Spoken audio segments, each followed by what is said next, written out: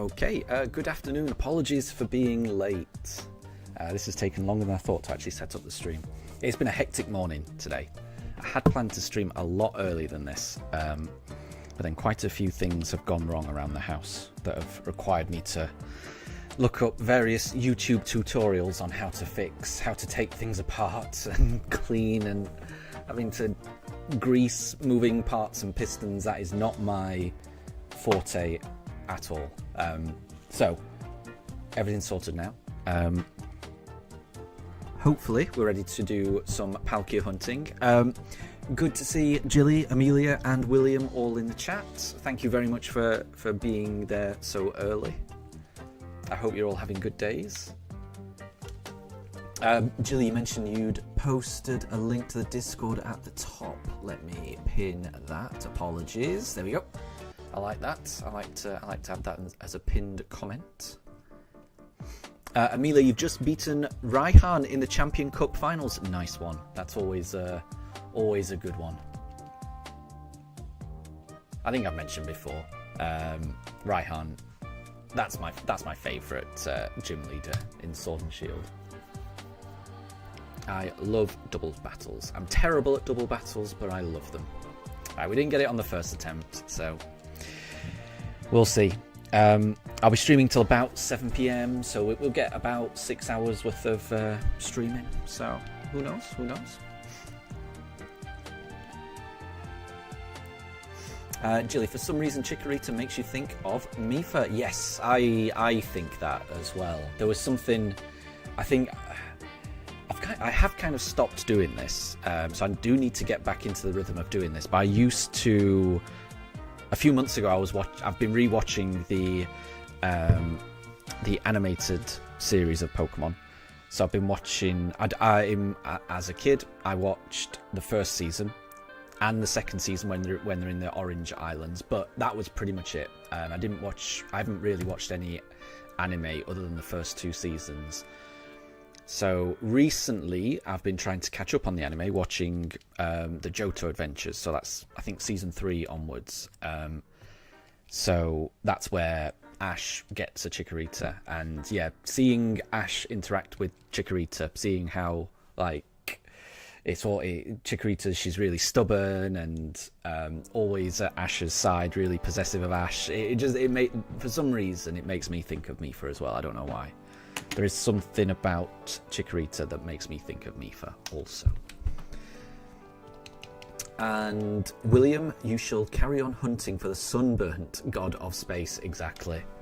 Exactly. We haven't got him just yet, but I can't wait to get a shiny Palkia. I really can't. I really can't. It'll be amazing. And Amelia, Chairman Rose is doing the darkest day. You've got to stop that. You know, you might need some help from some heroic, legendary pups, but I'm sure you'll be able to stop Chairman Rose.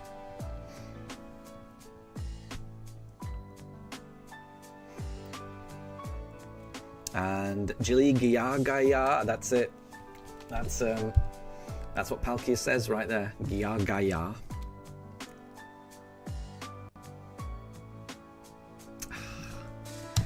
See, I was thinking maybe speaking Palkia's language would make it more likely to shine. It hasn't just yet, but who knows? Who knows? Eventually it will.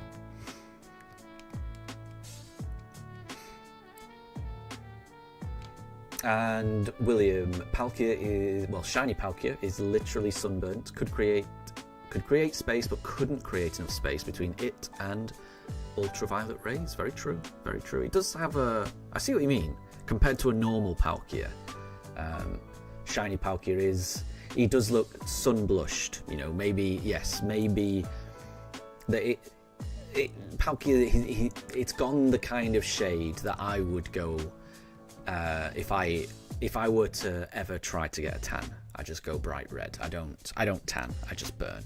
That is the kind of shade that Palkia seems to be going for also. Very true. And Amelia, you've beaten Pokemon Shield as a Rock-type gym leader, and you're doing fighting next. Very good, very good. And William, you've got a cold right now. You don't know where you got it from. I just think there's something going round. I felt wretched. When was it? It was about a month ago. I felt really rough. Thankfully, all better now. But it just feels like around this time of year, there's always something that goes around. I definitely came down with something very shortly after going into the office when there was like this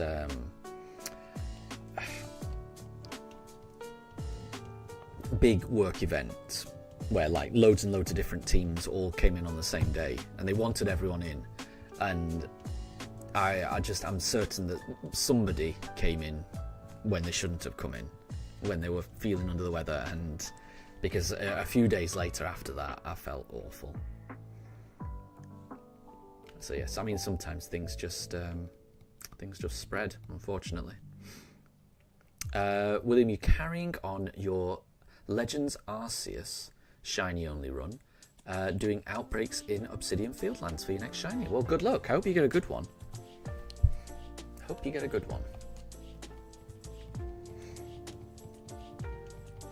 I would like to do a shiny only run in Arceus. I've never done that before. I bet it would be it'd be fun, definitely. And William, Palkia, the strawberry flavoured lizard god. There you go. pretty much. I don't think I've shown this off to... I've definitely shown it off to a few people, but we've got a couple of lucky charms with us. We've got... this is my McDonald's Palkia with flapping wings, which is amazing. But I've also got my pre-order bonus Palkia, who has been in cellophane for a very long time. That I got as a pre-order bonus for pre-ordering Shining Pearl years ago. I've still got my Dialga one, which is still trapped in its cellophane prison. Which, if I ever hunt Dialga, I will release Dialga as well. So I'm hoping these bring me good luck. They haven't brought me good luck just yet, but we are still massively under odds, so you never know.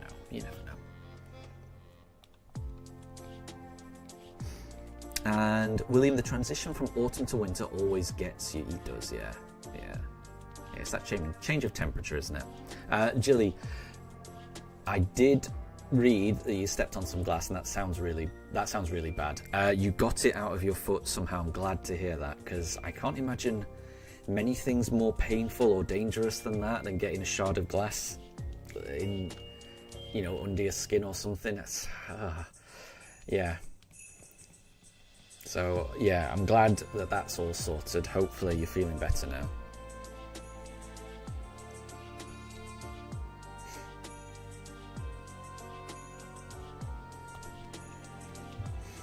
And Exile, welcome to stream. I don't think I've seen you today, so I hope you're doing well.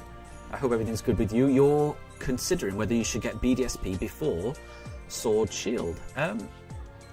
I would say if you've never played Sword and Shield are better games. I mean, BDSP, it's a remake, so if you've got, if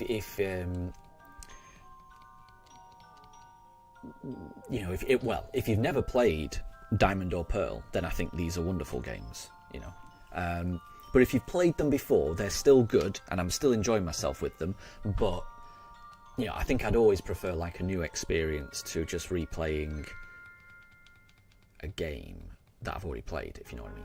So, if you've never played Sword and Shield, but you have played Diamond and Pearl back in the day, I would say Sword and Shield, definitely. Because they're good games. They're good games with really good DLC. The DLC to Sword and Shield, the Dynamax Adventures, I think is amazing. I really do. That's my favourite DLC. And Jilly, you use your tweezers with your mum shining light. Yeah. Oof. That sounds like a very delicate operation, definitely. So I'm glad that's all sorted now. And William, have you just found a shiny Mime Junior? Is that real? Because if it is, well done. Yeah, it sounds like, yeah, you have. I'm just reading through chat. I'm a bit behind. I am trying to keep up, but there's a few messages I've not got to. You feel as if you should name the Mime Junior Millie, as it feels right. Hey, if it feels right, why not? I like it. But well done on the shiny. That's awesome. And Jilly, did I see the clips that you posted in the clips channel? I saw a few of them. There was one. Were they the ones where I was trying to speak Palkia? Because if so, yes. And I think I reacted to one of them. I think I might have reacted to the one where I tried to speak Palkia for the very first time. Yeah, I liked them. They're pretty funny. But if I think I only watched the Gia ones. I don't know if there's anything else. But I did like the Gia. I don't know how to pronounce it. I'll never know how to pronounce it. And Exile, you're thinking in your bug playthrough of hunting Dialga for your shiny only run. Well, I mean, Dialga is a great shiny. It's a definite great shiny. That's all I'll say. Hunting Dialga though is it's a commitment. It's a commitment. It's a commitment that I think is worth it once you get it, but it can be a bit of a difficult road to get there.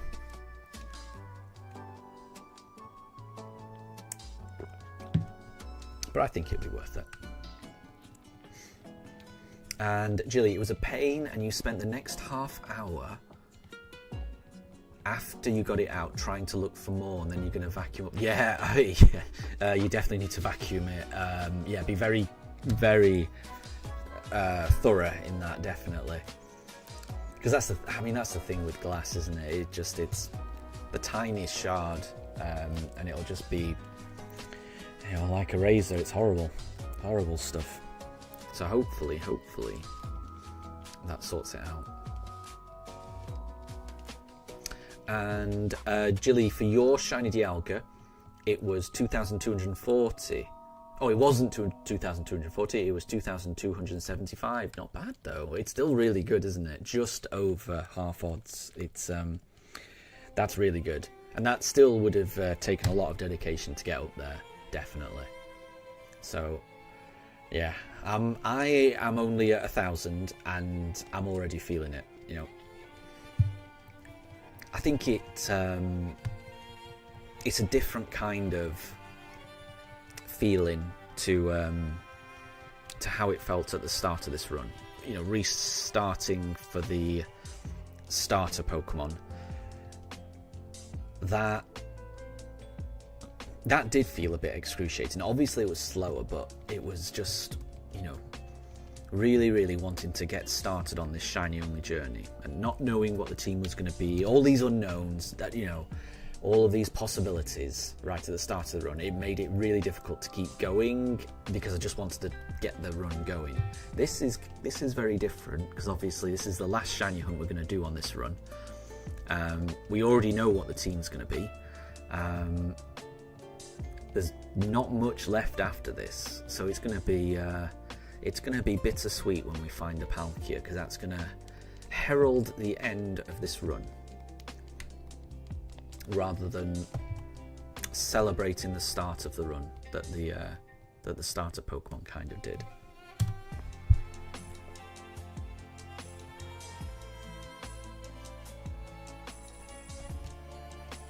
I'm still looking forward to it though. And Exile, you want to get them all, and physical copies, and you just want digital for your Switch too. Interesting, fair enough. Nothing wrong with that. I think it comes down to personal preference, wanting either physical or digital copies of things. I think everyone's different. I feel like most people prefer digital, and that's absolutely fine. I will always prefer physical copies rather than digital, but I definitely appreciate the convenience that digital offers.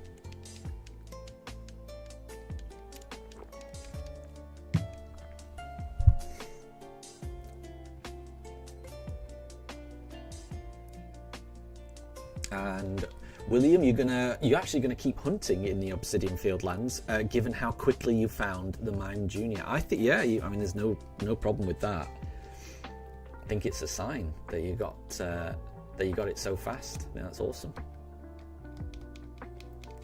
I don't think I've ever used a Mr. Mime on a playthrough as well. I bet it will be fun if you were to use it. And Jilly, you were laughing at my first pronunciation of Palkia's language. Yeah. I think it went through a couple of iterations before I settled on Gyagya. Gyagya.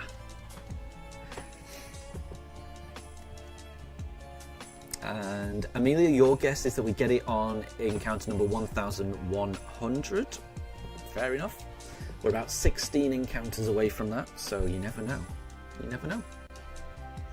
Raiden, welcome to stream. I hope you're doing well. I hope you're doing well. Oh, and Jilly, your shiny Dialga is hanging out in Legends Arceus with his buddies. That's nice. That's nice.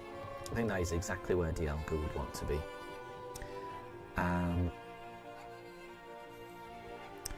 And William, you feel like you've gotten poetic with Pokemon today. Poetic. I like it. I like it. Oh, and Amelia, where is Mifa? Where is me? Oh, I've not moved her bed. I don't know if you can see it. I don't think there's a way of me moving the camera to see her, because the camera won't move that far. Ugh. That's about as far as I can move the camera. So I usually move her bed more in range of where the camera is, but I forgot to move her bed. I've kind of put together the stream a little hurriedly today. So yeah, usually I would position her bed a little bit more in frame, so that when she, chills out in her bed, you can see her. But there she is. She is in her bed, she's just chilling, and she's got her red polka dot nappy dress on. So she has to wear dresses at the moment. I think I've mentioned, because it's her period at the moment. So I also have to keep her and Daruk separate. So Daruk is downstairs with my wife, Mifa's just upstairs with me.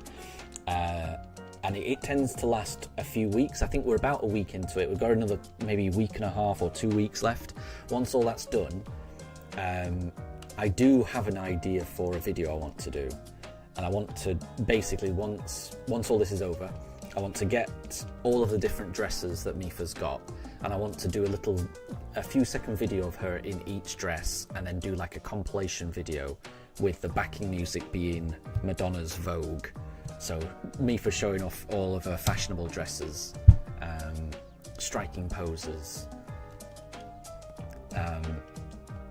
So I want to do a little short of that, but that'll be a few weeks away, because at the moment she has to wear dresses. I just want to get to a point where, she doesn't have to wear dresses, and then I'll do a little fashion show. Because she's got some nice dresses now. She's got some nice dresses. And Jilly, you're really happy that we've got a Discord server, as it's been super fun for you to talk to Andrew. That's nice. It feels like you found a good friend that you can have conversations. That is nice, and I would hope that's like an ideal scenario for our Discord, that it's just a nice place where friendly people can just talk, and obviously we've all got a kind of a shared interest in Pokemon as well, so it's kind of nice. And William, with Arceus you witnessed and we witnessed and celebrated a birth of a legend. In ZA, we watched and bid farewell to the end of a legend. I see. So that's what you mean by being poetic with Pokemon today. Because that is quite poetic. I like it. I like it. I hadn't considered that. I definitely enjoyed... I was about to say I definitely enjoyed ZA's plot more than Arceus. And I think I did. I think I did. I think I did prefer Legend ZA's plot. That's not to say I didn't enjoy Arceus's. I definitely enjoyed the setting more, you know, being in the past, having to craft Pokeballs and stuff like that. That was such a having to scrounge your own items in the wild, create little what you've got, throwing balls of mud at Pokemon, and it felt very tactile, I think is the best way for me to describe it. It felt like a really unique experience. ZA is much more standard Pokemon fare, but I definitely enjoyed it a lot, and I think I did prefer the plot in ZA. Jilly, how many dresses would I say that I've got for her? I'm not sure. I mean, she's got quite a few dresses that are the same. So she's got more than one red polka dot dress. So there's a few designs where we've got more than one of them. But she's got 3 different polka dot dresses. We tend to buy them in sets of 3 as well. That just seems to be how they get sold. So we've got 3 different colours of polka dots. I think she's got red with white polka dots. Obviously, she's got black with white polka dots, and she's got green with white polka dots. She's also got some kind of I don't know what the pattern's called, but it makes me think of like a Southern American blue checkered pattern. It makes me think of like the southern. When I see it, it's a pattern that makes me think of like the southern US states, but I don't know what it's called. It's like a blue checkered pattern almost, with little fruits on them. So there's like little cherries, little apples, and little, I don't know, maybe oranges. So she's got 3 like blue checkered type dresses, and then she's got just, I don't even know what design they are. Like just green, pink, and blue kind of dresses. So she's got at least 9 different designs. So I can make a video out of that, I reckon. And Jilly, did I see the Pokemon cards you got yesterday? I did, actually. They looked amazing.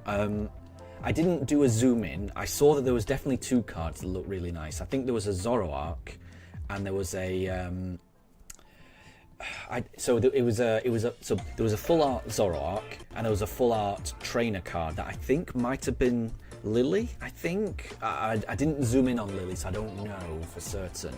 But I mean, out of just a few packs, to get a couple of full art cards is pretty amazing.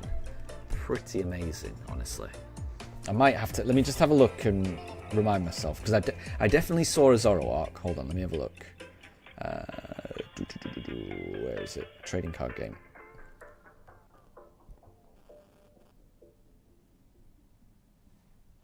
Yeah, Lily's Determination. I thought it was Lily. I mean, that's a really nice one.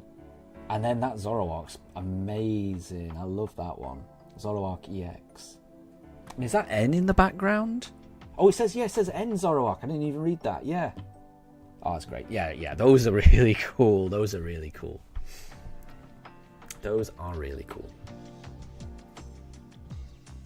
And Pranjul, good to see you. I hope you're doing well.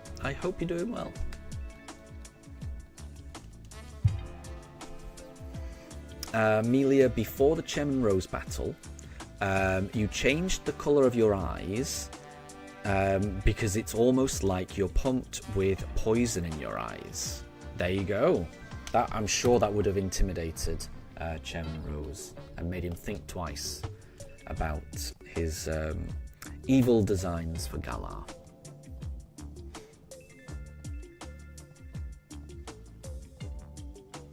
And Exile, you need to get a memory card for your DS. I forgot that they even use those. Yeah, I guess they do, don't they? It's always useful to have memory cards. William, you need to head off. No problem if you'll be back later. We will certainly be here.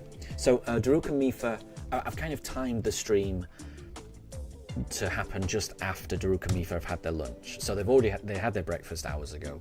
They've just had their lunch now. So Mifa should be nice and calm all the way for the next 3 hours. So at around 4 p.m. I'll take a break. But we should get another, we should get 3 hours of shiny attempts. So we'll be here. If you need to head off, William, we will be here. And then when we take a break at 4 p.m, I'll be taking the dogs for a little walk, getting them their evening meal, getting myself something to eat, and then I will return, and then we'll be streaming until 7 p.m.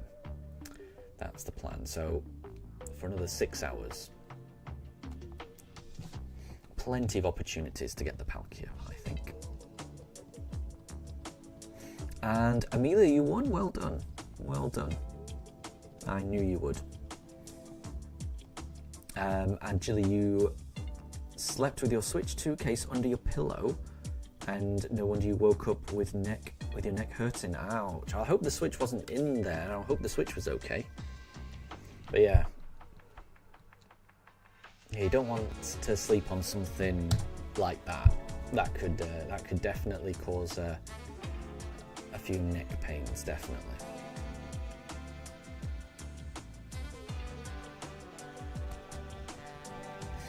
And Jilly, you got Enzoroark, and there was a Lily card as well. Yeah, those look really good. They look really good, those ones. I like them.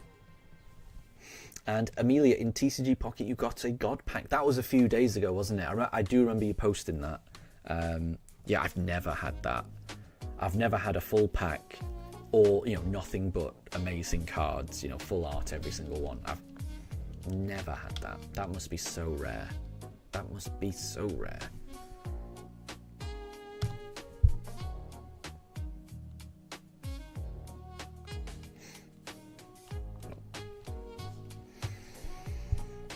So no Palkia just yet. We're almost at 1,100, which was Amelia's guess. So hopefully we get it. Oh, and Pranjo, you got to go. Tomorrow is your chemistry exam. Thank you for the shiny look, and best of luck for tomorrow. Yeah, the chemistry exam, things like that, that is way more important. Really, really best of luck with that. I know you'll do good. I'm certain you'll do well, honestly. Yeah, so very best of luck for that.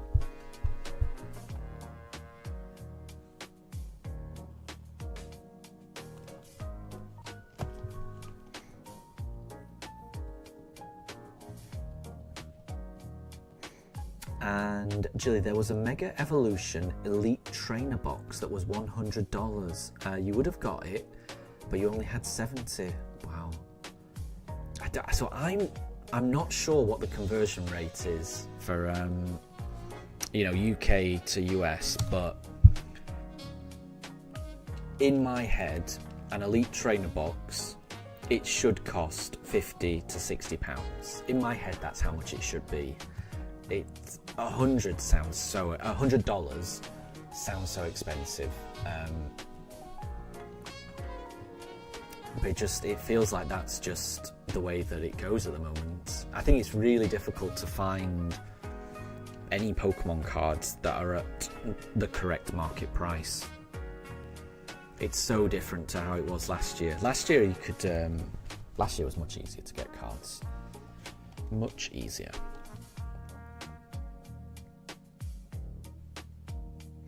And Amelia, you're currently battling Eternatus, and you're using an Urshifu. Nice.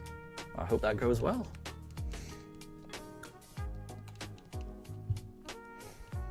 And Amelia, you did a chemistry test on Thursday, and you haven't got the results back because you were unwell. Gotcha. Well, hopefully that went well. I don't think that's shiny. So we'll keep going. We will keep going.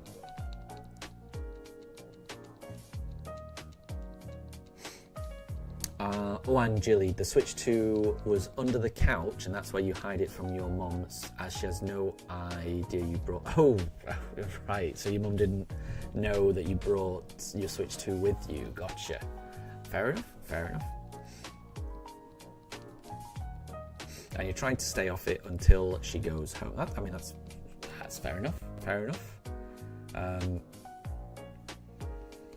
I mean, everyone's going to be different. But I don't know. I think it's good to share your interests with your family. You know, I don't know. I guess it's different for everyone. But yeah, like all of my family know that I play the Switch an awful lot, so it'll be weird for me to try and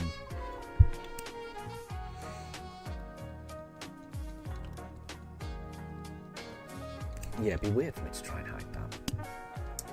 But also, my family don't know that I stream, so I guess it's the same type of thing, really. I suppose it's no different. I mean, I guess it's natural to just not tell your family absolutely everything. But I don't know, if it's something that you really like, I find it's easier to keep your family in the loop. Because at least then my family always know they can always get me like Pokemon stuff, and I'm going to enjoy it. And Amelia, it was your first ever God Pack. Nice. Jilly, you're not a fan of TCG Pocket? That's fair enough. It's not really for everyone. I like it. I mean, you could say that about, I mean, anything electronic is going to have that thing. But then, I'm playing an electronic game right now, and as long as you're having fun with it, I think that's the main thing, honestly. So if you're having fun with TCG Pocket, then I think that's fine. That's how it should be. And Amelia, Zacian and Zamazenta, sounds like they've come to the rescue, the legendary puppers. They are the best.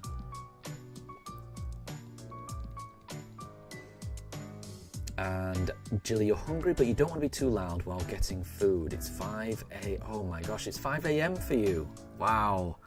And you don't know if your mum is up. Wow, that's really early. Are you staying up late, or is this, are you waking up early? 5 a.m. is very early.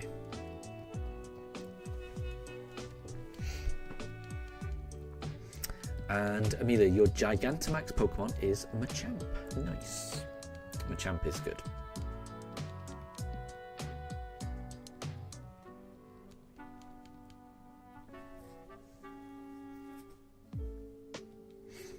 And Jilly, you used to have a technology addiction. Gotcha, right. Okay, I've got you. Fair enough.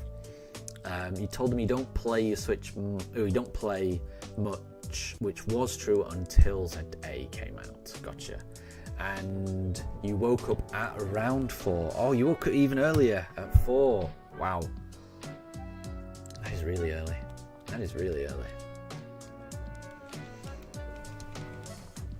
I like to think that I get up early because my dogs, tend to wake me up.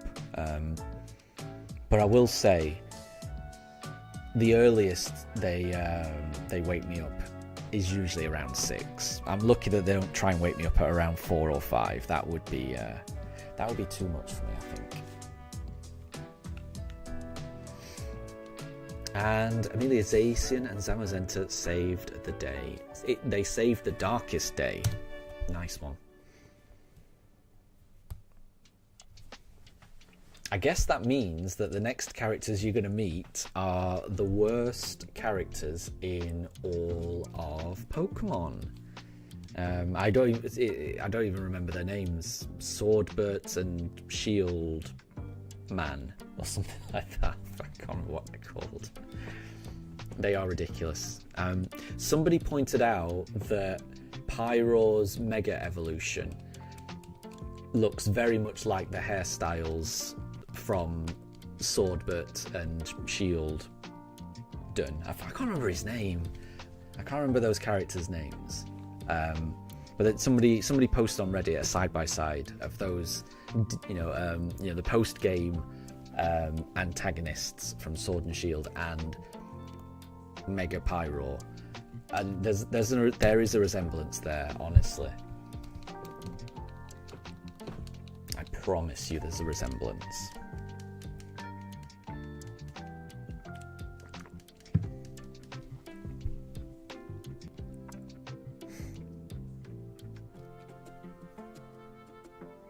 Oh, it's Swordwood and Shieldbert. Thank you, Amelia. Thank you. I knew I couldn't. I mean, they're both ridiculous names, but yeah, I just couldn't remember it. But yeah, honestly, have those pictured in your mind and then look at Mega Pyro. There's a resemblance.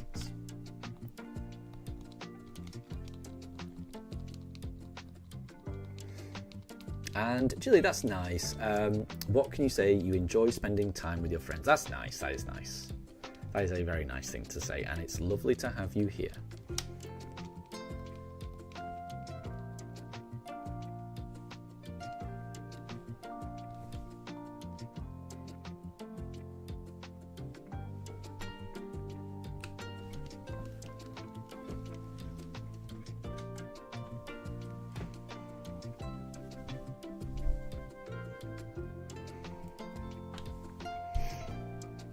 And Jilly, Mega Phalanx is from the Sword and Shield games, and its Mega holds a Sword and Shield. I didn't notice that either. I didn't notice that.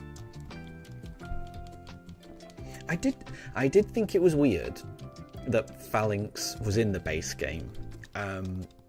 Just because in my head I was expecting Pokemon, you know, from the generations leading up to X and Y. I wasn't expecting Pokemon from the later generations to be in X and Y, at least not in the base game. So when I did see Phalanx, in my head I was like, I thought that was from Sword and Shield. I certainly remember seeing Phalanx in Sword and Shield, but I remember thinking, yeah, I thought that was a new Pokemon for Sword and Shield. So I was surprised to see it in Lumiose. But it also, obviously, yeah, its Mega form has that kind of Sword and Shield reference. It's kind of cool. But I mean, I guess it makes sense, because I guess Phalanx is meant to be based on a Roman phalanx soldier formation, which is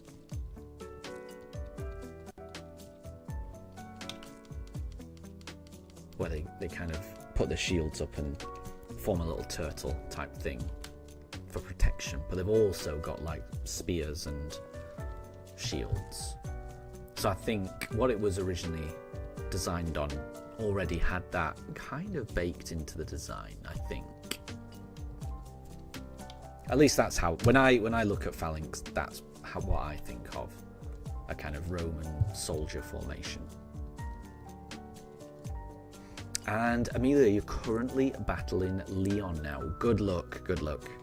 I do always struggle against this. I always do fine against Leon, right up until his last Pokemon, when he brings out Charizard and he Dynamaxes it. Then it always seems to go pear-shaped. I think I usually win in the end, but it goes from, oh, this is dead easy, this is dead easy, this is dead easy, to, oh no, half my team is dead. So good luck, Amelia. I'm certain you will do better than me, and I'm certain you'll beat up Leon.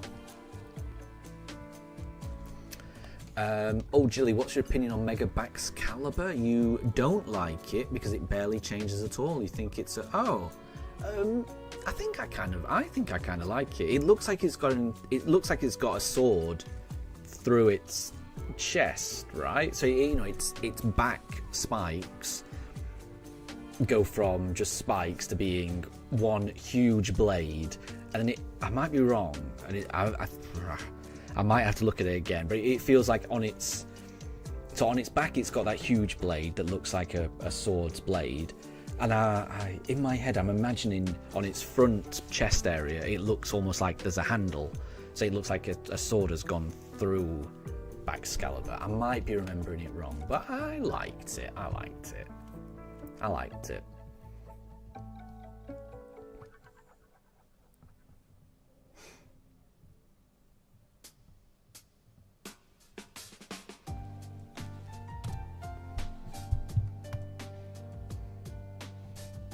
I will say, with the Mega Evolutions, I do like Mega Evolutions a lot. Having played ZA, like I say, I do think Legend ZA has changed my opinion on them, and I do like them a lot. I went from not caring about Mega Evolution at all to it's quite a cool mechanic. I do quite like it. But I do think The thing that I like most about it is the way that it plays around with shinies. That will always be the thing. I'm so thankful that shiny Mega Dragonite is a gorgeous shade of blue and not kind of like a weird, horrible green. It's just great. I really do like that. And I haven't caught one yet, but I also really like what they did with Gengar's shiny as well. Like Mega Gengar looking like it is.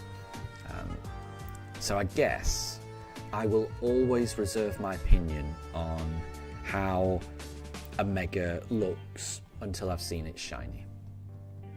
So I am looking forward to seeing how Mega Baxcalibur looks in shiny form. Jilly, you saw a post on YouTube, but it was art of Zacian holding Mega Baxcalibur as a sword, and you remember thinking it was funny. Interesting. There you go. Yeah, I could kind of imagine.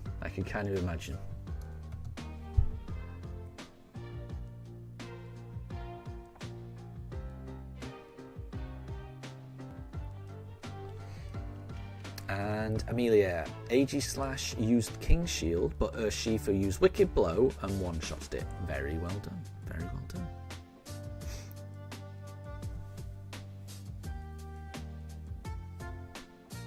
And Exile, Lucario is one of the Megas you can get. Yeah, you can, yeah. In the museum, so I've never played X and Y, but I do remember going to the museum in Lumiose. And they do mention, like, they've got that huge statue of Mega Lucario and all those paintings of Mega Lucario in some tower. And I think they say that Lucario was the very first Pokemon to Mega Evolve in Kalos. So that I'm assuming that's some reference to what happened in X and Y. Again, I haven't played it, but yeah, that sounds right. And Jilly, you've always liked Mega Evolution, but have never been able to use them. And you're excited to see Shiny Mega Raichu X and Y. Yes, exactly. Me too. Jilly, you're angry you don't have a shiny Lucario just yet. Just keep going. I'm sure you will. And Exile, so Lucario is the first one you get, and you get Lucario as a gift. I did not realise that. I am looking forward to X and Y eventually getting a remake. It's not going to be the next one, is it? Though that's the thing. I think we've got to get through Black and White first, which I've never played, so I'm going to enjoy that, and then I'll be able to play X and Y. So it might be a few years off, but I'm patient. I'm looking forward to it. So Exile, you mentioned that you get Lucario as a gift. You also get Lucario as a gift in ZA, and it's meant to be like from Karina. So is that the same Lucario that you get as a gift in X and Y? Is the main character called Karina in X and Y, or is Karina just a gym leader or something?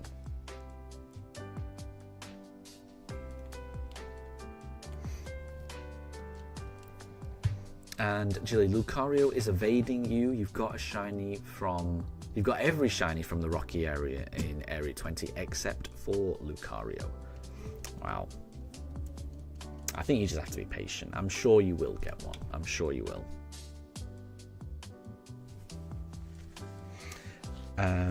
And Jilly, you may shiny hunt Riolu even though you're soft resetting for Fennekin. Soft resetting.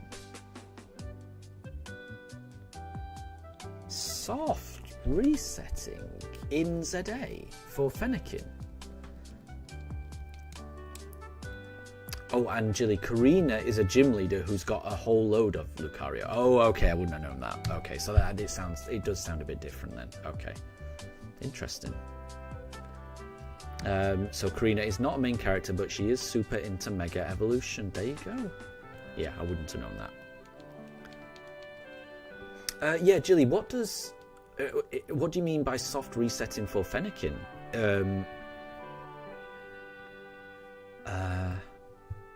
Like turning the game on and off again?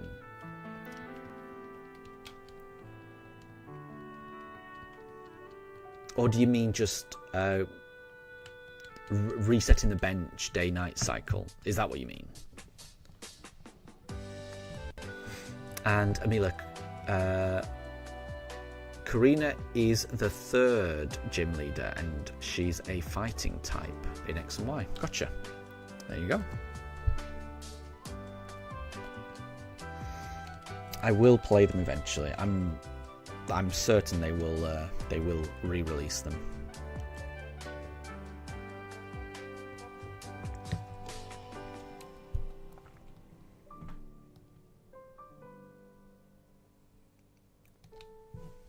So you can soft reset for fleeing Pokemon. You have to make the Pokemon flee, then wait a minute, then save your game right before it spawns.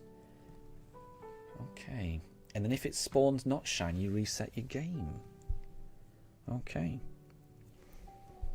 Wouldn't bench resetting be faster though? I mean, essentially you're doing what I'm doing. But I mean, I guess you've got the shiny charm, so it won't take as long. But it still could take a very long time in my head, that method.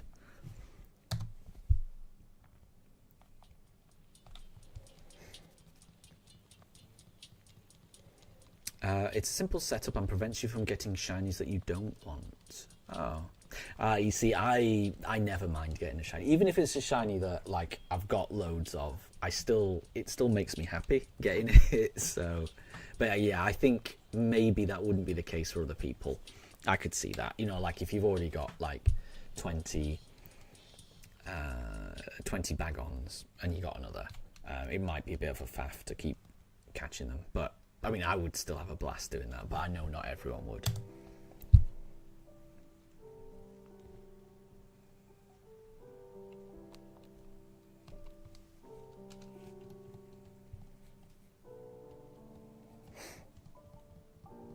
And Amelia, you used Max Darkness and was able to one-shot Charizard. You have won. Well done.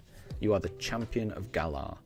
And now, am I right in thinking that the team that you've just used will be immortalized on the starting screen of your game, which is a really nice touch that Sword and Shield had. I really like that function. You know, every time you turn on Sword and Shield, you see the team that beat the champion stood in a line in the middle of the stadium, and you get to see that every time you turn on your game. I really like that. There's a lot of things that Sword and Shield there's a lot of little things that Sword and Shield get right that make the game feel very epic. You know. That all the fights being in all these different stadiums with all the chants that go around at the when your opponent is down to like one Pokemon, the atmosphere almost changing. Yeah, it made everything feel very epic. I did like it. And yeah, seeing your team on the starting screen every single time you turn on your game is a very nice touch as well. And Jill, you've already got 3 shiny Alpha Salamence. Nice.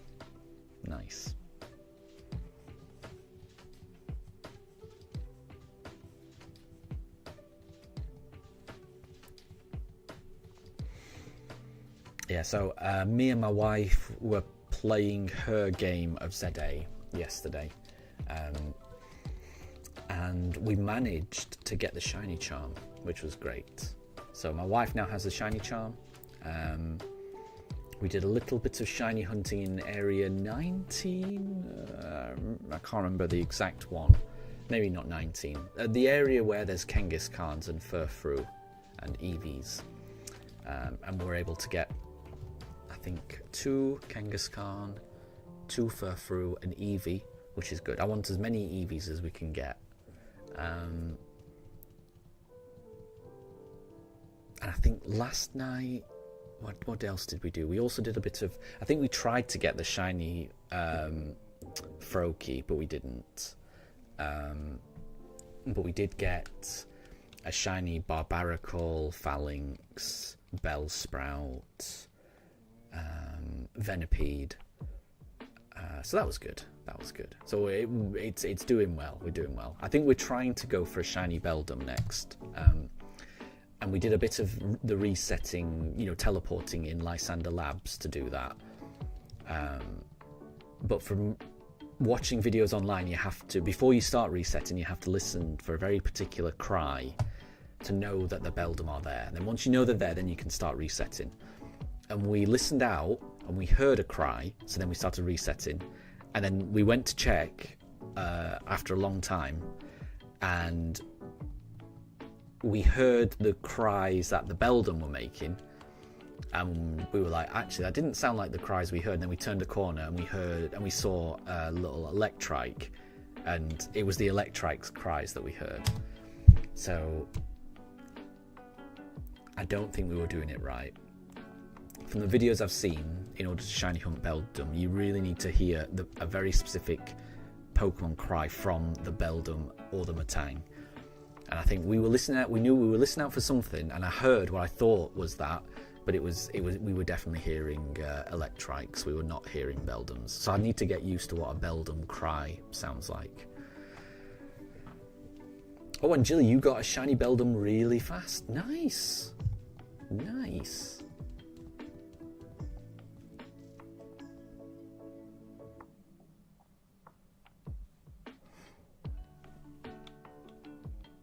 Shiny Beldum, well, shiny Metagross as well is amazing. Exile, you know that Knights of the Old Republic, if you go on the dark side, your character appears in a loading screen. That's pretty cool. I didn't realise that. It's been a very long time since I played that. I played the first one. I played them both. I played Knights of the Old Republic and the first one, and I played the second one. I will say I definitely preferred the first one. The first one, the story for the first one and the plot twist that happens, it blew my mind, and I just loved it from start to finish. The second one I enjoyed, but I know for a fact the storyline didn't grip me as much as the first one, which I think is inevitable. Like, the first one is probably my favourite video game storyline of all time. Just because, maybe I was an idiot, but I just did not see that plot twist coming. It absolutely floored me, and it made me rethink absolutely everything. And it came so late in the game, and it makes you rethink all of these hints that have been happening all through the game. It's Knights of the Old Republic. It's just such a good story. And then going from that to the sequel, I just remember. I just remember it not being a bit anticlimactic. It wasn't quite as good as the first one, in my opinion. Jilly, you want a shiny Pooch? Yeah. Oh yeah. So yeah. So my wife found 2 shiny Furfroos, and then we did the side quest to where you could get different trims. So now my wife has got a shiny Pharaoh trim Furfroo. And a shiny... Oh, what was the other one she did? I can't remember. What was it? Kabuki, I think it was. A shiny Kabuki trim Furfroo. I was surprised by how many trims there are. It looks like there's a lot. So it looks like we're going to need a lot of shiny Furfroos to get them all.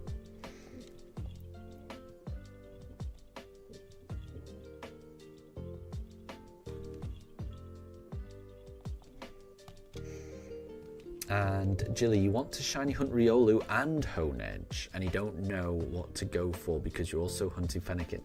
I mean, yeah, you'll never be able to hunt everything at once, will you? So I would say whichever one you want the most, I would go for. And Amelia, you've reached the Wooloos at the end of the credits. Very nice.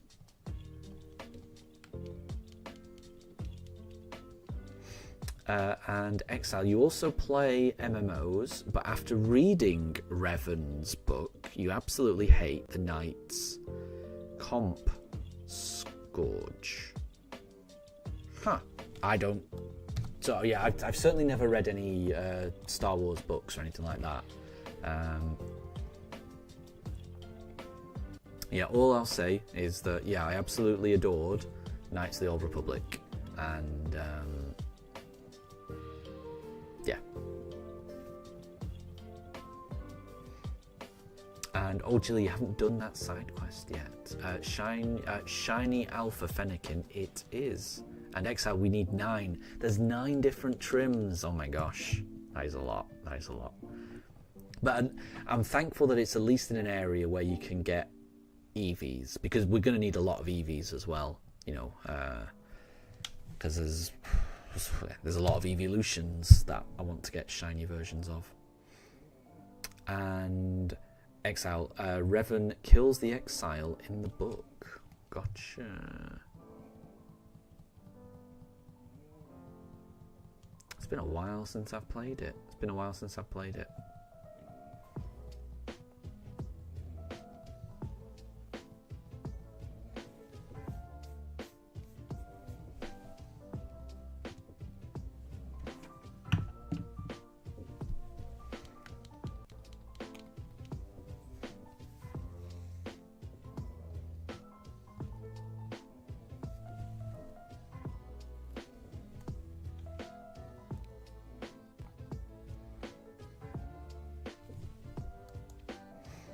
And, oh, Jilly, you didn't know how many trims there were. You were kind of hoping to keep it a surprise. That's a shame.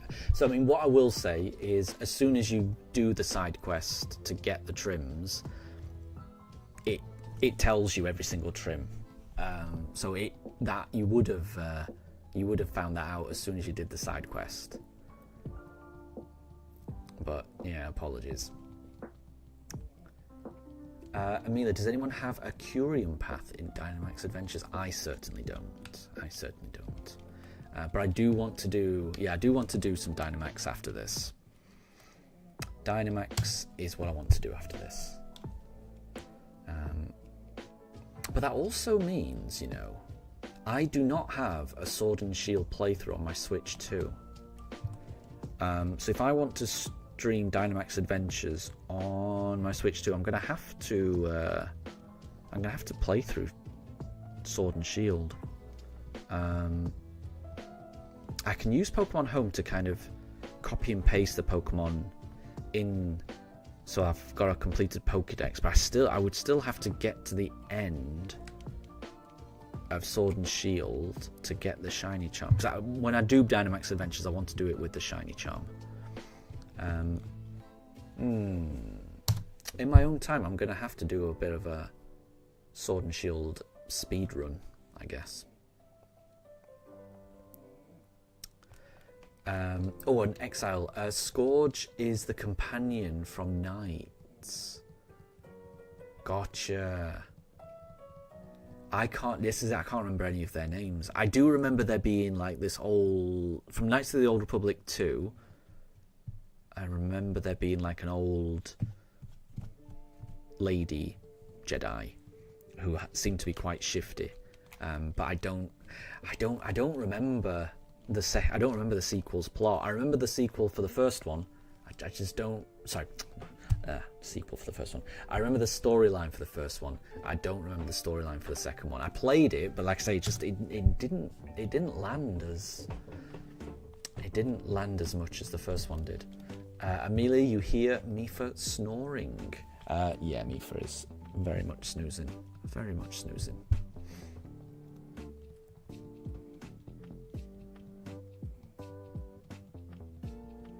And Jilly, yeah, you don't get to where the charm is until Searchester. Yeah, it's a way into it, isn't it? But I don't think it'll take me too long. So I think what I'll do... Yeah, this is the thing. I don't know whether to do it on stream or not. Because I guess what I will need to do is start Sword and Shield, get to the point where you can get on the train and go to Crown Tundra. Then lose to Peony, run to the Dynamax Adventures, do one Dynamax Adventure, pick any Pokemon, then I would not pick the Legendary, but I'll just pick any other Pokemon, which will be like a level 50 Pokemon or something, which will obey me, I'm pretty sure. And then just blast through the storyline with that Pokemon. And then once I get to Circhester, then hop on Pokemon Home, transfer all the Pokemon in, save it, transfer all the Pokemon out, and then get the Shiny Charm, and then I can start Dynamax adventuring. I don't know how long that would take though. So that I would imagine that's something that I do off stream. I can't imagine people would want to see me do that. So I might try and do that off stream, and then once all that's set up, then I can stream Dynamax Adventures, where basically, hopefully, people are free and people can help get through all those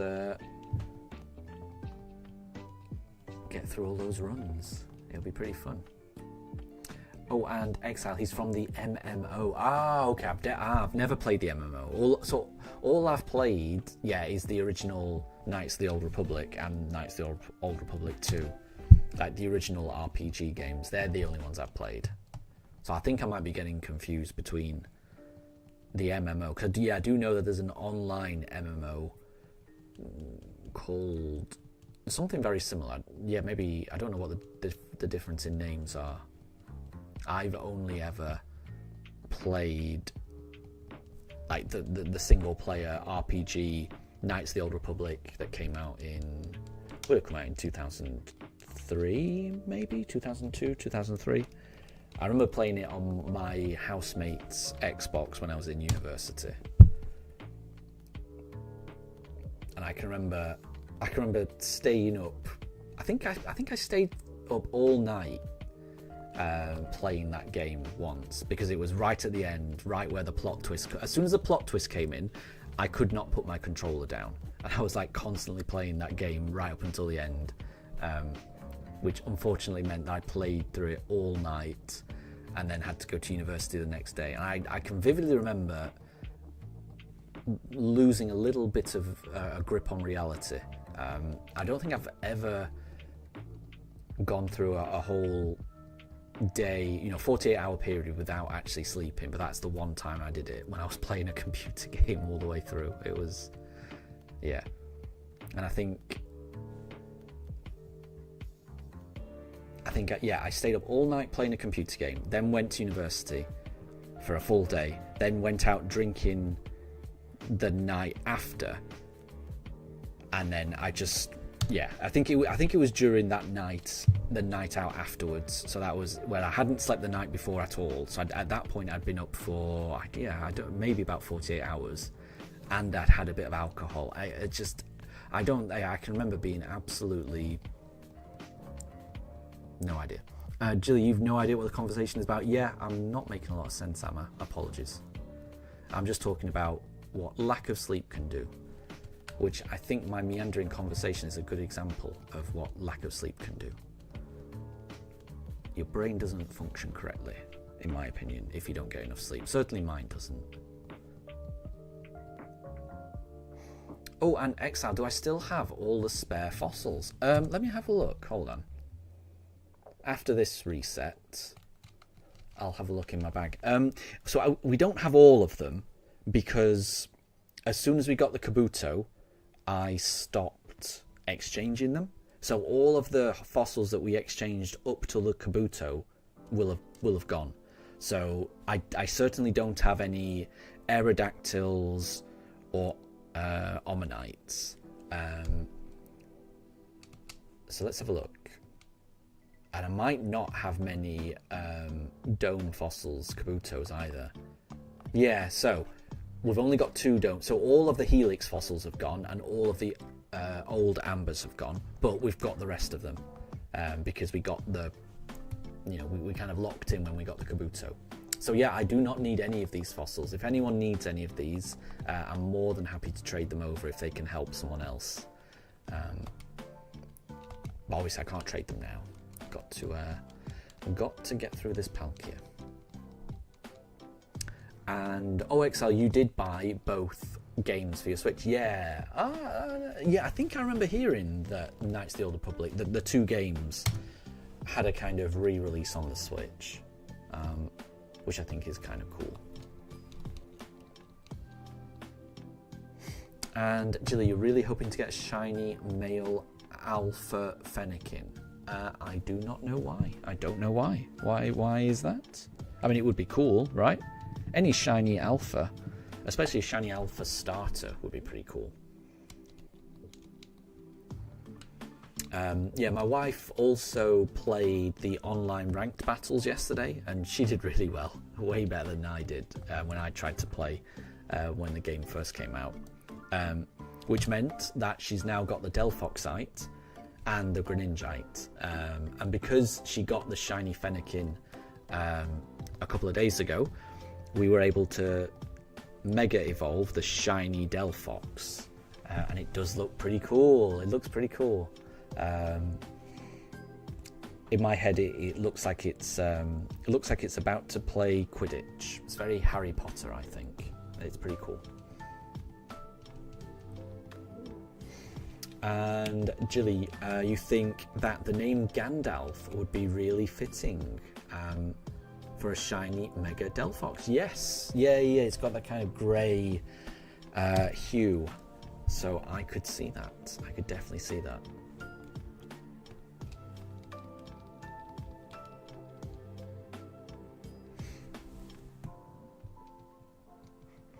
And Exile, you're wondering if you could get those fossils as well as any extra Togepi eggs. Yeah, I've certainly got lots of Togepi eggs. Yeah, absolutely. More than happy to do that. It'll have to be after we've got the Palkia. But yeah, more than happy to do that. More than happy to do that.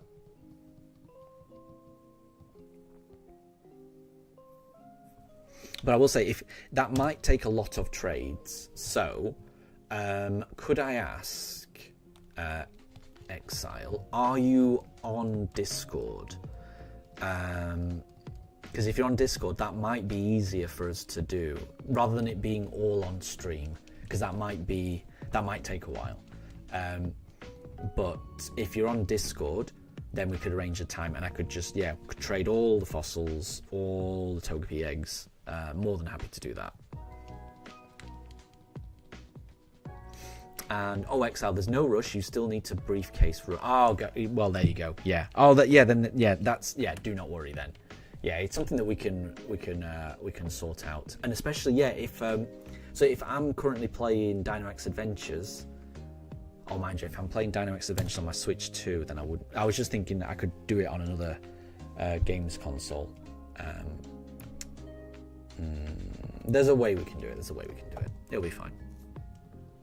Amelia, you might want some of the fossils as well. Gotcha. So what I might do is I might transfer all those fossils and Togepi eggs onto my Switch 1 account, and then while we're doing Dynamax Adventures, I can have my Switch 1 with all those items and fossils and eggs, and I can just trade with people that way. So I mean, I will make sure they don't go anywhere. And yeah, anyone that wants some, more than happy to give them away, because they've served their purpose and they were really helpful. Because yeah, the more fossils you can get, the easier it is to do that fossil hunt. Definitely. So Amelia, definitely I will save some fossils for you, and you can have some Togepi eggs as well if you'd like. No problem at all.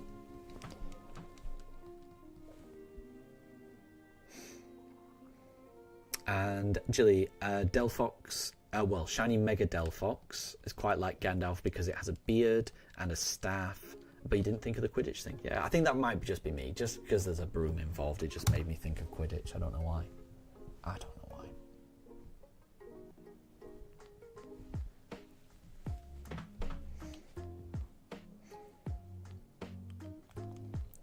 And Exile, you have just regular Omanyte. Yeah. Well, that's the thing. I don't have any old ambers or helix fossils. I do have a lot of just aerodactyls and ammonites though, but they're not shiny. So if anyone needs aerodactyls and ammonites in BDSP, I've got loads of those as well. So I mean, I'll put all of my fossil Pokemon that we've resurrected that were not shiny. I'll put them all in one box and show everyone. And Jilly, the Fennekin plush and Yamper pin are on the way to your home. Very cool. I like that. I like that. That'll be a nice thing to look forward to.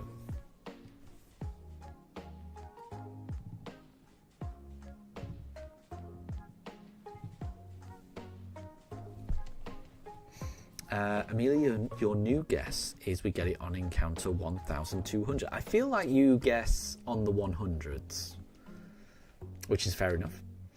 Yeah, let me just have a look at my boxes. Yes, we got like 3 aerodactyls there, 5 ammonites. Well, I mean these are just Togepis. How many eggs have we got? Just out of interest. Not too many, not too many. Not too many. Pretty much an entire box. And then I think I've got more fossil Pokemon around here. Yeah, I've got some Rampardos, Lileeps, Anoriths. These are from when the hunt didn't go very well.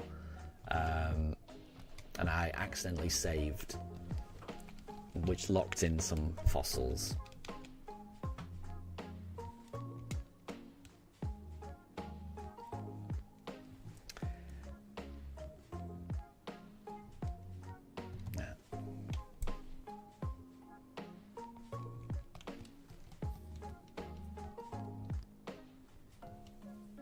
And, oh, Jilly, your Fennekin plush and Yamper pin says that they're arriving on the 17th. Oh, that's a shame. That is quite a few days away, isn't it? Hopefully they arrive sooner. Fingers crossed.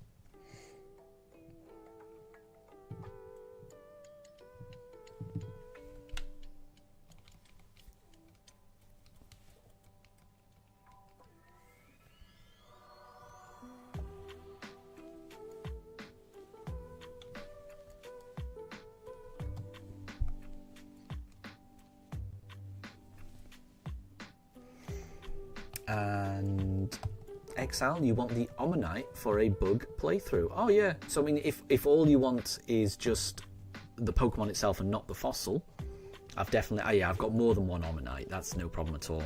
So I can definitely transfer over an Omanyte. And it could be an Omanyte holding a fossil as well. So that's no problem.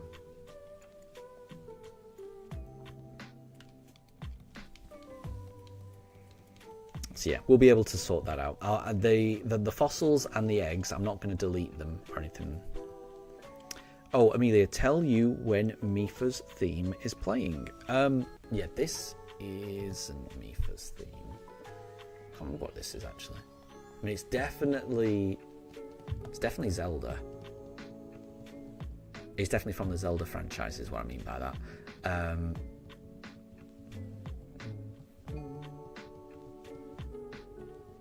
Yeah, I don't know what this is. I've got a terrible memory sometimes. And Exile, you need a regular Kabuto as well? Yeah, we've got that. I mean, I've got Kabutos and I've got Dome Fossils, so...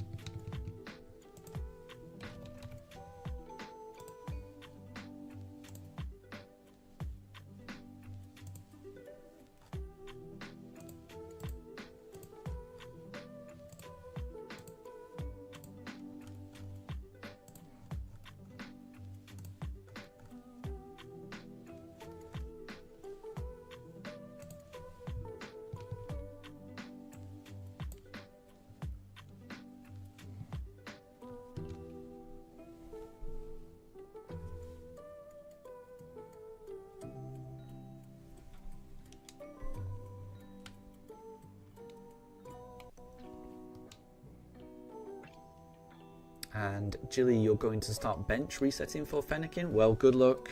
Good luck. Really hope you get that shiny one. That shiny alpha one, I should say.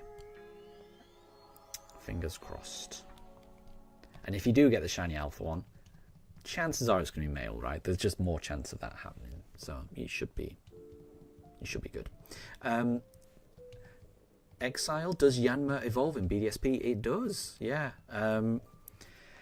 Do you have to teach it Ancient Power? Is it one of those things? But it definitely, I mean, Yanmega debuted in Diamond and Pearl, so it's definitely in the Shining Pearl and Brilliant Diamond Pokédex. I might be wrong. I think it evolves through... yeah, I think you may have to go like to a Pokemon Move Relearner to get Ancient Power, and then it evolves. Similar to Mamoswine. That's my guess. I'm rubbish with certain Pokemon's evolutions, but that would be my guess. But it definitely, yeah, Yanma definitely evolves. How it evolves, I'm less certain of. And Jilly, Shinx is shining like he's in heaven. Oh, that's true, actually. Yeah. Yeah, the sunlight is shining just on Shinx. Yeah. It looks like Shinx is using his charge ability, increasing his special attack and defense. Is that what charge does?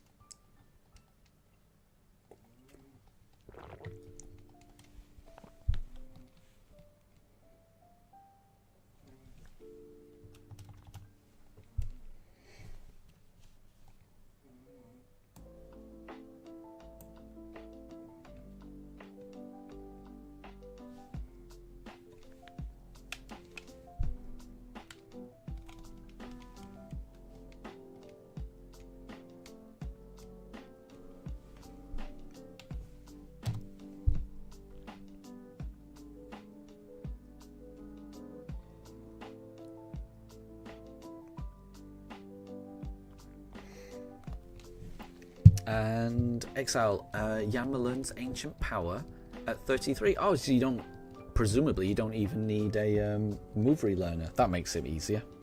Yes, it might evolve at that point then. I can't remember. If I were you, I would look it up. I would look how to evolve Yanma BDSP.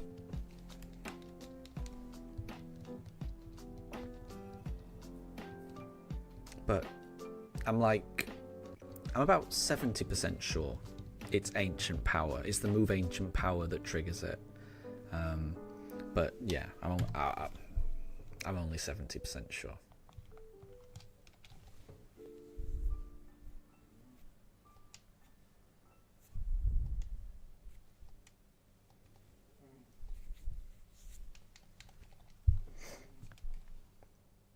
Oh, and Exile, you just did. Oh, good. Good. Well, then that must be it then. It must be the Ancient Power thing.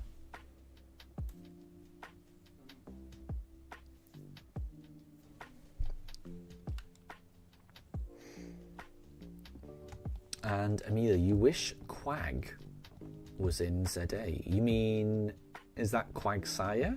Is that what you mean? Is that what you mean by Quag?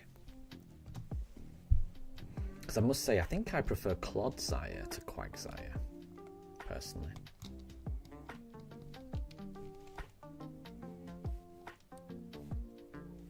But Quagsire is still good.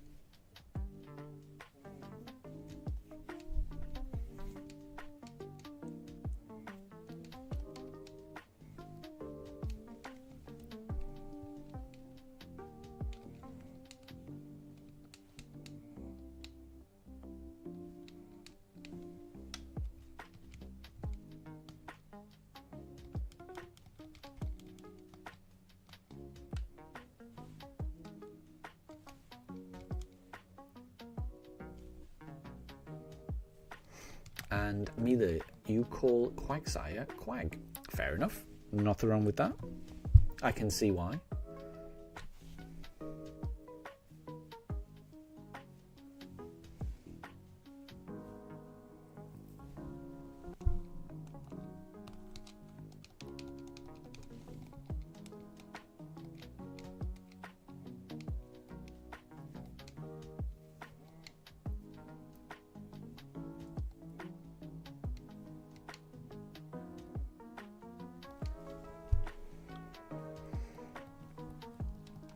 And Jilly, Quagmire, the Quagsire.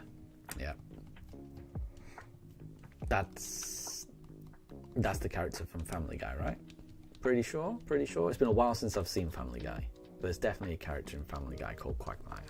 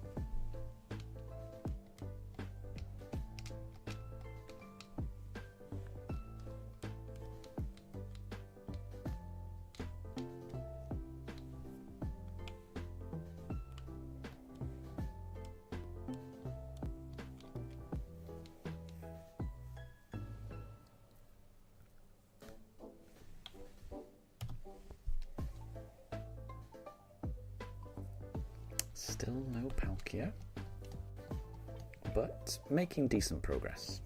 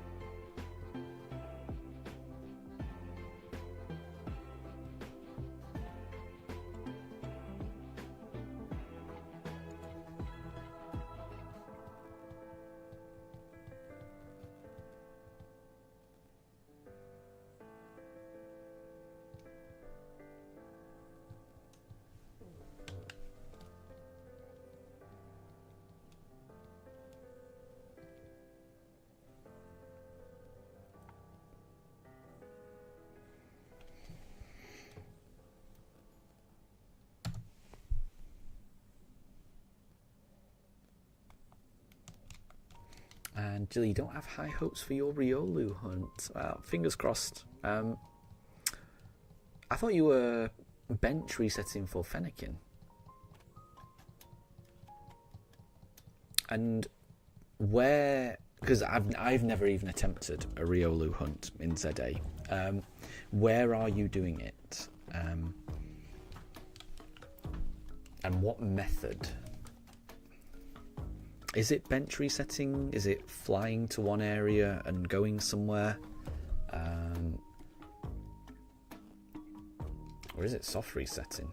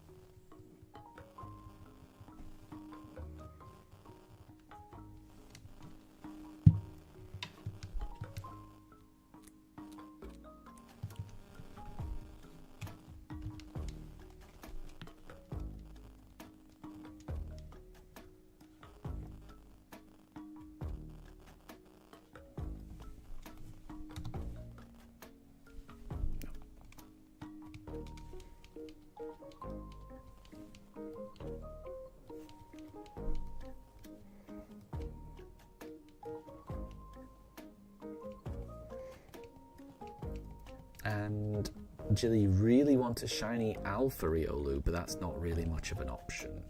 You never know. You never know. It could happen. It could happen. You never know.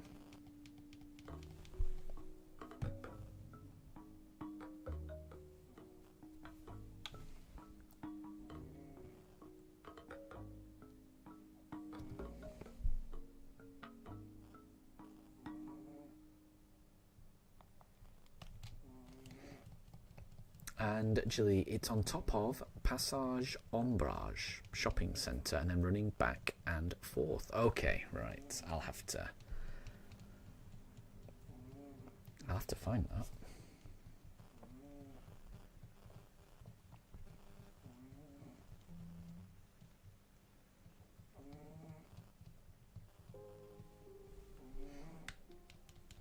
And Exile, your bug is on SP. You mean Brilliant Diamond. There you go.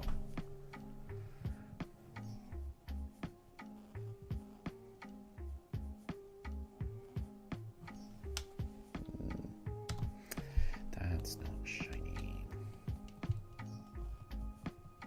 And Amelia, the playthrough of monotypes that you've not done are Bug, Grass, Ground, Ice, Normal and Psychic. Wow, you've done a lot then. You've done a lot. I mean, if it was me, I would do Grass. Grass is my favourite. But I would just pick one that... I would just pick the typing that has got the Pokemon that you would enjoy the most, playing with. So if you've got some really cool Psychic or Ice Pokemon in mind, you might want to do those. Those tend to be quite good types. You never know. And Exile, time to get a shiny starter. Best of luck with that. Best of luck with that. I think you're right. I think it's time that you get it. So I think, hopefully, with a bit of luck, you can get it in the very near future. So best of luck.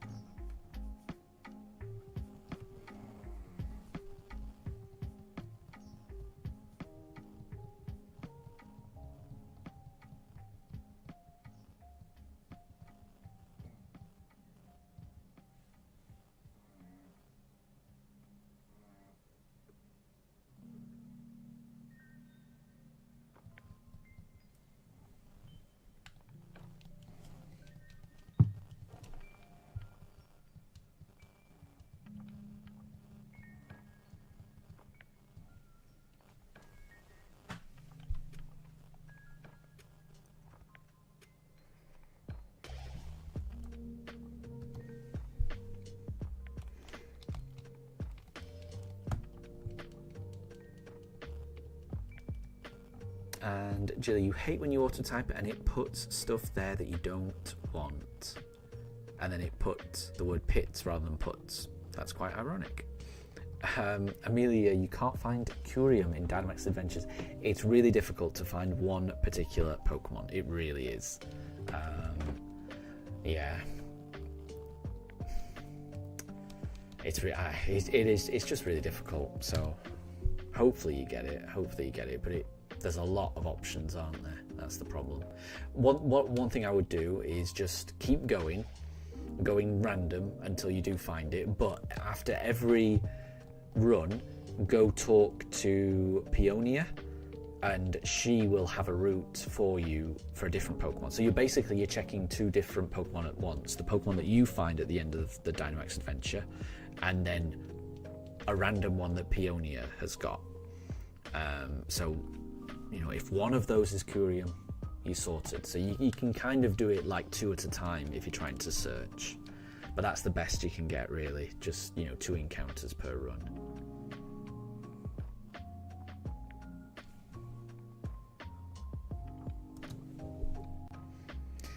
Exile, does the Nido family look like rodents? I mean, I think they look like bunny rabbits, you know, especially, you know, Nidoran male and female. They, you know, they're the first forms. They're designed to look like rabbits, I think. Poison rabbits, poison pin rabbits, but, you know, rabbits nonetheless. In my, you know, are rabbits rodents? I don't know enough about animal classifications to say for certain, but I think they might be. I think they are. If I had to guess, I would say yes. So if I was answering that question, I would say yes, I think the Nido family do look like rodents. But that's just my opinion.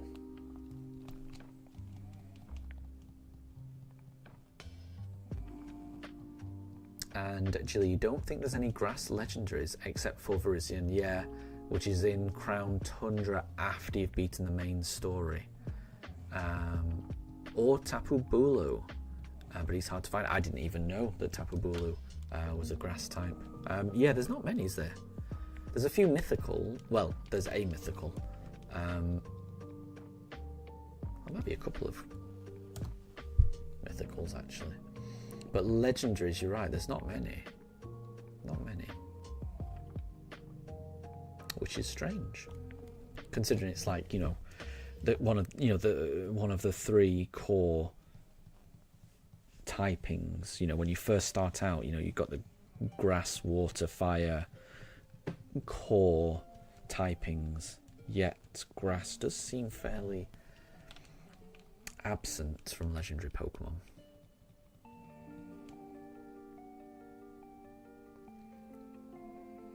Oh, Angeli, so that only works if you win against your last legendary. Oh, gotcha. Okay. Huh, there you go. I did not know. So I'm assuming that's the Peonia bonus searching thing. You only get that option if you do beat the legendary. Fair enough. But I think it's worth trying to beat the legendary. Because you never know. Could be shiny. Moondrop, good to see you. I hope you're doing well. I'm doing really well. It's been a busy week, but it's Sunday, so there's still a little bit left of the weekend to enjoy. My pugs are doing well. Daruk is downstairs with my wife. I'm upstairs with Mifa, who is currently snoozing. So we're all good. Looking for the Palkia. Haven't found it just yet, but this Palkia, it could be the very next dragon we encounter. You never know.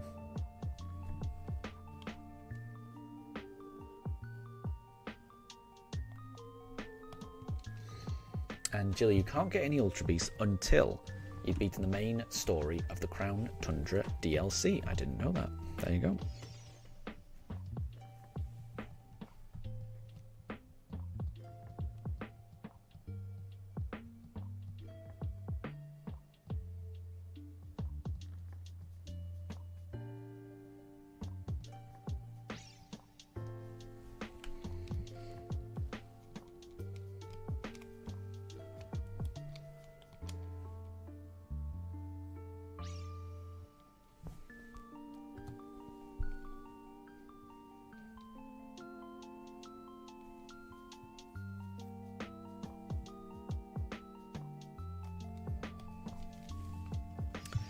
Still no Palkia.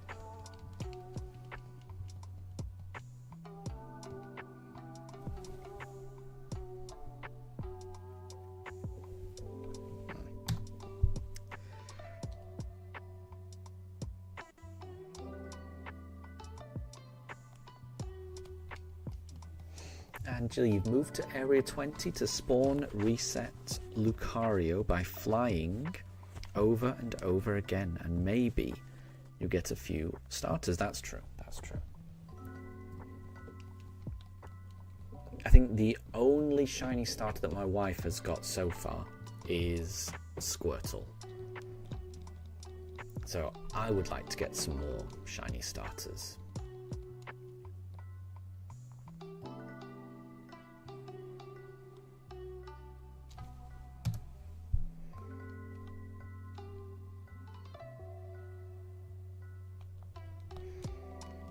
And Exile, you've not been keeping track of how many briefcase restarts you've done so far. Oh my gosh. Oof. Do you know how long you've been doing it for? You know how many hours you've sunk into it? And are you doing it on a Switch 1 or a Switch 2? And I'll give my very, very terrible guess at how long I think you might have been going for.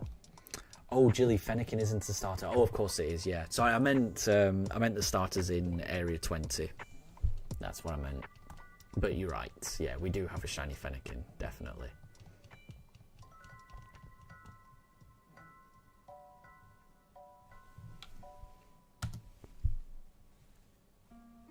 Ah, okay, so Exile, you've been doing it on the Switch too. That's good. That's good. So, however long you've been doing it, at least you've been doing it on the Switch too, which means that the resets have been quite fast. That's good.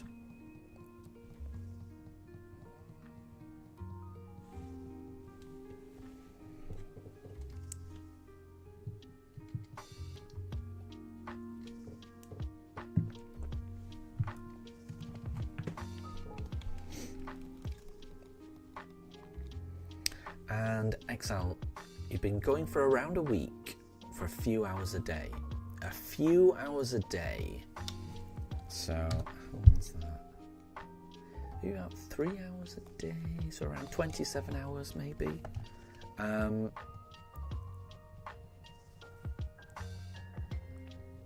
many encounters did I get through an hour back when I was doing it? I feel like 40 was about average. How many I did? I feel like I was getting through about 40 an hour. Bear with me. So about cool. So you might, if you've been going for about 3 hours a day for about a week, and you've been doing about 40 encounters per hour during that period of time, you've got through over 1,000. Those are very rough numbers, and that is based on my own memory. I feel like I was getting through about 40 per hour. If you've been getting through more than 40 per hour, then that number will go up a lot higher. But I feel like you've got through a similar number of encounters as I have right now. I think you're at around 1,000. Well, more than 1,000 is what I'll say, if I had to guess. So that means I think you still might be under odds, but you know, a shiny could be around the corner. A shiny could definitely be around the corner. Really hope it is. Really hope it is. And Jill, you've just found a shiny Dragalge. Very nice. Very nice.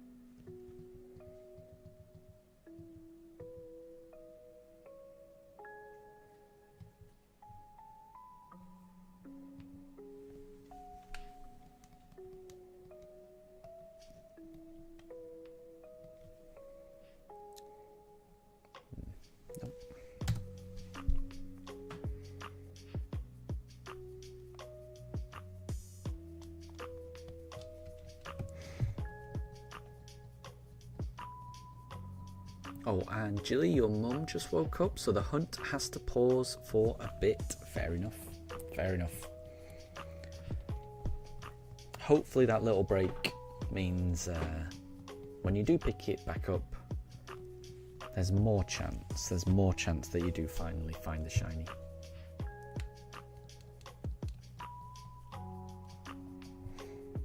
And Exile, you like all the starters from BDSP? I do as well. Yeah, I would have been very happy with any of the starters. You know, Chimchar, Turtwig, Piplup, I think they're all great. I really do. But the only starter that you don't like is Torchic. Please don't hate you. That's fair enough. No, I mean, anyone can have an opinion. Anyone can have an opinion. I don't think there's any starter I don't like. I'm trying to think. I'm not crazy about Poplio, but that's only because I've never used a Poplio in a playthrough. I feel like if I did use a Poplio, then my opinion would change. And Jilly, you're just cuddling your brother's dog. She's just such a sweetie. That's really nice. Yeah. Affectionate and patient dogs are adorable. I know that both Mifa and Daruk, you know, I'll hug them, and they might, I can tell it might not be the most comfortable position for them, but they just let me do it. They just let me, you know, hug them and hold them. They're very patient dogs. They're very patient dogs. Oh, Jilly, you are a fan of Poplio. That's fair enough. That is fair enough. And like I say, I do think that my opinion on Poplio would change if I used Poplio on a playthrough.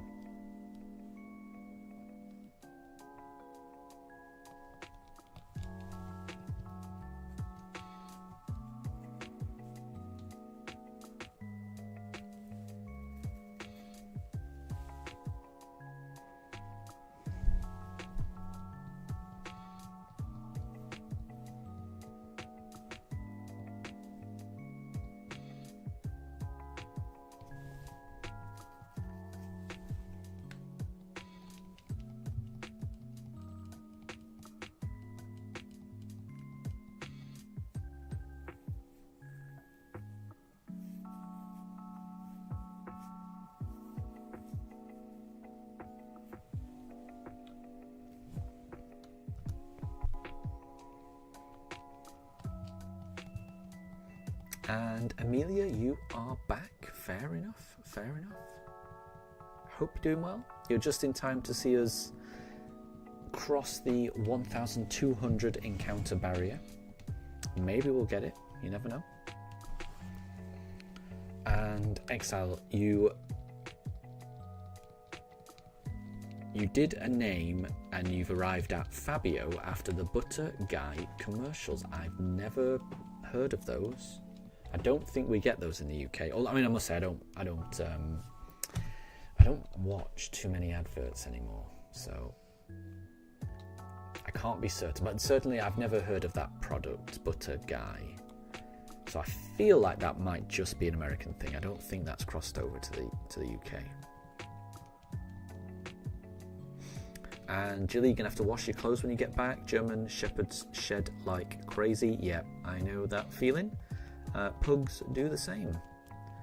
There is no amount of hoovering that you can do in our household that is too much, because you can just finish hoovering one room, and then as soon as a pug goes in, it'll just be covered in hair again. It's just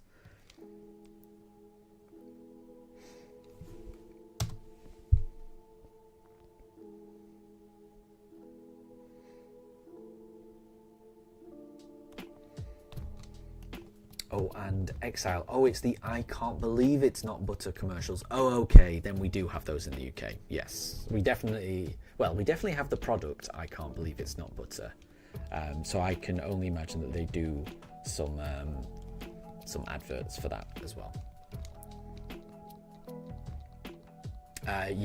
So we definitely do. I thought it was a product called Butter Guy, the way that you were talking about it. But yeah, in the UK there's definitely a product called I can't believe it's not butter.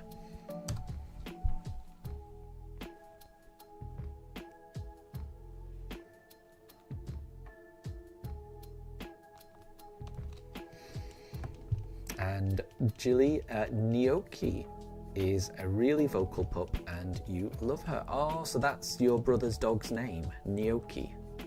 Am I pronouncing it correctly? Gnocchi? Gnocchi? Is it Gnocchi or is it Gnocchi? Or is it something completely different where I'm not even getting anywhere near the pronunciation of it? Can you spell it phonetically so I can understand how to pronounce that?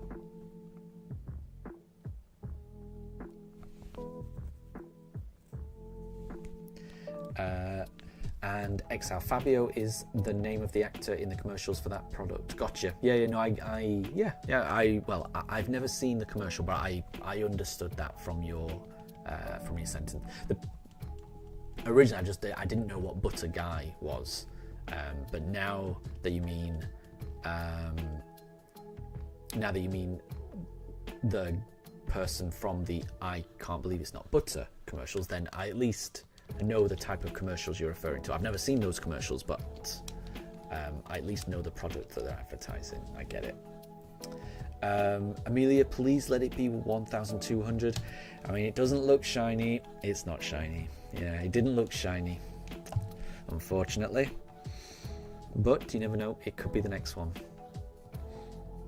And Jilly, so we were pronouncing it right. It's gnocchi. Okay, gotcha, gnocchi. So it's almost like the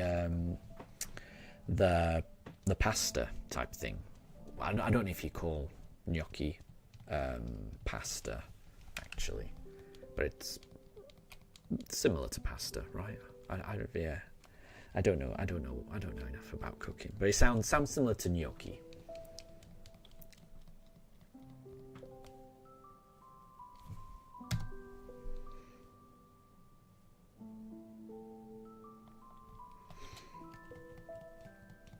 So we are into 1,200 encounters. Still no shiny Palkia, despite all of these Palkias we've got here.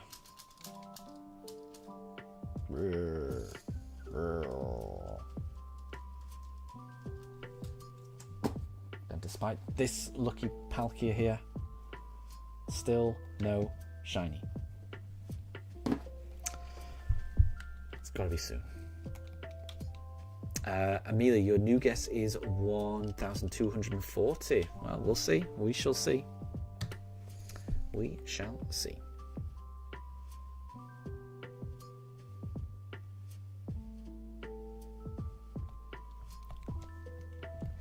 And Jilly, you sent a few pictures of her in the pet section. I think I did see. I think I saw at least one photo, so I'll have to scroll through and find those.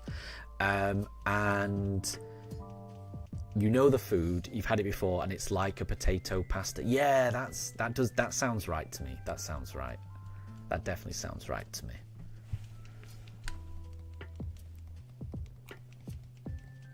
And Amelia, you want to do a shiny run on every route, but that might be a bit excessive. That will be very excessive. In BDSP, definitely. That will take you years, I think. I think that will take you years. And Amelia, you're laughing at the Palkia roar that I did. I think it's very authentic.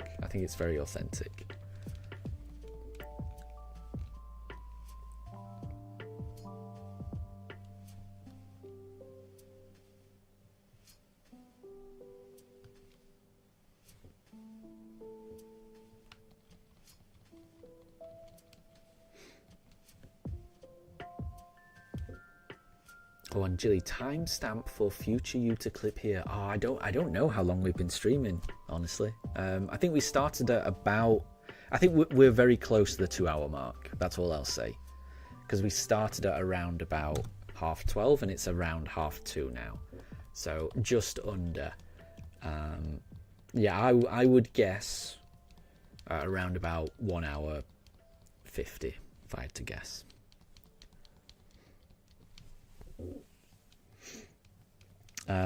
Oh, Excel, you're going to guess 1,260. Everyone's having very generous guesses here, you know. Everyone's very optimistic that we're going to get it very soon, which I quite like. Apologies, everyone. I can hear Daruk barking downstairs, which if he keeps barking, then Mifa's probably going to start barking to talk to him. I'm not sure what Daruk's barking about, though. It may be that someone is just walking their dog and that they've walked past the house. That would be a prime reason for Daruk to start barking. He likes to scare off dogs who are walking past the house. He's a very friendly dog if he meets a dog in person. But if he's in the house and he sees a dog outside the house, my gosh, he is not friendly to the outside dogs. But then if he were to go outside and greet that dog, he'd be very friendly. It's very strange. I think I've heard about this before on the internet. Like, there's something to do with if you put a barrier between two dogs, they get some dogs get very defensive, and that's definitely the case with my dogs. Amelia, you can't hear Daruk's barking. No, it's very quiet, and he's 2 floors down. Like, yeah, I'm in the attic, and Daruk he's not in the upstairs. He's on the downstairs, so he's like 2 flights of stairs down. So yeah, it's understandable you wouldn't be able to hear him. And to be honest, he's stopped barking now. So even if he was barking, I don't think, even if you could hear him, I don't think you wouldn't be able to hear him because he's stopped. And Jilly, you've posted some pictures that you took of your brother's dog. Oh, let me have a look. See if I can find them. Hold on. Picture of pets. Oh, there we go. Yeah. Oh. Yeah, she does look cute. Looking outside the window, very adorable. Very adorable. And, oh, Exile, you kind of want to shiny hunt Bidoof. That would be good. A shiny Bidoof would be really good. And you can still... I mean, obviously, you can shiny hunt a Bidoof if you want to. Nothing wrong with that. If you're going to try and do a shiny only run, I think it's really important that you do it in a way that you will find fun. So if you think it's going to make your run more interesting, more fun for you, then I would definitely do it.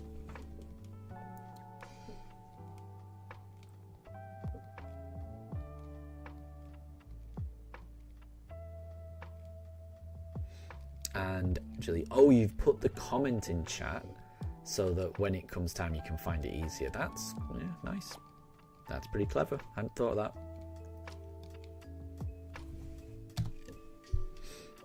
And Jilly, you dare me to say those words? No, I don't want to. Yeah, I can't say those words on stream ever, unless I had a treat that I. So that's a command we give when there's food or there's a treat ready for my dogs, and they're waiting to be told that they can have either the food or the treat. It's also the same word that we use if they're about to go for a walk. Like, our house is, as soon as you open the door, there's some steps that you have to go down to get to the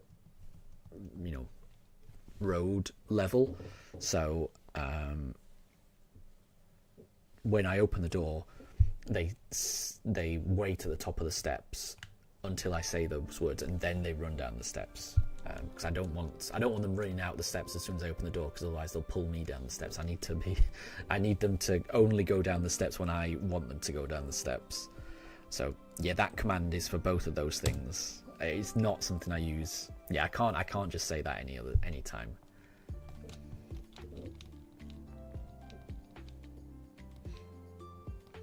And Exile, did you tell us that you beat Legends Arceus recently? I think I remember you saying that you were playing it. Because I remember you taking on Avalugg. No, I don't remember you saying that you'd definitely beaten it. So well done on that. So that means you beat. So if you've beaten Legends Arceus on the same system that you're playing Shining Pearl right now, does that mean that you might be shiny hunting Arceus at the end of your Shining Pearl playthrough? Amelia, is this Mifa's theme? No, this is Phi's theme, I think. I mean, well, I think it's Phi's theme. It's definitely from Skyward Sword.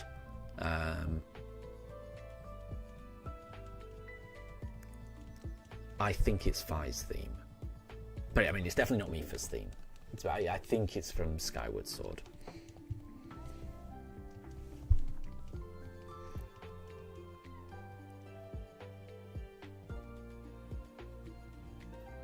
And Exile, you've heard that there's going to be another Legends game and it'll be based off Black and White. That would be pretty cool. That would be pretty cool. I mean, I'm sure that'll be fun. I feel like I would have more fun playing a Legends game if it was based on a game that I've played. I do feel like I've missed quite a lot of reference. You know, playing through ZA, I've really enjoyed it.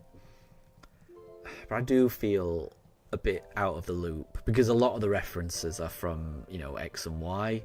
You know, there's characters in it that I just don't know. I've got a feeling that, like, Mabel was in X and Y, but I don't know who she is. That Lysander, I'd seen his face from Pokemon trading cards, but I didn't even know his name. I think I called him Lucy Mine.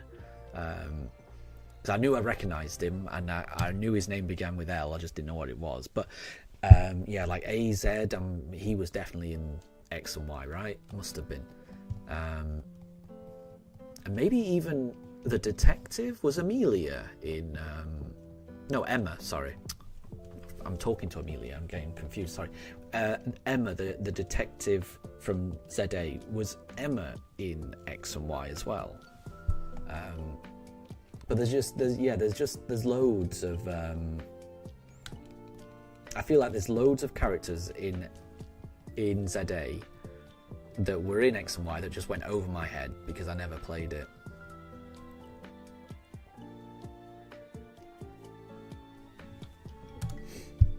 So if there's another Legends game based on Black and White, I feel like I'll have the same. I feel like I have the same experience. But I mean, that didn't stop me from enjoying the game. So I certainly would not mind a Legends game based on Black and White because I'll enjoy it no matter what.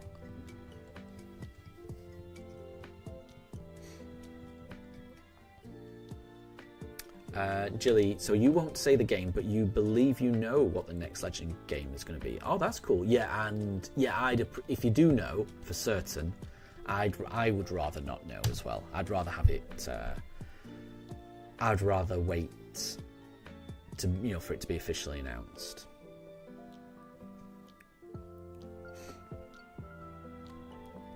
And Amelia, you never played Black and White or the remakes? Yeah, me either. And Exile, you've done a stream of X and Y, but you just need to finish it up. That's pretty cool. That's pretty cool. Nice. And Amelia, Mabel is a part of Team Flare in X and Y.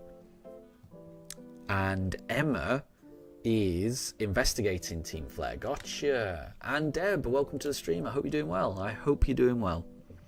You haven't missed anything. We are still searching for the shiny Palkia. It has not appeared just yet. Who knows when it will.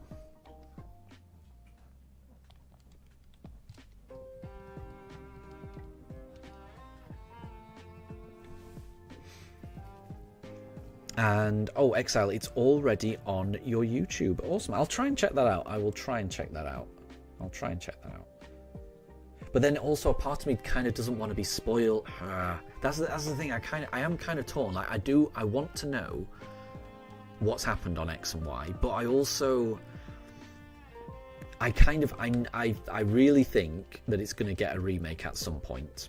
Not for a few years, but I do think it's going to get a remake. And part of me does want to go into that not knowing anything about it, if you know what I mean.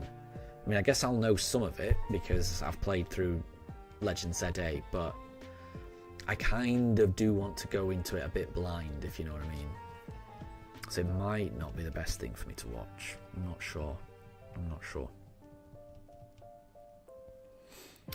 And Deb, you're tired after travelling all day. Delhi market, your legs are screaming. Nice. Oh, so you're in Delhi at the moment. Very cool, very cool.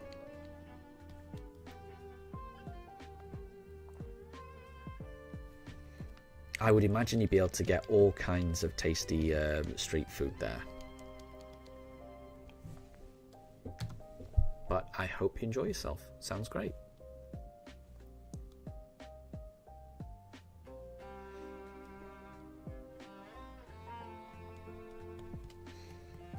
And Jilly, your legs hurt as well after walking a whole lot. That's fair enough. That's fair enough.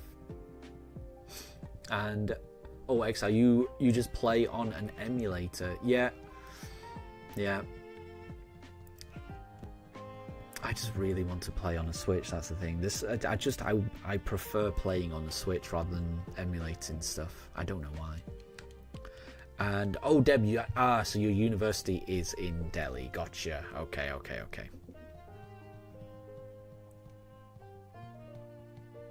I think I'd forgotten, or maybe I didn't know where your university was. Because I know that you had to travel for a long way to get to your university, but your university is based in Delhi. Gotcha.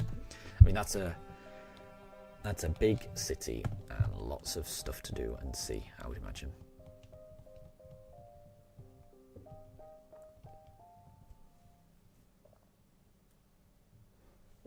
And Jilly, we should try not spoil anything about X and Y, so I don't hear anything too important.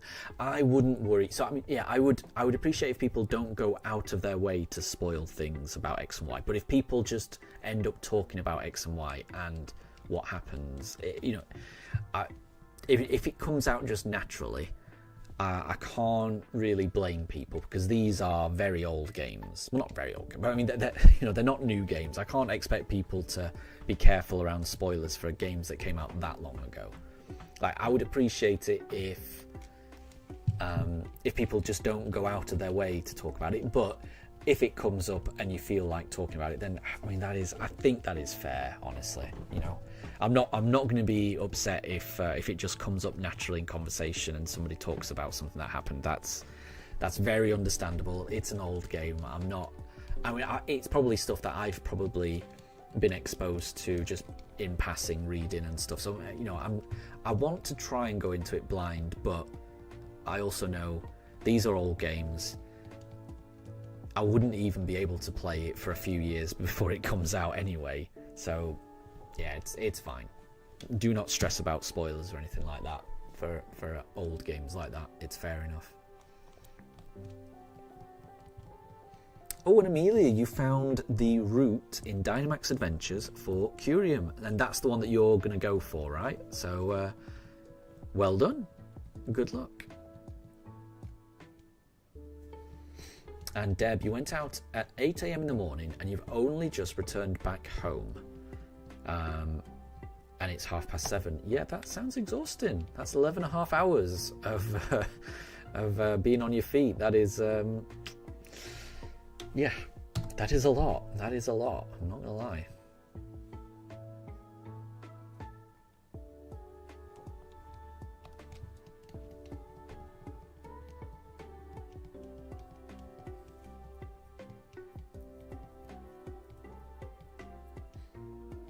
And Deb, which X and Y are we talking about? The 3DS one? I think we are. Yes, yeah. So I'm just saying, when it comes out on the Switch, I definitely want to play X and Y. In the same way that when Black and White comes out, I want to play it. But I do know that a lot of people play X and Y on the 3DS. A lot of people play X and Y on, emulated software, and that's all fine. It's just I really want to play it, but I really want to wait until it comes out on Switch for me to play it. And I think it will eventually. I just don't know when. It'll be a few years later. I'm patient. I'm happy to wait. However long it takes.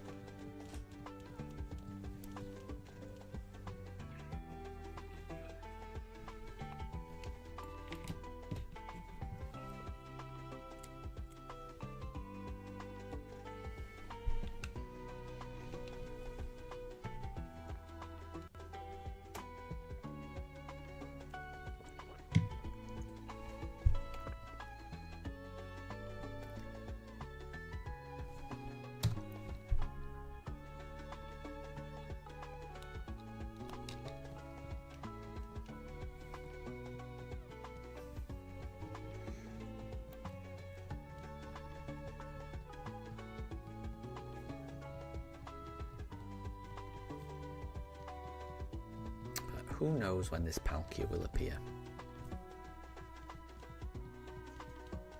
Because yeah, I think the plan at the moment is once we've got Palkia, obviously we take on the final gym, we challenge the Elite Four, we challenge Cynthia, we beat the game.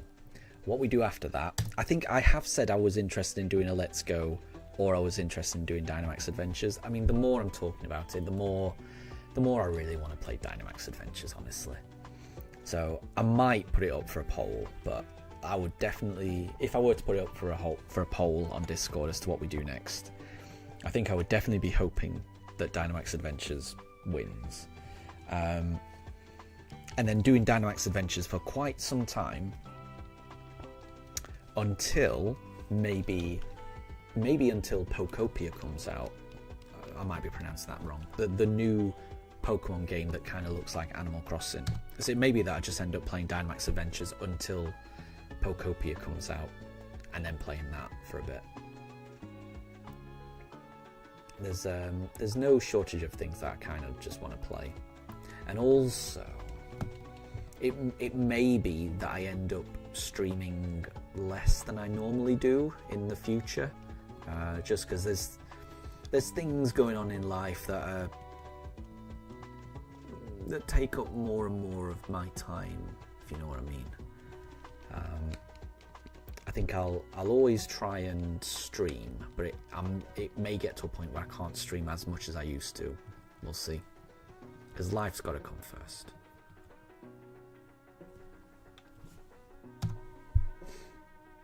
And Exile, what you've been doing is going to pick one at a time, and then when you get to the Piplup and Turtwig, you pick twice 2 starters for the next line. Oh, I'm a bit confused. Wait, you've been picking one at a time, but when you get to the Piplup, you do twice. Oh, is that because you really want a Piplup or you really want a Turtwig? Is that right? So you're going for anything, but what you really are kind of hoping for, Exile, is for a Piplup or a Turtwig. Is that right? So you're encountering more of those than, say, the Chimchar. Amelia, where is the shiny pink dragon? Well, we've got the normal one here. That's not shiny. It's not shiny. So we'll go for the next one. It's got to be, well, I mean, who knows? Who knows? I haven't had much luck with soft resetting shiny hunts on this run. The only shiny hunts that have gone over odds have been the ones that involve soft resetting. So it's not a good sign. I honestly think we're going to go over odds. That's my guess. So I certainly don't think we're going to get it today.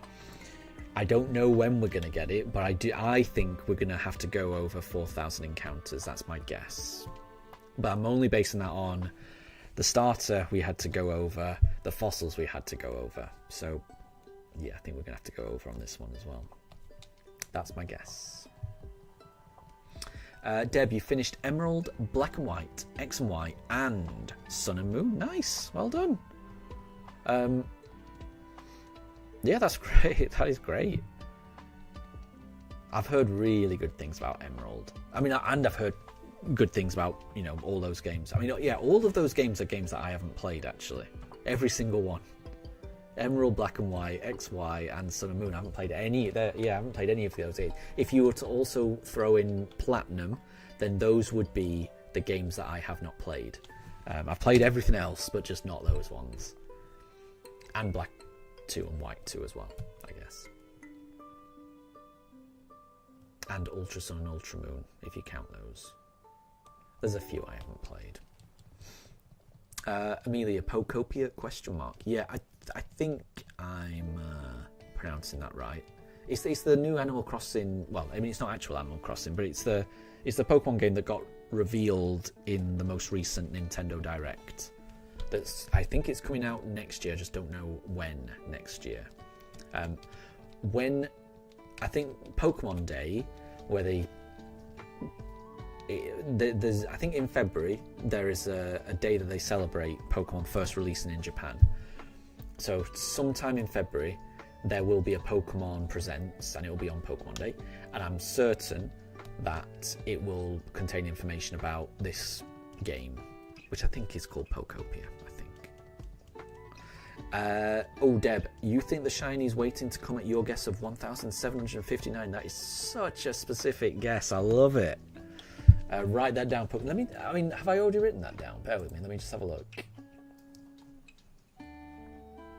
No, I don't think I have. Okay, let me write that down. So I've got Eruzushi's guess. So Eruzushi has guessed 1,967. But Deb, let me put your guess in of 1,759. There we go.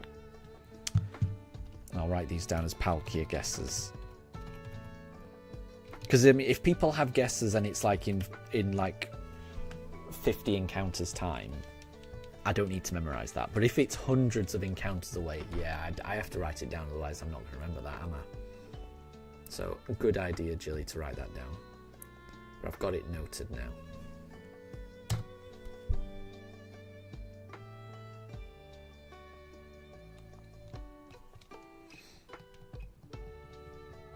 And Exile, Sun and Moon, Ultra Sun and Moon are great games, but the day and night cycle isn't great. I did not know that. That's a shame. And Jilly, isn't the day and night dependent on the game you play? So if you play Sun, it's always day, and if you play Moon, it's always night. Oh, that is strange. Yeah, I had no idea. And Exile, the Sun and Moon, the 12-hour time is the direct opposite of each other depending on the game. Oh, wow. Yeah, I had no idea. Had no idea about that.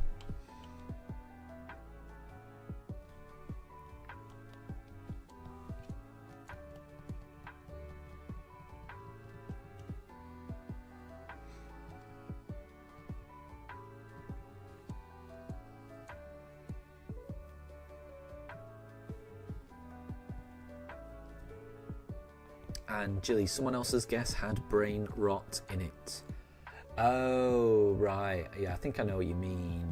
Yeah, a lot of young people like the numbers 6 and 7, right? I think that's how it goes, right? Young people like those numbers. I mean, it is what it is. I haven't got a clue. I'm very happy not having a clue. Very, very happy not having a clue about that.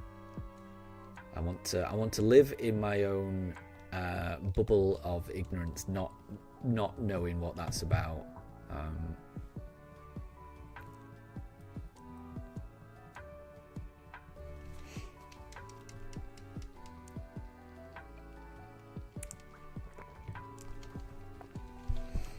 Yeah, I think yes, that was Eruzushi's guess of 1,967. So I'm assuming it's something to do with that.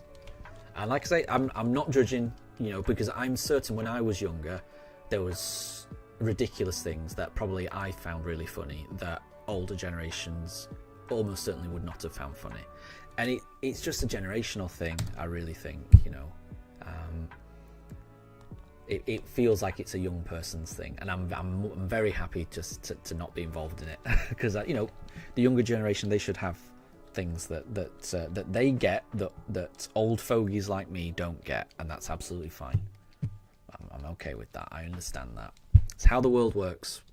All I will say to all the young people enjoying this is that when you get older, there will be kids who find a new thing that's really funny, and you won't understand why it's funny, and then that's when you'll realize that things like that is when you'll realize that that you're old. It's when culture stops making sense to you. That's when you feel old.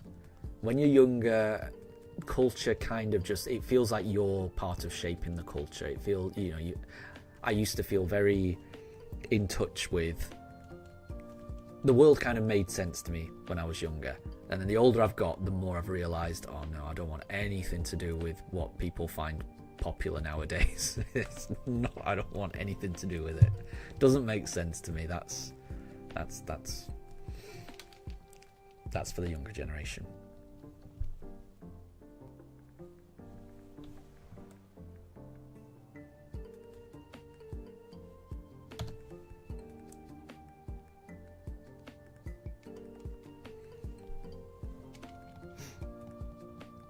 And Jilly, when you were little, you found stuff funny like Annoying Orange and the E-meme and the YouTube poops and stuff. Yeah, I mean, none of that. I don't know any of that. But exactly, but those are probably good examples, you know. That, you know, when you're younger.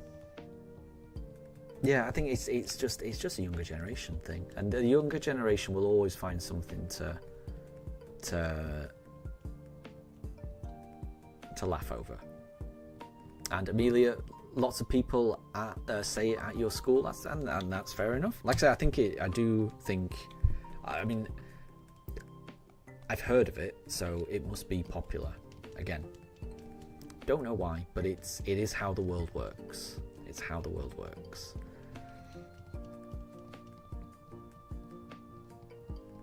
The older generation will never understand the younger generation, and that's pretty much how it should be. You know, the younger generation should always have a different perspective on things. It's completely normal.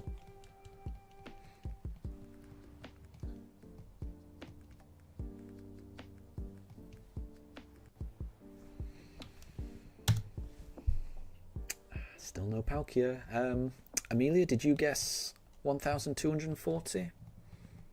I think I remember you guessing that, which is the next one, so we shall see. Amelia, you meant that people say those numbers at your school. Yes, I know, I think I got that. Yeah. And that's fair enough. I mean, what people find funny is a I think that humor and stuff, it's a product of its time. And like I say, there are TV shows that I used to watch as a kid that had that had little segments that I used to think were hilarious. And there's some of them that really hold up, that you can tell actually that is well constructed humor. That is funny no matter when it came out. That is actually really good. But there's also some things that I'm sure that I found really funny, but when you look back on it, I'm like, why did I find that funny? I don't quite. That's not. I don't know. And like I say, I would imagine the reason that it was popular back then, whatever it is, it's just a cultural thing.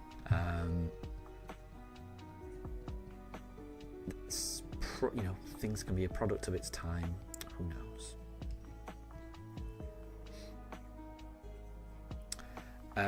And Jilly, you're in your 20s and you don't get most of the humour today. There you go.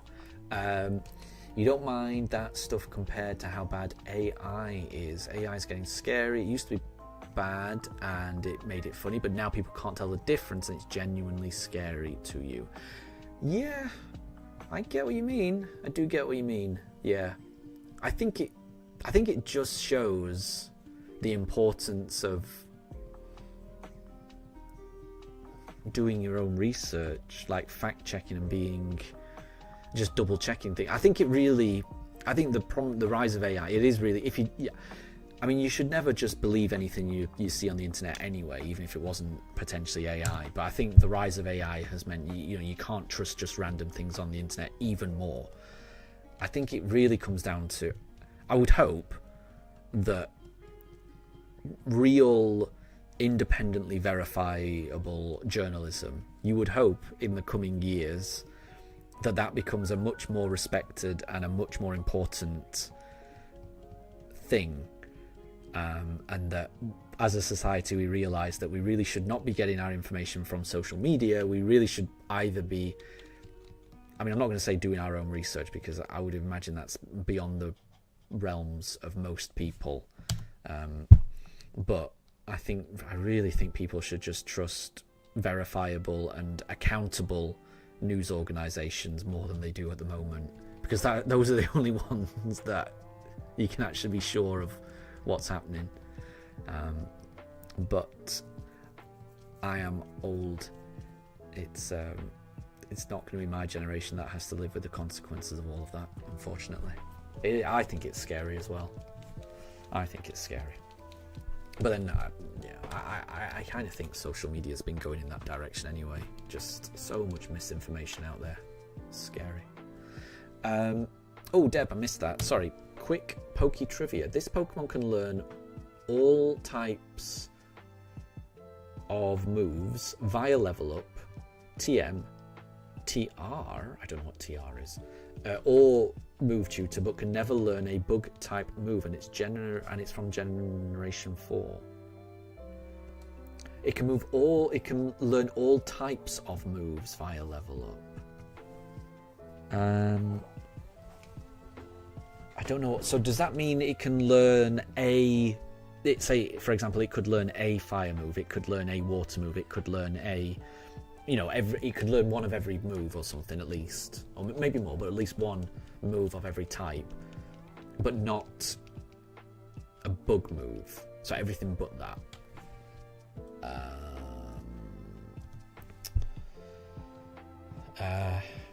And it's from generation 4. I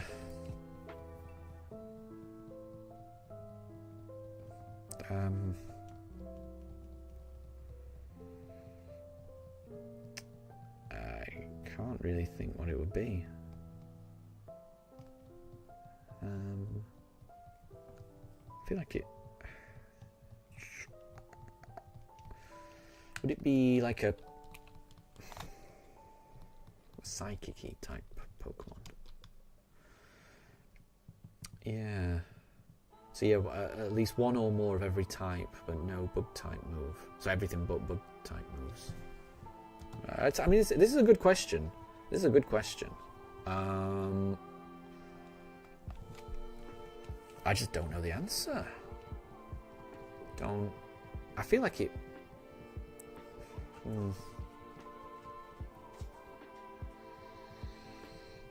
Oh, Jilly, you've got an idea? You'll say yours after mine. Wow. Yeah, I'm really... Yeah, I'll guess Arceus. But I kind of think that Arceus probably can learn a bug move. But I'll go Arceus. My guess would be Arceus, Deb.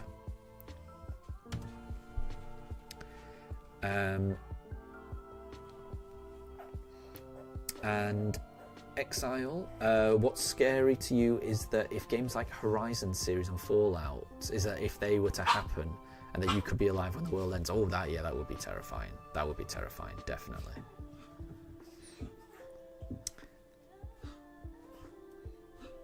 And, Jilly, your guess would have been Arceus. Oh, there you go.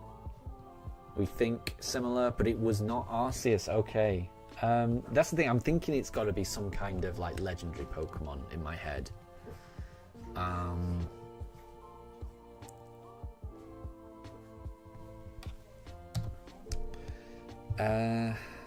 What else could it be? And it's from Generation 4. There's not that many. Also, Mifa's getting a little bit restless. You may have noticed her just flopping about on the floor. Unfortunately, her tail has kind of... her tail is meant to come out of her... There's a hole in her skirt for her tail to come out, but the tail has gone into the skirt, so it's probably not as comfortable as it could be for her, unfortunately. That might be why she's trying to get the nappy off. Oh, and Deb, it is Palkia. Ah, I wouldn't have guessed that. Wait, Palkia can learn a fire type move. The more you think, the less you notice. Nice one. Yeah, no, that got me. That definitely got me. Yeah, I wouldn't have known that. Wouldn't have known that.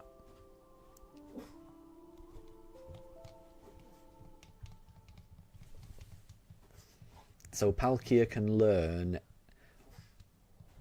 a move from every single type except bug type, and that might be through a move tutor, might be through other means, but yeah, it can learn those moves. I had no idea.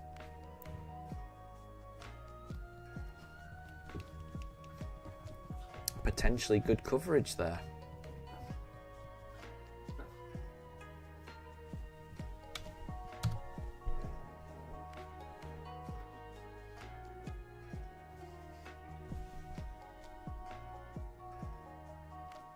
There she is, just looking at the camera. Looking guilty, if you ask me. I don't know what she's doing. So it's 3:05 at the moment. I don't want to take a break just yet. I'm hoping we can keep playing for another 55 minutes or so. So we'll see.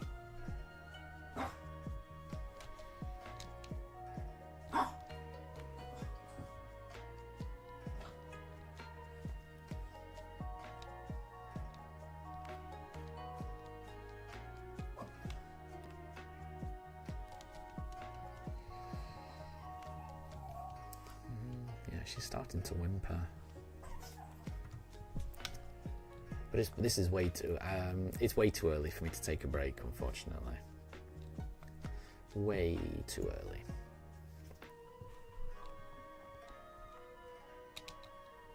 Yeah, that's not shiny. And Amelia, you can finally start your Ice type gym leader run. Well, good luck. Who will be on your Ice type team?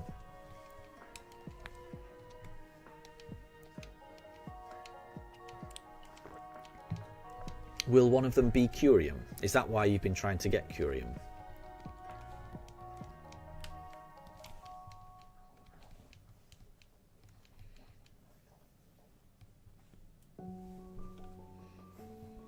And Katri, welcome to stream. I hope you're doing well. I hope you're doing well.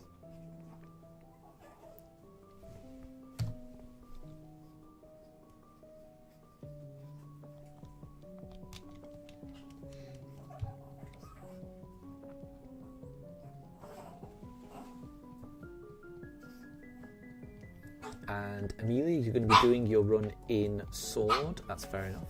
That's fair enough.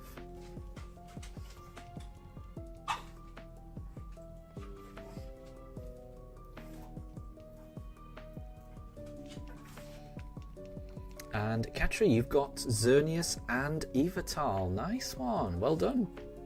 Just Zygarde to go then. I'm assuming you mean in Legend ZA, right? Yes, in Legend ZA. Gotcha. Well, there you go. There you go.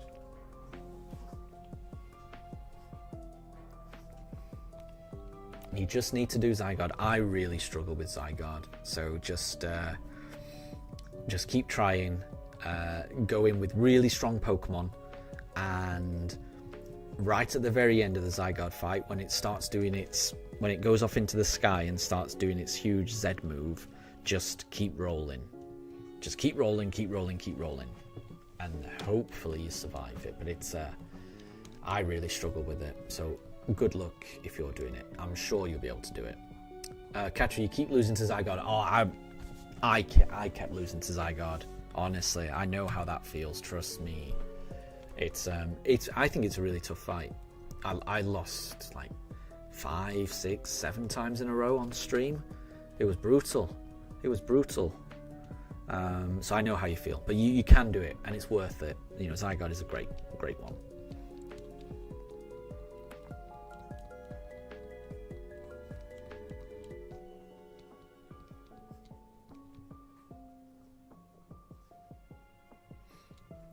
And Amelia, you can get the ice uniform in Sword straight away. There you go. Very good.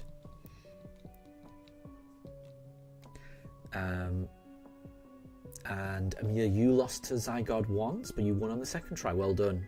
Well done. And Katra, you keep getting to the last phase. Yeah, that's the phase that always used to kill me. Yeah. Yeah. And Jilly and Deb, Z move, question mark. Yeah, I know that in in Sun and Moon, Z moves are a thing, right? It's an actual thing. What I mean is, it's where Zygarde goes up in the sky, and then he when I say Z move, I mean he does that laser beam where he makes a big Z in the arena, and then the whole arena explodes basically. You just have to keep rolling constantly when that happens. And apparently, if you just keep doing rolls, then that protects you from the entire ground exploding. I don't know why that protects you from the ground exploding, but apparently it does.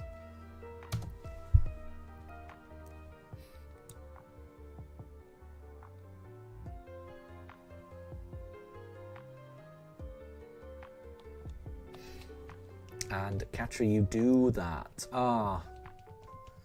That's the only tip I've got, honestly. Because the rest of it, yeah, it's a bit. It is a bit of a nightmare. I would say just level up your Pokemon. Just level up your Pokemon. Get just the biggest Pokemon you've got and Mega Evolve it, and hopefully you should be okay.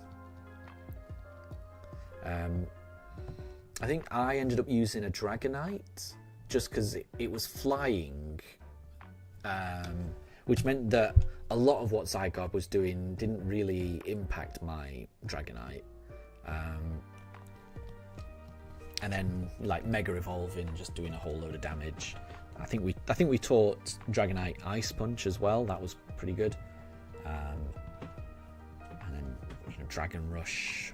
Or an Ice Beam as well, I think we gave it, because it ended up, when it was Mega Evolved, its special attack was pretty decent, so even Ice Beam was doing good damage. So I mean, just go in with a really strong Pokemon, really strong Pokemon, and hopefully you do it.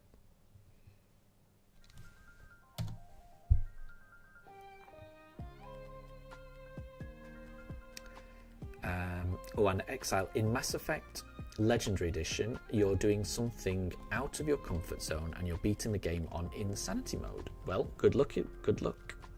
I've never played any Mass Effect games, but like I said, I think I've mentioned this before. I have played Dragon Age, which and I've played the first Knights of the Old Republic. I think all of those are made by like BioWare, so I feel like there's some similarity between all of those games, but I've never played Mass Effect. But it's one of those games that I think I probably would enjoy if I were to play it. I just have never found the time to play it.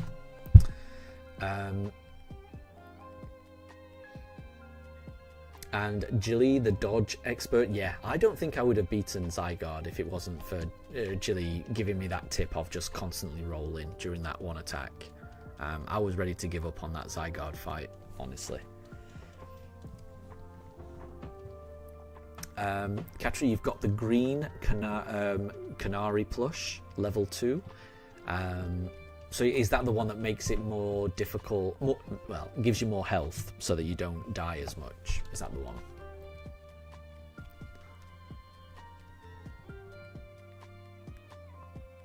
And Exile, do you think monkeys could count as rodents? I probably wouldn't say that. I think monkeys are pretty different from rodents, personally. But all life on the planet is linked to some degree.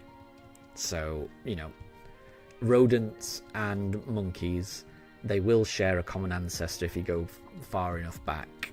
But, would I call a monkey a rodent? I personally wouldn't. But I'm not the one doing that playthrough. I think it's to each their own. To each their own. And Jilly, really love Jacinth's theme in ZA. It's the best one. Nice one. I've been trying to look out for someone doing like a lo-fi version of the music from ZA. I haven't found it just yet. Or I found someone doing like piano music, but it's only like one track. So someone's done a really nice piano cover of the hotel theme from Legend ZA, and it's really nice. But it's just one song. So if they were to do like a whole album of that, then I think I might reach out to them and ask if I could, if I'm allowed to use their music.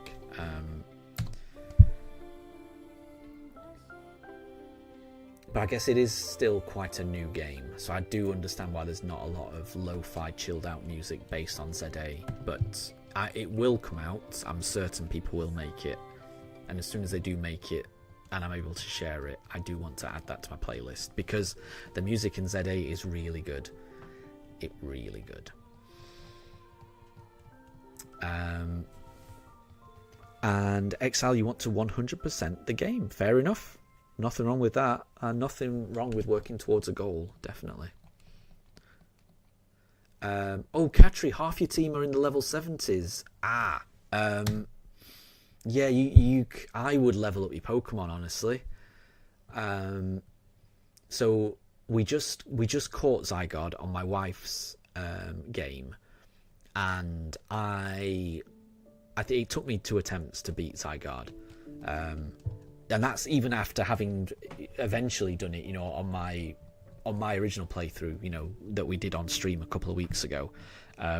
So I think my wife got to the Zygarde fight last night, and we did it. But her team, it's high 80s, and I think maybe the Dragonite might have been level 90. If not, it was very, very high 80s.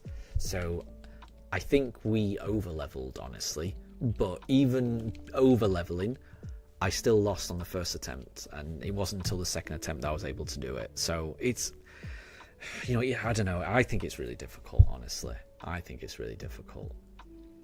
All I'm saying is, if you're struggling and your team is in the 70s, if I were you, I would just level them up.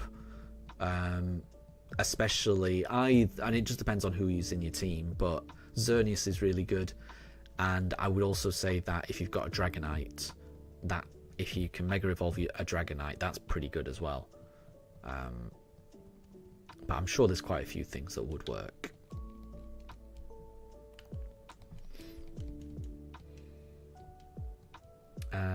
And Exile, you could just pick at random and use a starter. And you know that Bidoof is a rodent. Bidoof is definitely a rodent. Yeah, that looks like a rodent to me.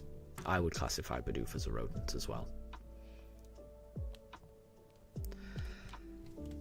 And Jilly, your mum went to take her things to the car because she's leaving, and Gnocchi started whining. That's sad. Yeah. Yeah, Daruk has started whimpering a little bit when he's been separated from Mifa. I think that's going to get worse and worse over the coming days. But it is heartbreaking, Yeah, dogs just like having people around, or dogs just like having, familiar, dogs like having other dogs around as well. Daruk and Mifa being separated, Daruk is not happy about that, and it's heartbreaking, to hear a dog whimper and whine. And yeah, it would be the same, obviously, if Gnocchi's gotten used to having your mum around, and then knows that, that your mum is about to go away. And yeah, I think that's a smart dog, and I think Gnocchi's figured out that someone might be leaving for a little while, which is dogs are very social animals. And Amelia, all of your team is level 100. Nice, well done. Well done. And Exile, you've only got 3 more achievements to do, and that's to beat all 3 games on Insanity mode, and they're the only ones you've got left. Nice. That would be a good goal to work towards. I'm sure it'll be difficult, and I'm sure it'll take you a long time to do, but good luck on that. Good luck on that journey.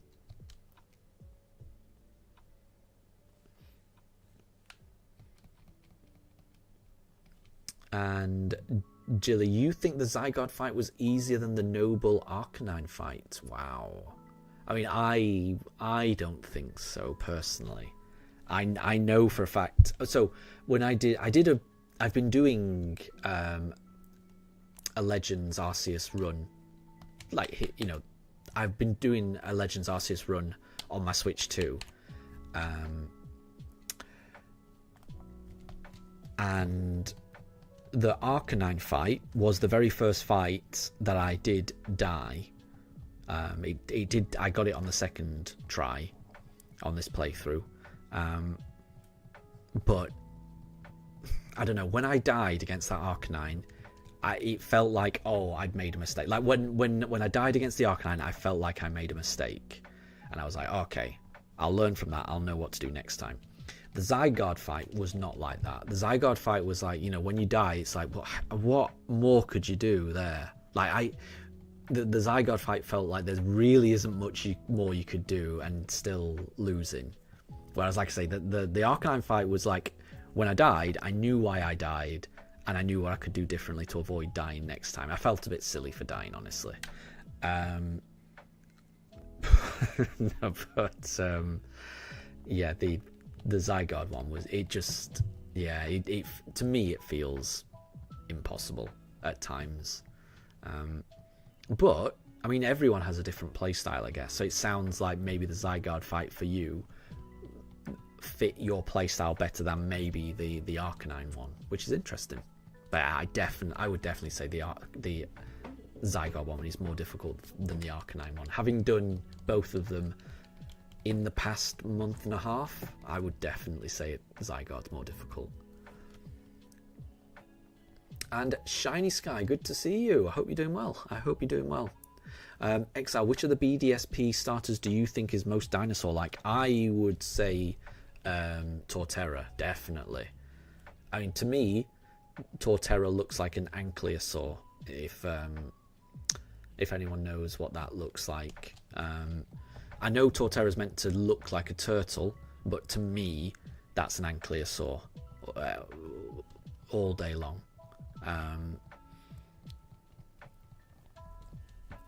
So I would say Turtwig is the most dinosaur-like, honestly.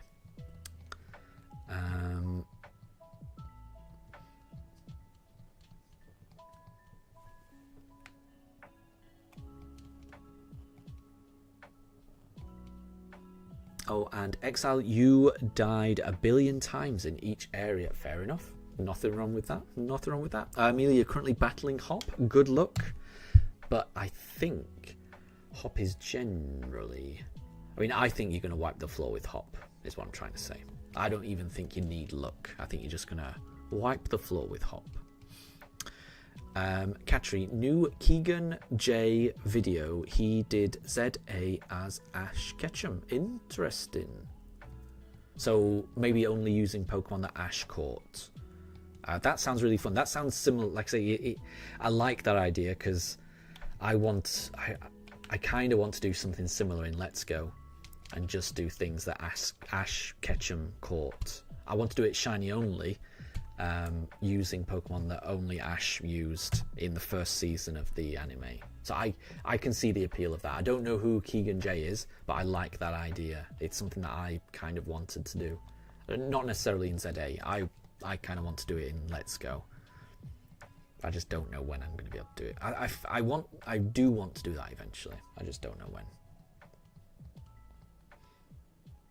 Oh, and Katri, you need to head off for a while. No problem at all. We'll catch you when you come back. And Jilly, Zygarde was fun. Not only was dodging the attacks fun, but you soloed the whole fight with Xerneas. Fair enough. Fair enough.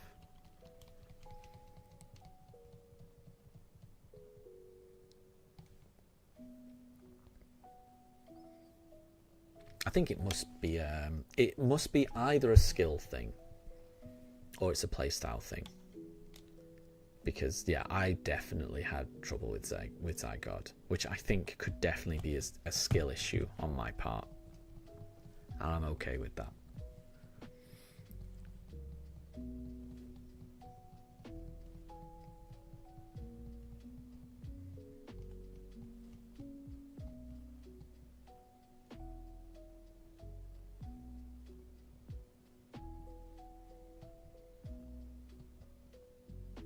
And Jilly, you're going to go back to shiny hunting Lucario because your mum has left. Fair enough. Well, good luck. Good luck on getting it.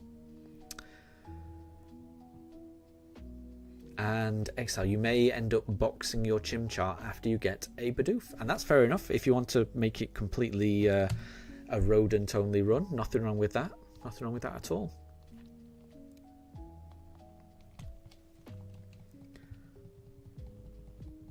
And Shiny Sky, you got a shiny level 1 Palkia from Soul Silver. You're ready to transfer it to Pokemon Home. And you manipulated the RNG, but at least it is legal. Wow.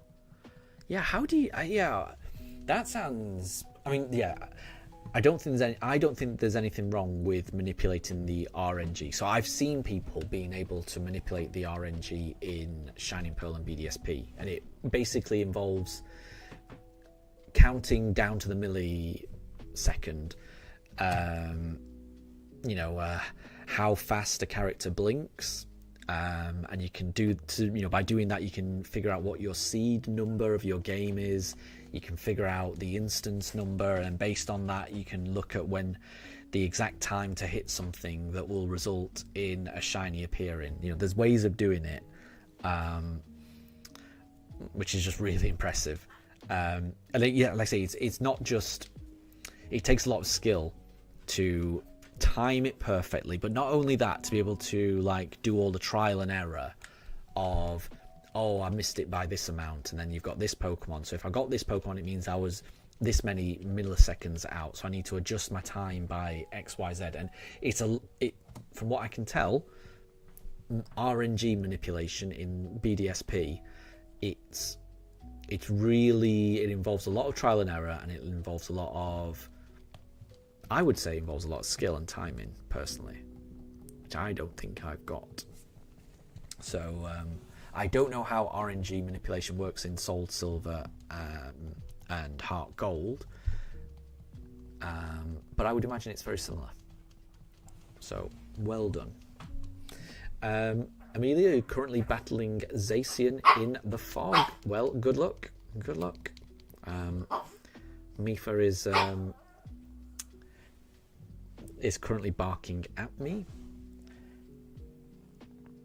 Don't know if you can see her. She's staring right at me. What she's saying is that she wants to go for a WALK, but it's still a little bit early. It's almost 3:30, and yeah, they really should go at 4, so they should go in half an hour's time. So I'm hoping we can hold out for another half hour. We'll see. We shall see. And Jilly, your brother's dog misses your mum already. Oh, yeah. Yeah, Duruk and Mifa are the same. Whenever we have family come over, they get really excited, and then when they leave, they do get a bit sad. It's understandable. Dogs just love having lots of people around them. Most do, at least. They're the exact opposite to me. I tend to get quite stressed when there's loads of people around me. I love seeing family, I really do, but it can also be a bit overwhelming, when you've got lots of people around you, if you know what I mean. I get overwhelmed by that. But dogs are the exact opposite. They absolutely love being surrounded by people. And Amelia, you found the Wooloo in the slumbering weld. I don't know how you pronounce that word, honestly.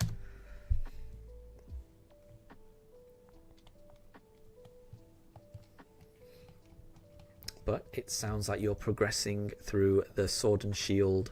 Oh, well, if you found Zacian Sword, right? You're progressing through the Sword game very nicely. So well done.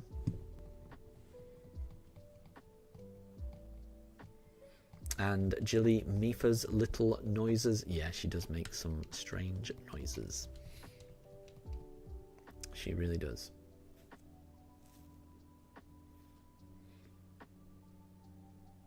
There's a few drop frames. Apologies, everyone. I'm not quite sure why it's doing that. I don't think it's an internet issue. I do think it's a my PC issue.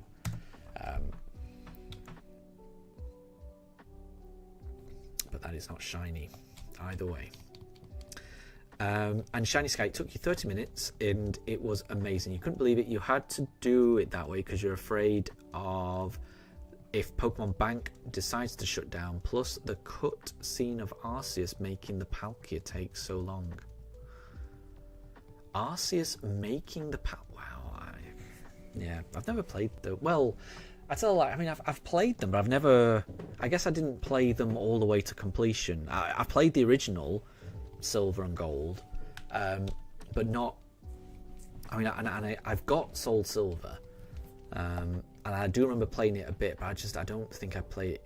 When I got Soul Silver, that was very close to the time where I basically stopped playing Pokemon, basically. So yeah, I'm not sure I ever completed Soul Silver, because that definitely sounds very end game. It would be lovely if Pokemon were to just make all of the previous games available on Nintendo Online. I don't know how it would work with all of the dual screen controls and everything, but it would just be really, really good, I think. So I would love to play those games. Jilly, you heard me scratching. Apologies.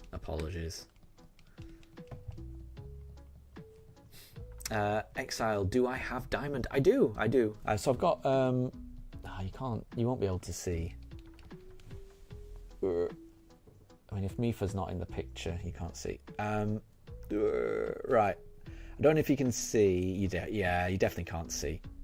But on that shelf, at the top of the shelf, there's a stack of white games. Those are all Pokemon games. And then the cardboard on the other, so on the left-hand side of that, not the left-hand side, the right-hand side, there's a stack of Pokemon games. And on the right-hand side, there's some boxed Pokemon games, like the older ones. And I've got Diamond. I've got Pearl as well, but I never had Platinum growing up, so I don't have Platinum.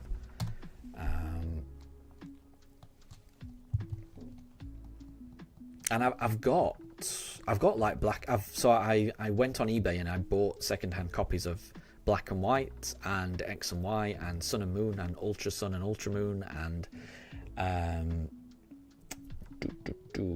Alpha Sapphire, Omega Ruby, and what else? Black 2 and White 2 as well. So I've bought all of those games, but I've just never played them because they're on like 3DS, and for some reason I just don't play my 3DS. I bought them secondhand afterwards, but I think I really just kind of bought them just to have them, because I don't know why. I just want to play them. I just want them to be on the Switch before I played them. Oh, you meant Brilliant Diamond. Okay, that makes more sense. Yes, I've got Brilliant Diamond. I need the Stunky. Cool. Yeah, I should be able to... Well, I can't do it right now. I don't know when you'll need it. But, yeah, I mean, I've definitely got Brilliant Diamond. I've got Diamond and Pearl on the Switch. So that shouldn't be a problem. but I don't know when I could. The issue would be I don't know when I could get it to you. That's the thing, because I don't have. Where would it be? That's the thing. I'd have to. Cause I don't have a save file for Diamond on this Switch 2.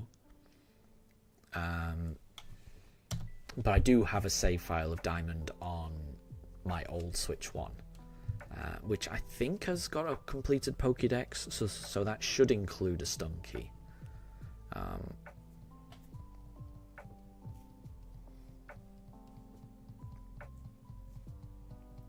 So yeah, if you are, so Exile, are you on the Discord? Because like I say, I think a lot of the trades, it might be something that's easier to do like off stream.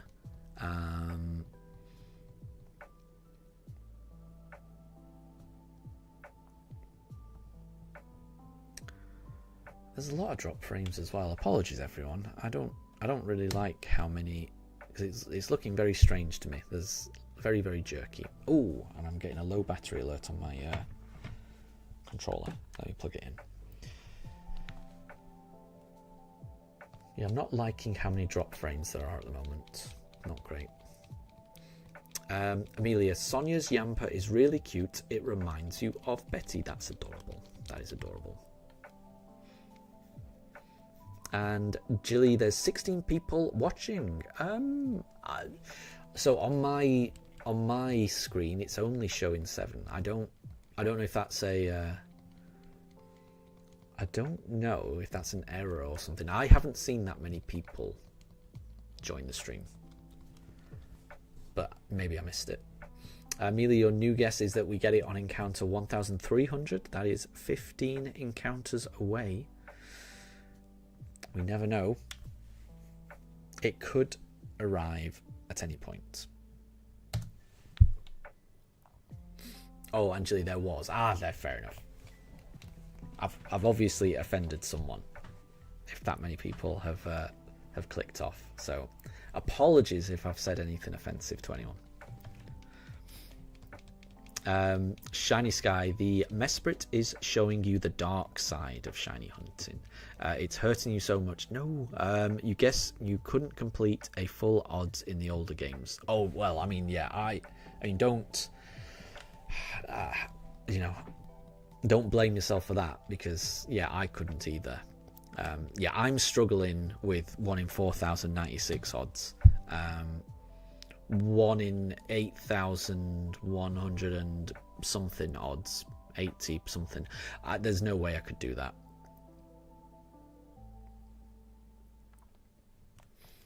So yeah, I don't think in the old games I never found a full odds shiny or anything like that.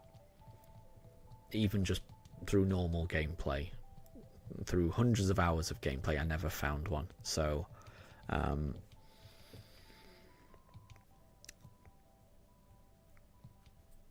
I just think that the old games, those shiny odds, they are atrocious. And Exile, you guess you could use home to transfer through home, but you don't know how far you are. Fair enough. Yeah. That might be easy. I'm not sure. Jilly, the frame drops. Yeah, it's on every single encounter at the moment. I don't know why. And again, this is not an internet thing. This is the image that is coming from my Switch to my OBS software. So, like, the OBS software that's going out to YouTube is showing exactly what I am seeing right now. Like, I just saw frozen people just then. Yeah, it's ridiculous, right? I don't know why it's like this. It's not good. It's not good. I don't like it when it's like that. It seems to just come and go. But it also just seems a lot more... It seems to happen a lot more in this game than it ever did for ZA. Which doesn't make any sense. Because, the game that's playing shouldn't impact it. But then I don't understand technology, so I don't know. But yeah, there's definitely some frame drops, so apologies everyone.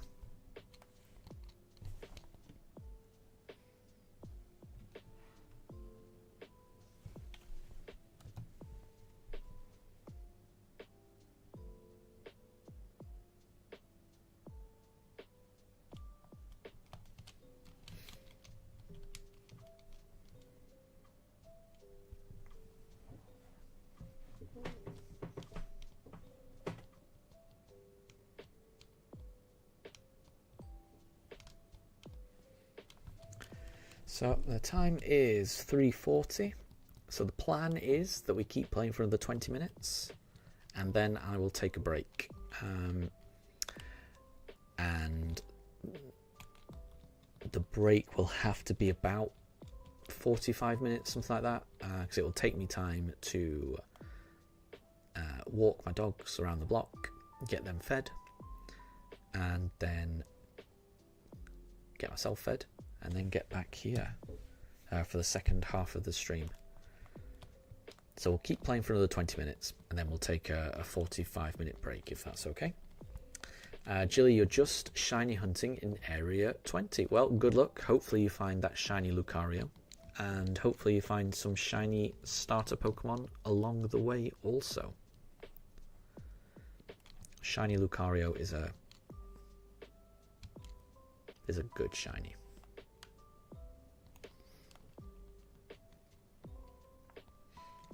And oh, Exile, it's because you're Oh, I get you. So I think I didn't understand your previous comment. So it's because your Japanese profile doesn't have online, so that's why home might be tricky.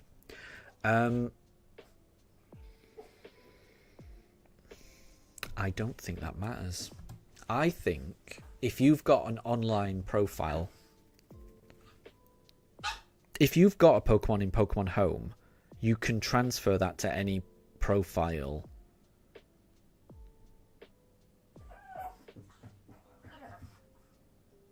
Regardless of it being online, I think. I think, anyway.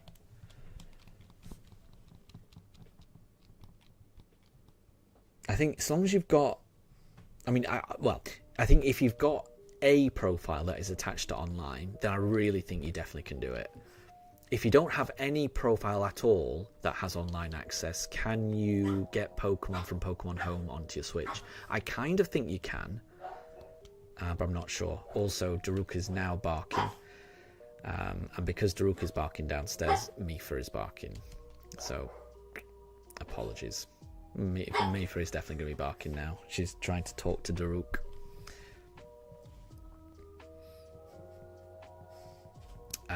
And Shiny Sky, in order to install Pokemon Bank on your 3DS, you had to install Japanese firmware because your console is from Japan. You were too afraid because you have to avoid your console to get bricked. Oh my gosh, yeah, that sounds risky. That does sound risky. That definitely sounds risky.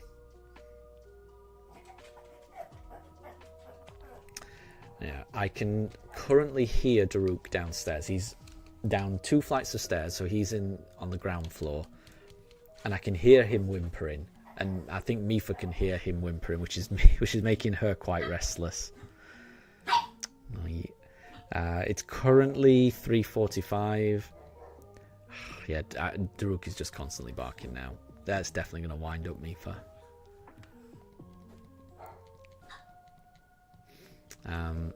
Yeah.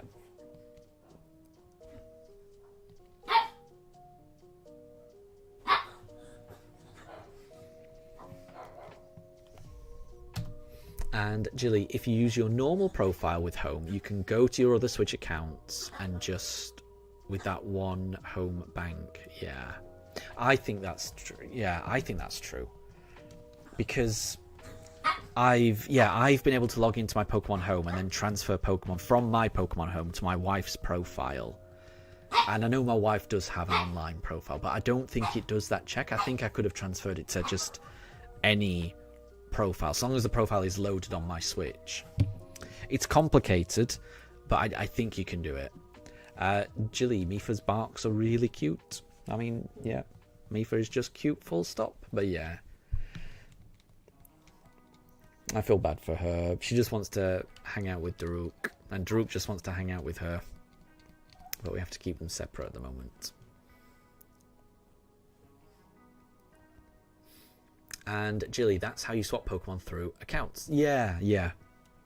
I think I've done that once before. Like, I think in order to help my wife get the shiny charm for one of the games, I remember transferring all my Pokemon onto her game, saving it, then taking them all back. And that did it. So I think you should be okay. But I'm not sure. All I can say is I think you can do it, Exile, but I'm not sure.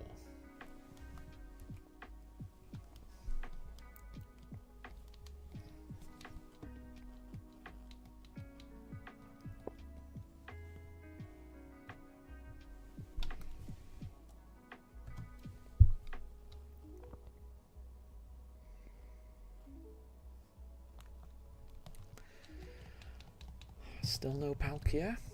We're getting very close to 1,300, which I think was Amelia's guess, so you never know. I'm hoping when we take our break, our 45-minute break, I'm hoping that when I come back the stream quality improves, and that we get less frame drops. That's my hope.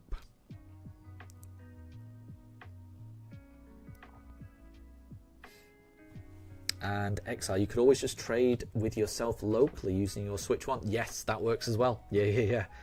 I've definitely done that. Yeah, that works as well.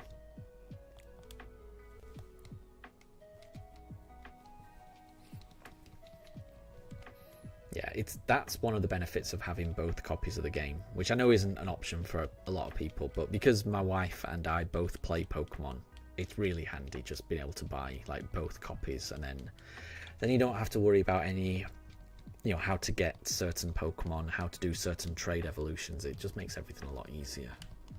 So yeah, having another copy that you can just trade with is definitely handy.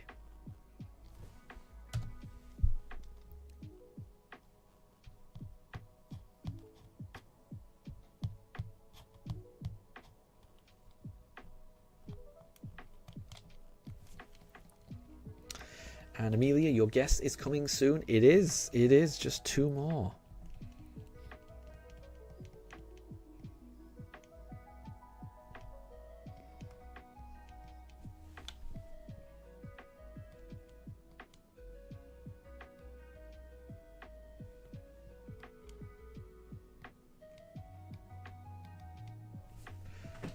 And Shiny Sky, your 3DS cost more than your Switch. Wow. Yeah, that is strange, yeah. I can remember when I picked up a second-hand 3DS, I think it was about £100, something like that.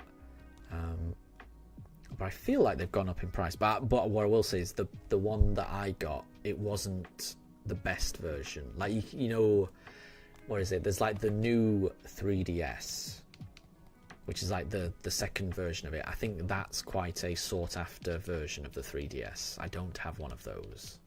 So maybe those are the ones that are worth a lot of money, maybe. Because I've got a 2DS. I've got a 2DS, one of those 2DSs that fold.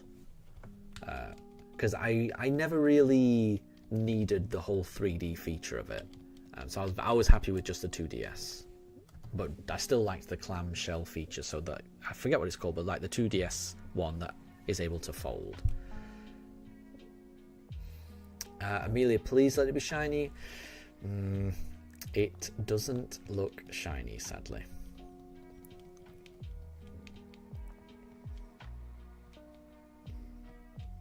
And Exile, you can't access all of your Pokemon on home as you think your home account went down. But Jilly's right, yeah, I think you do get 1 box for free. But yeah, the rest of it you have to keep paying, which is it's definitely a pain. It is definitely a pain.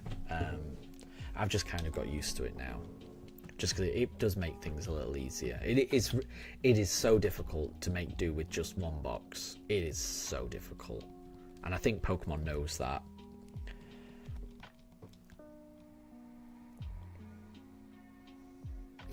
And Jilly, sounds like maybe you've got a shiny Lucario, I hope. I hope that's what you've got. Or something equally amazing. You've got a shiny Lucario. Nice one. Well done. That feels like it didn't take too long, I think. That is awesome. Because in my head, a hunt like that would be so difficult because there's just so many Pokemon that can spawn in that area. Oh, mind you, Lucario's just... Sorry, I was thinking the only way to get a Lucario in Area 20 was from the middle part, you know, the chance of one of the middle alphas being shiny. But there are just Lucarios that just patrol the outer perimeter as well as those. So actually, sorry, I was... Yeah, actually, yeah, that's... I mean, it's great no matter what. But I was... In my head, I was thinking that would be a really rare thing to go for. But I'd forgotten that Lucarios just naturally spawn in that area. Nice one. That is really good. And you got it in a luxury ball. Awesome.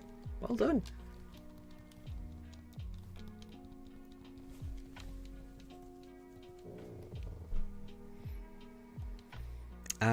XL, what in BDSP, what is the badge limit? Ooh, I don't know the answer to that. There's some ranges, like if you've got a badge, you know, between certain badge and certain badge, these levels obey you. But I don't know for certain. Apologies.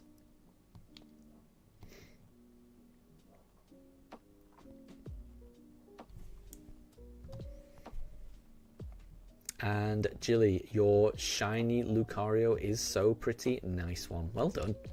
And you'll be able to Mega Evolve the Lucario as well, which is pretty cool.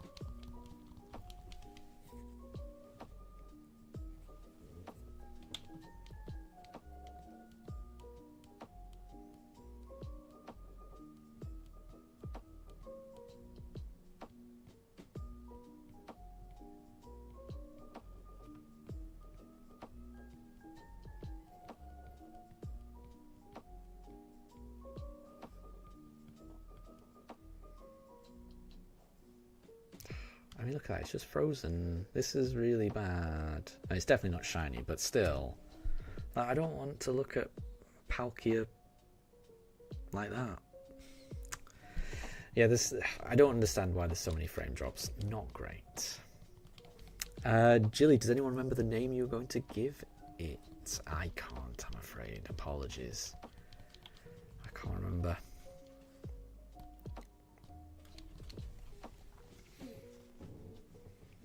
I would go with... I don't know. I really can't think of anything. I'm terrible at thinking up names, honestly. I would go with the first name that comes to your head. So, if you haven't already named one of your Pokemon Ziggy, then if that's the first thing that came to your mind, then I would name your shiny Lucario Ziggy if I were you. Yeah, Mifa is complaining. There's not long to wait now, though, Mifa. I promise, not long.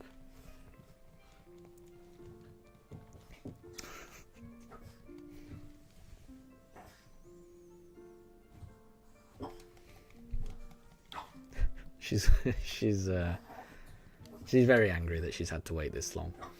There's only a couple of minutes left. We'll take a break very soon. Very soon. I promise, Mifa. Not long, not long.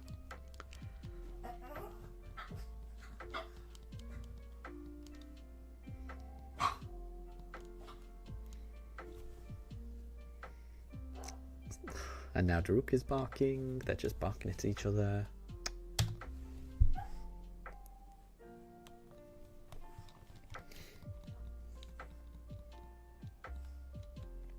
So what we'll do is I'll do another 4 encounters. That should bring me to 1,310, and then we'll take a break at that point. And like I say, I think it'll take about 45 minutes for me to give them both the walk, get them fed, and get myself fed. So just 4 more, Mifa. Not long, I promise. Amelia, you can't hear Daruk. No, there's no way that the microphone will pick up Daruk's barks. He's 2 floors down, but I can hear him, and Mifa can hear him. There is no way that the microphone could pick up Daruk's barks, even if he was barking at the top of his voice. it would, the microphone would not pick that up, unfortunately. But he definitely was barking. You'll have to just believe me. I mean, I could be lying. That is true. I mean, I could definitely be lying. There's no way to prove it, because it's just not possible for this microphone to pick up Daruk's barks. I think at best it's just Mifa's barks.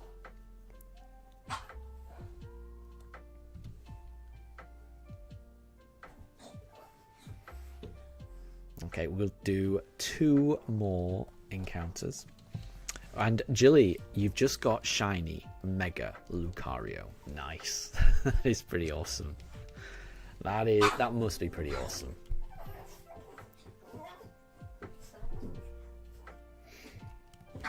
Mifa, hold on. Hold on. Almost time. I promise.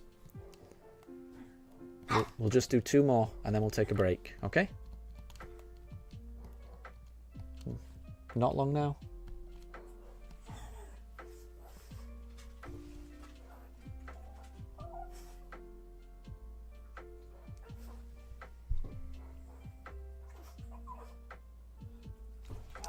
Nope. Okay, so just 1 more Palkia and then we'll take a break. So, like I say, it'll take about 45 minutes and then I'll be back. If anyone needs to leave in the next 45 minutes, thank you very much for hanging out up to this point. It's been lovely having you here, and I'll catch you next time. If anyone might be around in 45 minutes, then I will see you then. But here... Mifa, I know. This is the last one, I promise. The last one. This is it. We're just going to encounter this Palkia, and then we'll go on a walk. Okay? That doesn't look shiny to me. Doesn't look shiny to me. That does not look shiny to me, because it is not shiny. Okay, right, we'll reset here. Exile, you already have a dino run on this account, and you've got Monferno as your starter. Fair enough. Nothing wrong with that. Nothing wrong with that. And Amelia, poor Mifa. Yeah, I know, we can hear her now. I think she's figured out that now it is about to be time for a walk, so she's getting very excited. Jilly, you think that Mifa is making dino noises? Yes, she's been very patient up to this point, so I'm not gonna drag it on any longer. So we'll be back in 45 minutes, and I'll catch everyone then. So take care. Bye.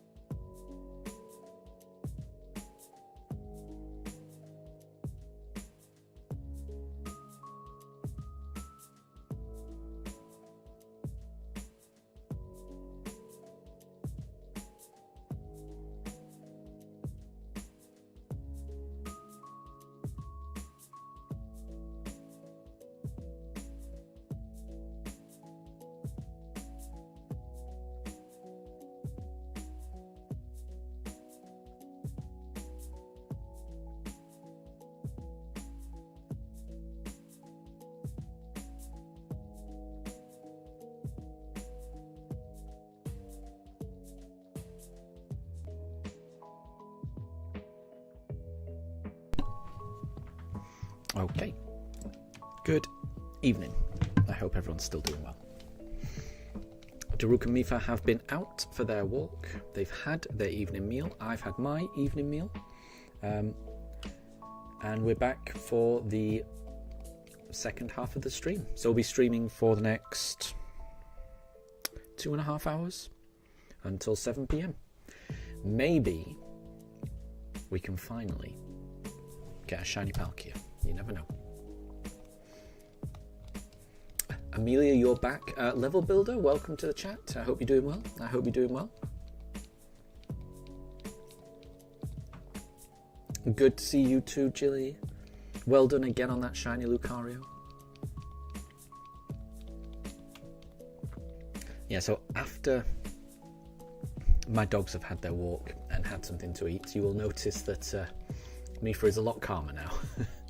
She's just flopped on the floor.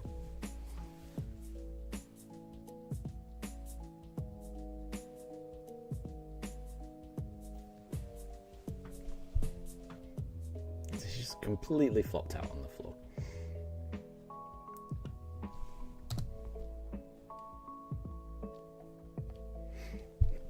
And Jilly, you had your breakfast. You had a burrito, steak and cheese burrito. Sounds delicious. And you're currently hunting Dratini now. Good luck. Yeah. Dratini is pretty much my favourite shiny. Dratini and Mareep, both of those. And Jilly, Mifa with the frog pose. I know, she looks, I'm a bit, yeah, she looks like she's passed out almost. Mifa? Yeah, I just want to make sure. I got a little bit worried. I didn't like her laid like that because I was a bit worried. I didn't mean to wake her up there, but I just wanted to make sure she was still breathing. She doesn't usually sleep in that position. It's a very strange position for her to sleep in, that's all. And, oh, Jilly, that Pugs is what we call the frog pose. I can see why, yeah. She doesn't usually do that to sleep. She definitely doesn't do that to sleep.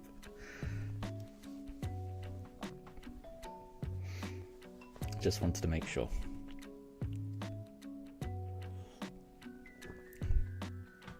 And Jilly, she's exhausted from all the barking. That probably is it, yeah. Yeah. Oh, and I missed that shiny sky. After this hunt, will we continue in ZA? The plan is not to. So the plan is after we get Palkia, we get the next gym badge, we battle the Elite Four, we beat Cynthia, we finish the game. I think the plan after that is either to do a shiny only run in Let's Go or to do some Dynamax adventures, and I'm leaning more and more towards doing some Dynamax adventures, honestly. That's the plan. That's the plan.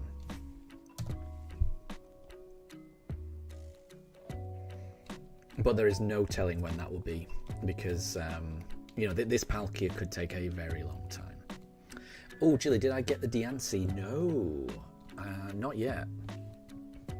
Does anyone know whether the Diancie is a limited time thing, or whether it's just a permanent mystery gift thing? Because if it's limited time, then I really should get it.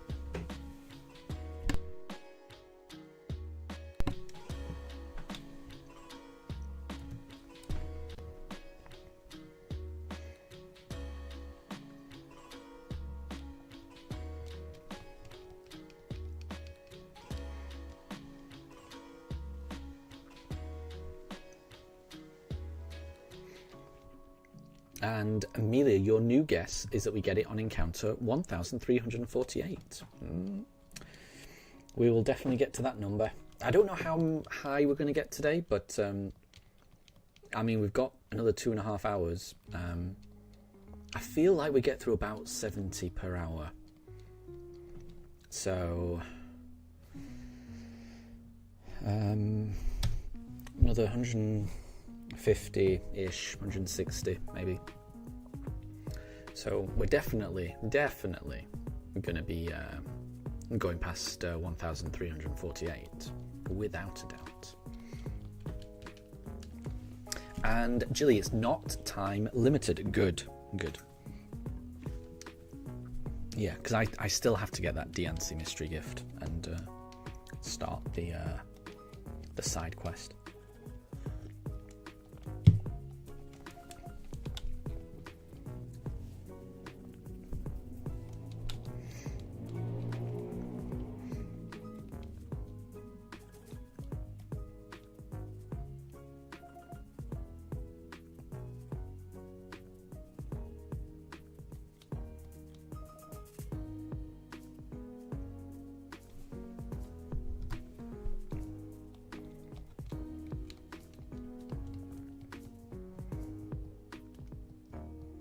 So I think that's the plan.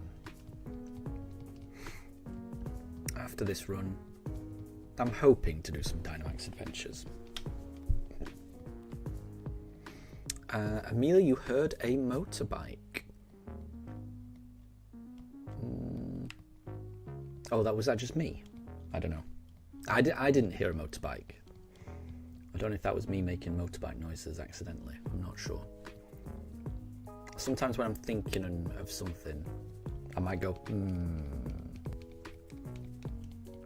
not sure.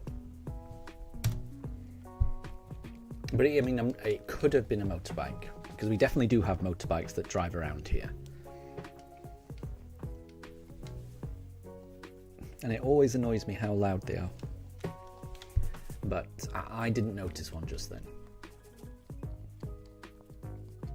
Unless you mean you heard a motorbike where you are, in which case that absolutely could be the case.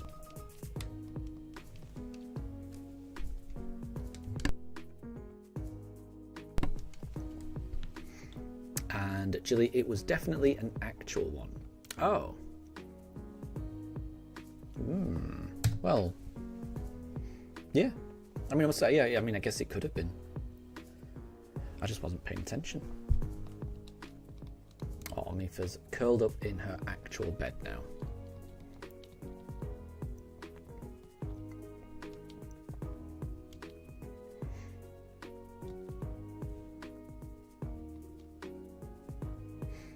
And Exile, you're doing a rodent run on your Japanese copy of Shield. Very cool. Good luck on that run. Hopefully, you get a shiny Bidoof. Hopefully.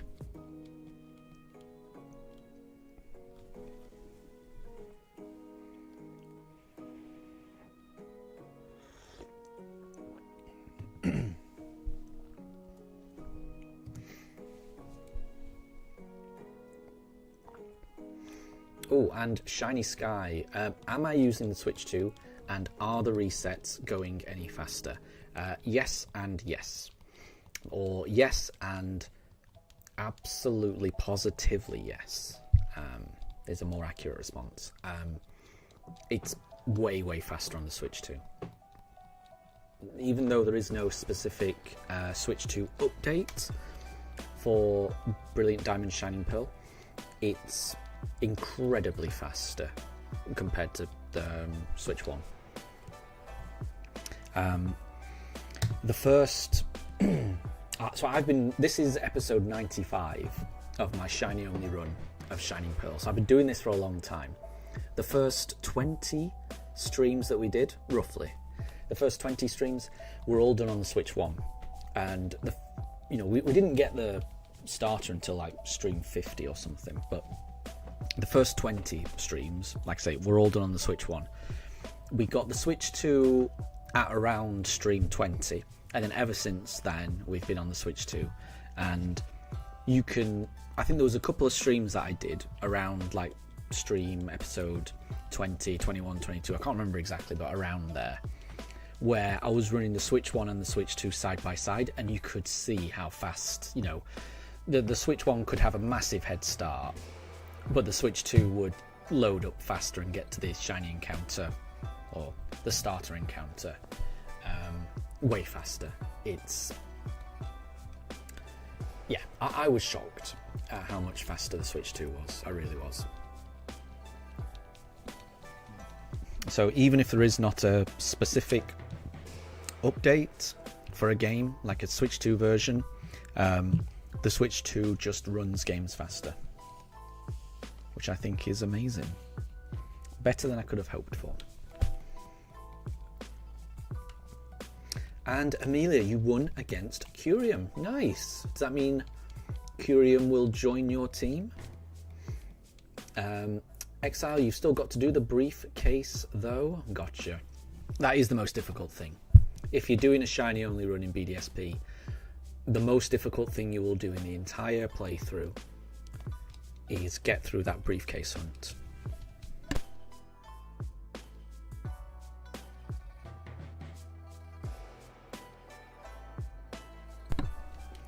It is, by an order of magnitude, the longest hunt and the most difficult hunt in the entire game, in my opinion.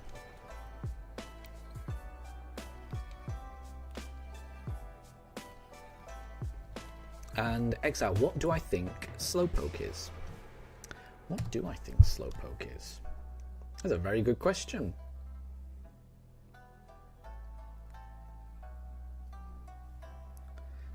Oh, Jilly, the way that I say Curium is not like you've heard before. Ah. Yeah, I'm almost certainly, in fact, definitely saying it wrong. I've never heard that word said out loud, so I've just imagined what it might be. There's lots of Pokemon that I just mispronounce, and that would definitely be one of them. So, yeah. I just pronounce things my own way. Jilly, you pronounce it Kyurem. Yep, yeah. I see that, and Amelia pronounces it exactly the same as you, Jilly. There you go. So that sounds like it's the right way. But the way that I pronounce it will be wrong. The thing is, I'm not going to be able to remember how to pronounce it correctly. I can only pronounce it my own way, I think. And Bulba King, welcome to the stream. I hope you're doing well.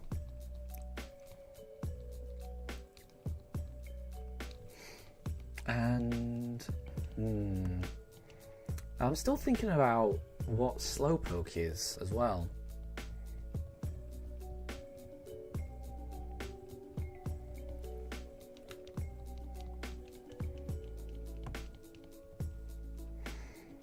I don't know what Slowpoke is, actually. I'm trying to think. It's like a... I don't know. I really don't know what it is. It's got arms and legs, but it's a water Pokemon. So I really don't know. Yeah, I really don't know what real-world equivalent Slowpoke would be. Exile. I can't think. Bulba King, you think that it's pronounced Kyurem rather than Kyurem. I mean, both of those sound very similar to me. I wouldn't really know the difference. Both of those are different to how I mispronounce it as just Kyurem.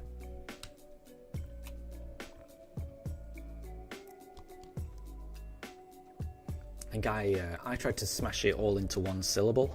I don't break it into others. And Exile, do I think it looks like a rodent? Oh, I don't know. I genuinely don't know. Because it doesn't look. When I think of a rodent, I think of like generally like an aquatic rodent. I would think like a water vole or an otter or something like that, and they both got fur, whereas Slowpoke doesn't. I really don't know. Amelia, how do I not know what Slowpoke is? Yeah. No, I'm trying to... I think the question is, what real-world animal is Slowpoke based on? And that's what I'm struggling with. I can't really think what it is. And Bulba King, I mispronounced your name as Bulba Thing. Yeah, apologies. It did come out. I corrected myself immediately. I mean, I think I think the main topic going on is about how I pronounce curium. So it's all based on the fact that I just mispronounce things. I am a destroyer of words, so apologies, but there's no way I can say that won't happen again. I will mispronounce and stumble over my words all the time. Apologies.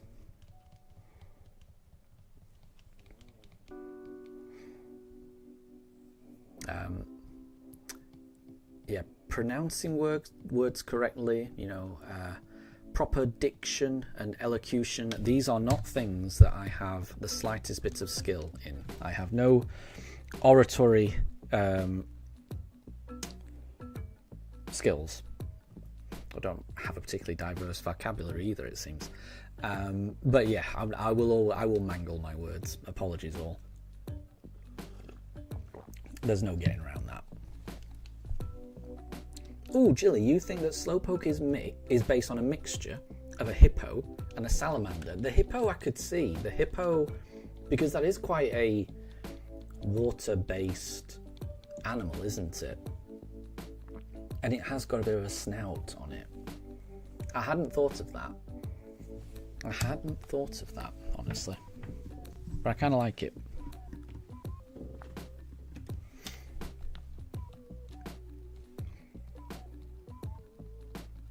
Exile. Oh yeah, you meant in terms of the Slowpoke thing. What is it based on exactly? Yeah. And Amelia, you thought that I didn't know what a Slowpoke was. Ah, I see. I have heard of a Slowpoke before, but I just don't know what it's based on. That's the thing. But hippo could be.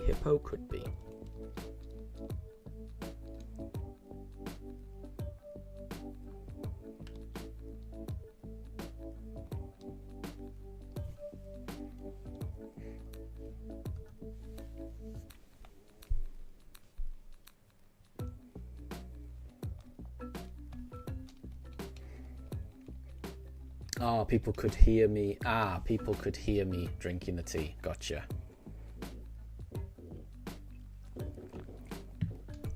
I tried to do it so it can't be heard, but I do have to drink my tea quite quick before it gets too cold. So I've got a nice fruit tea right here. This time in the evening, I tend to move from a black tea that I would have during the day to a fruit tea, just because there's absolutely zero caffeine in a fruit tea, so it's nice and calming, I found. It was very loud. Apologies, hold on. I'll try and move the microphone so it's further away from me. Maybe that'll reduce the chances of that getting picked up.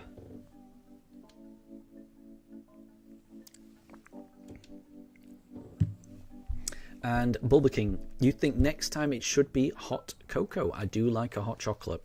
I'm not going to lie, I do like a hot chocolate.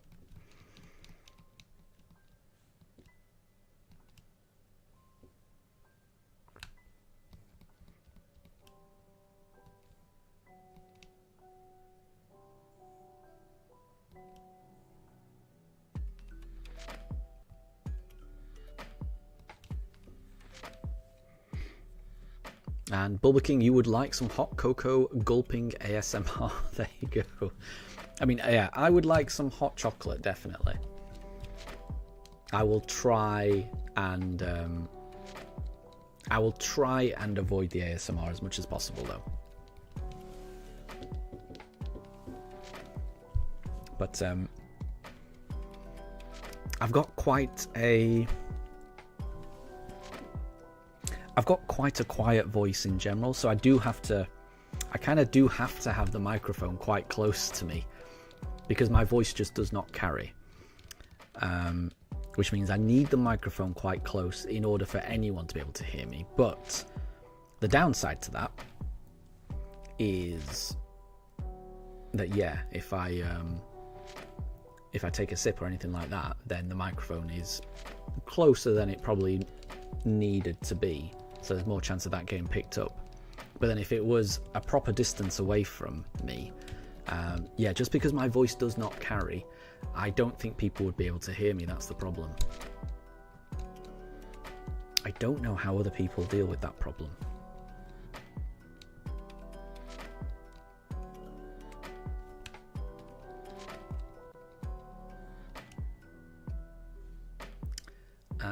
I'm inhaling the mic at this point. Is it still too close? I've moved it away.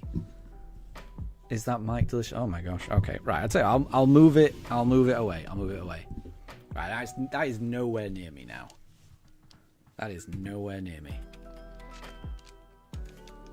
But I just worry that people might not be able to hear me. If everyone can hear me from this distance, yeah, I would much prefer that, honestly. Because it's a lot more. It's a lot easier for me as well.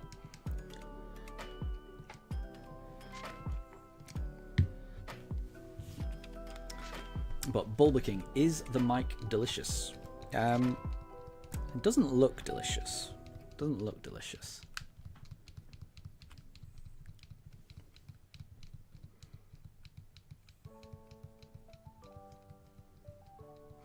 And Exile. So, the first rodents you'll probably get are Scorbunny, Squovert, Bunnery, and Pikachu. Nice. I thought you were getting...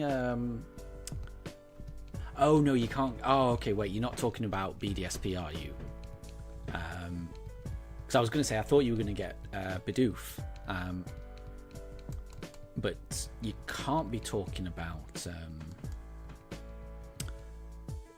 BDSP if you're getting Squovert and Scorbunny. Both of those are Scarlet and Violet, aren't they?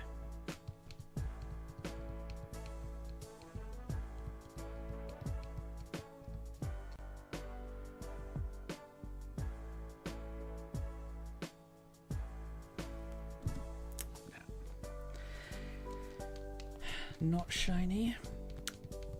We're getting close to Amelia's guess. I think Amelia guessed 1,340. It could be. It could be.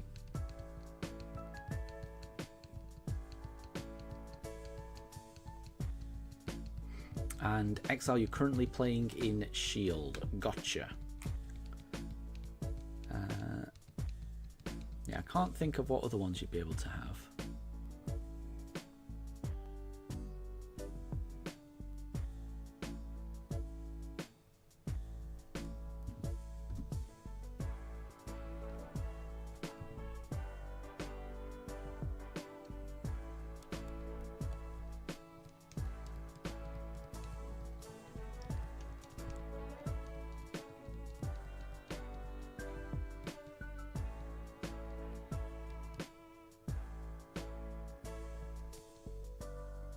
And Bulber King, you want to know if we can eat Palkia. It looks like a lobster. Lobster is a stretch. I would not want to eat Palkia. I would definitely not want to eat Palkia.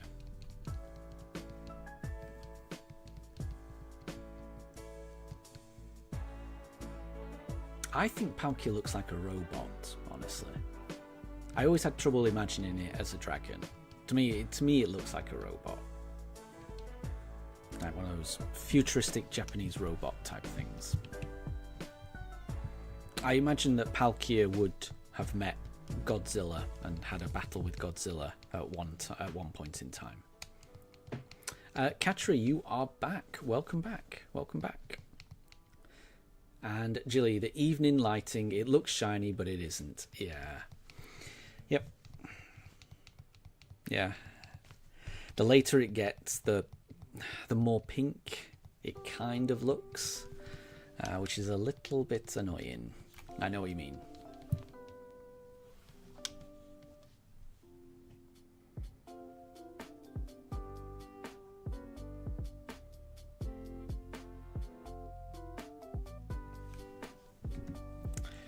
That was not shiny.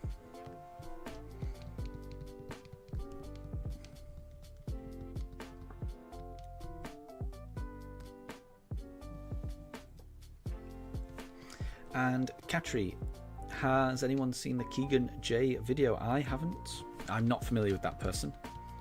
But I think I remember you talking about that one earlier.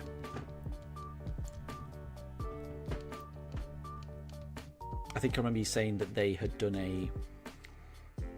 a run in ZA based on Ash Ketchum, which I think is kind of cool.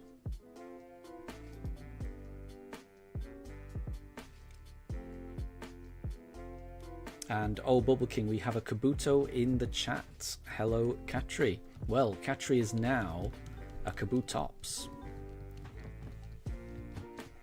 So we've managed to evolve Katri, the Kabuto, into a Kabutops, which is good.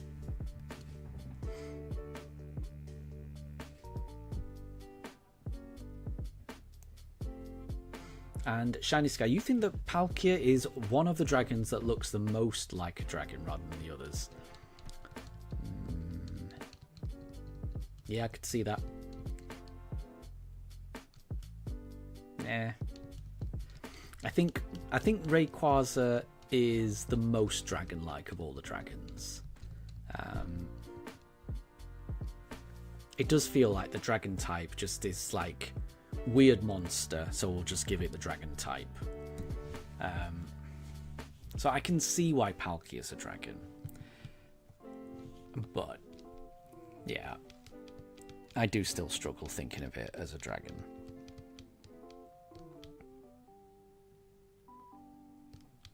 I think it's the shoulder plates. It just, yeah, to me it just looks like a robot.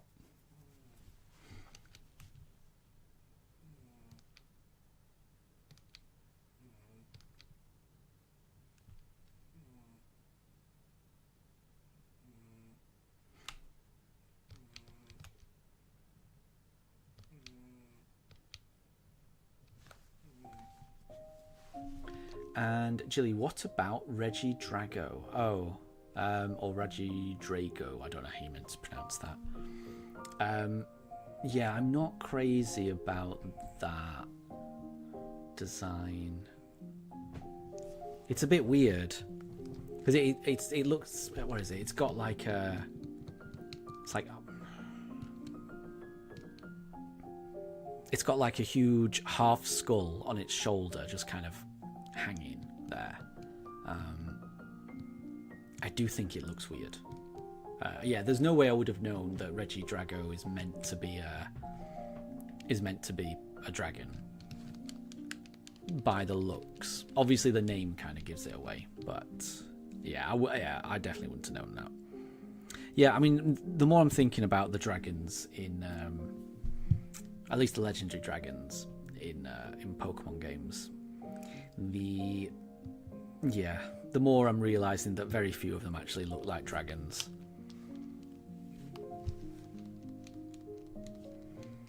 And so by comparison, yeah, I kind of do agree. Palkia probably does look more dragon than most of them. But that is purely because most of them look nothing like dragon. It's not saying an awful lot. Amelia, you can hear me for snoring. Hang on. Yeah, she's snoring a tiny little bit. Only a little bit.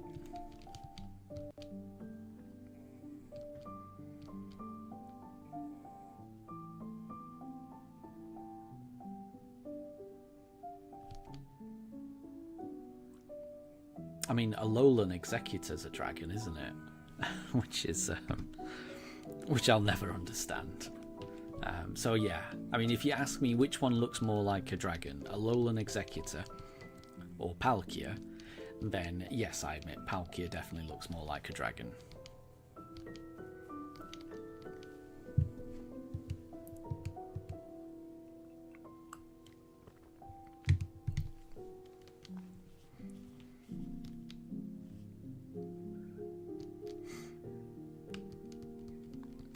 And Jilly, Koraidon looks more like a dinosaur than a dragon, and Miraidon looks more like a robot rather than a dragon.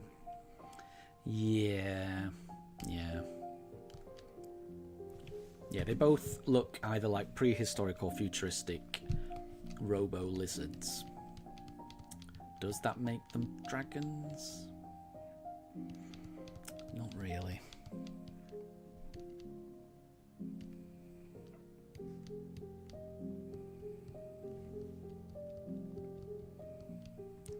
And Jilly, why did the Alolan tree get a dragon type?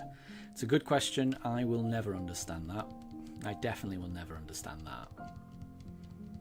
I mean, that might be the most left field typing choice, I think. Giving Alolan Executor the dragon type.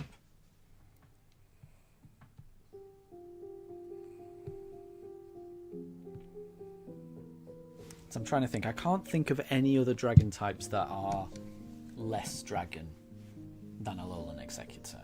There must be one, but I can't think of it at the moment. Because I think everything else you can kind of say, oh, okay, I don't really... It wouldn't be my first choice as a typing, but I can kind of see why it's got dragon type. I feel like there's a few like that. But Alolan Executor, you could have... if you showed that to someone with no knowledge of Pokemon, just telling them all of the different types, and say that dual types are possible, but what do you think this Pokemon's typing is?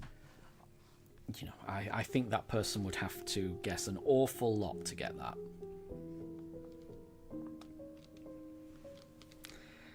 Jilly, Alolan Dugtrio. Why did it become steel just because it grew some hair? That's a good question as well, for which I do not know the answer. Jilly Eternatus is a dragon. That I can see. It does kind of... It looks like a skeletal dragon a little bit. I can kind of see that.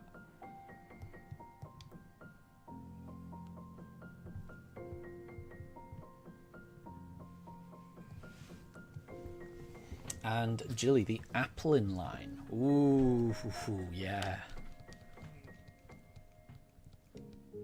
Yeah. I'm not sure I would have guessed the Applin line as being a dragon, definitely. Applin itself is not a dragon, right?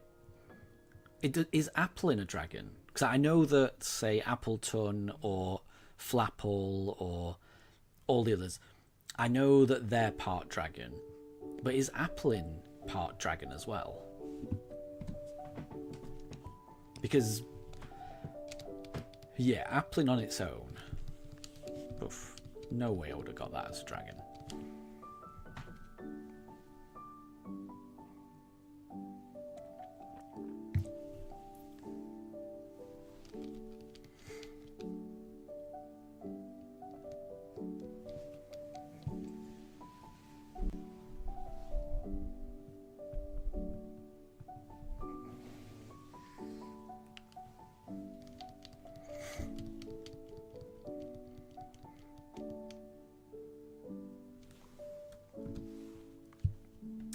And Applin is Grass Dragon. Wow, yeah. Yeah, there's no way you'd have got that from Applin. Even like Appletun and Flapple, it's a stretch. But Applin, not a chance. Very strange. They definitely make it up as they go along.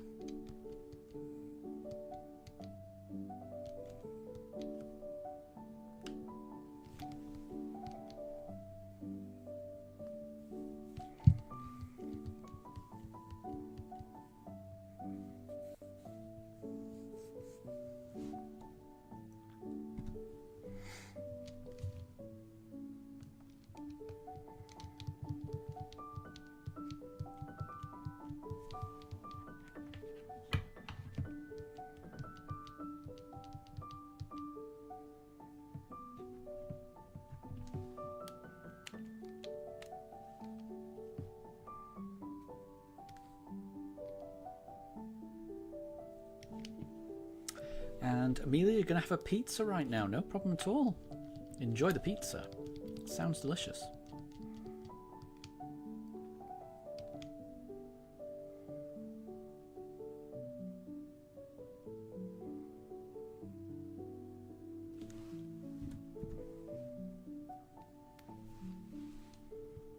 And Jilly Kingdra. That is a dragon type. Yeah. I mean, that is blatantly just a seahorse, isn't it? Yeah, that is a bit odd.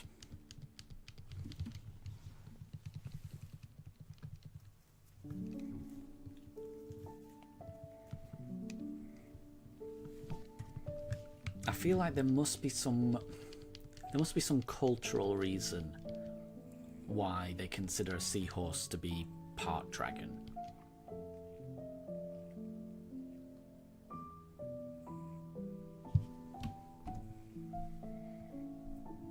But I can't think why, but it is just a seahorse. But it's similar to like Skrelp as well. Skrelp is like a seaweed seahorse, and that's poison dragon, right? Or the Dragalgi is.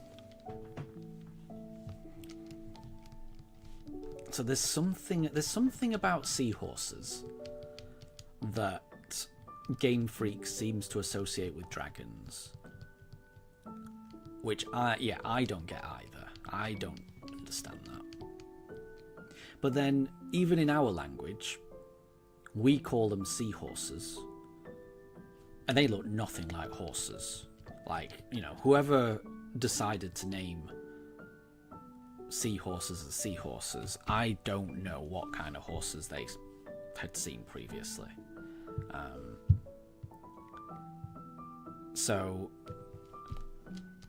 what I'm trying to say is that even real scientists in the real world that give names to animals sometimes go a little off script. So I can understand why Game Freak go a little off script with what things are. Jilly, same with Eternatus and Tatsugiri. Tatsugiri is a dragon type. Yeah, that's true, isn't it? It just looks like sushi. And even if it's not on sushi, it just looks like a little fish. Yep. Mega Sceptile gaining the dragon type. Yeah, it just kind of looks a bit more prehistoric, doesn't it? I think. I don't know too much about Mega Sceptile. I think I've seen images of it, and it looks like its tail gets a little bit bushier. Oh, Shiny Sky, have I ever played Pokemon X? And if so, which Pokemon should I recommend? I'm afraid I have not. Never played X and Y, sadly. I think you should shiny hunt whichever Pokemon you think you'll have fun with on your playthrough. That's all I can suggest.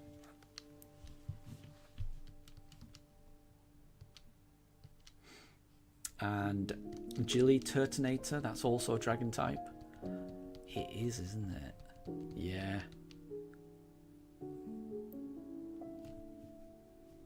Yep, there are some very strange design choices in Pokemon by Game Freak. Why they do it? I haven't the foggiest.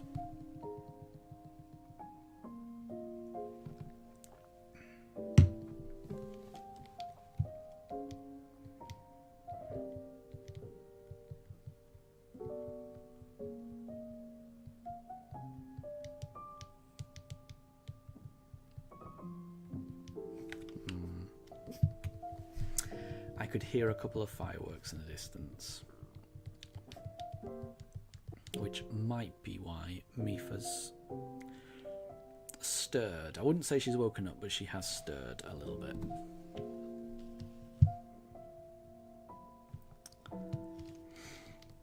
And Exile, back to your briefcase run. Well, I really hope you get it soon.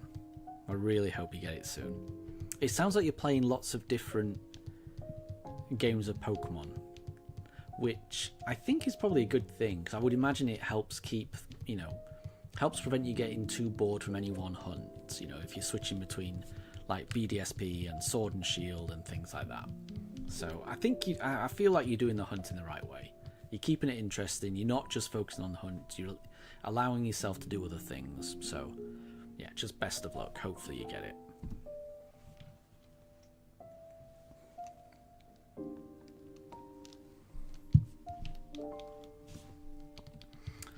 And Jilly, running back and forth is making you sleepy. Whereabouts are you doing that? And what are you trying to get again? Because I thought you were going for the Lucario, and obviously you've got that. So what is the current shiny hunt for you?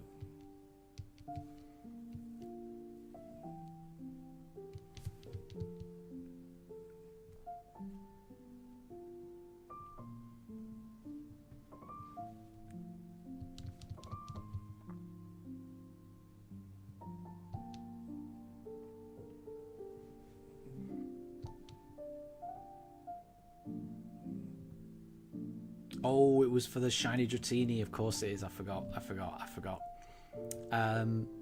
Cool. I think I know. Well, I think there's 2 areas where you can do that hunt. There's one where you have to run over a bridge, and there's another one where you're kind of running against a railing and going back and forth. My wife and I did both of those, and we found the one where you're running against the railing. We found that easier to do while we were doing other things, while we were watching other programs or something. Because you can kind of just run against the railing back and forth. The one that required you to have to go over the bridge, that involved a little more attention, so we struggled with that one a little bit. And Jilly, you're doing the bridge one. Fair. So we found that one a little bit more tricky. But I would say whichever one works best for you.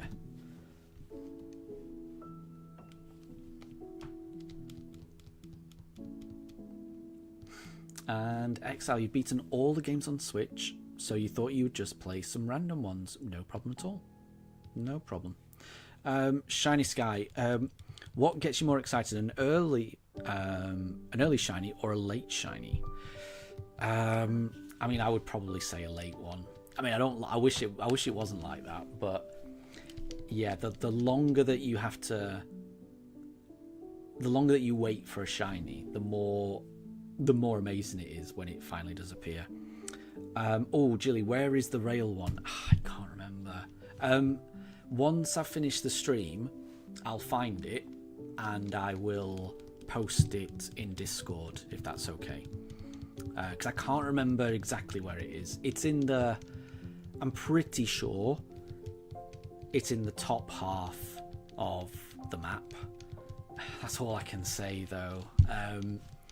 Yeah, after the stream, I'll find it. If I can find, because we would have found it from watching someone on YouTube doing the hunt.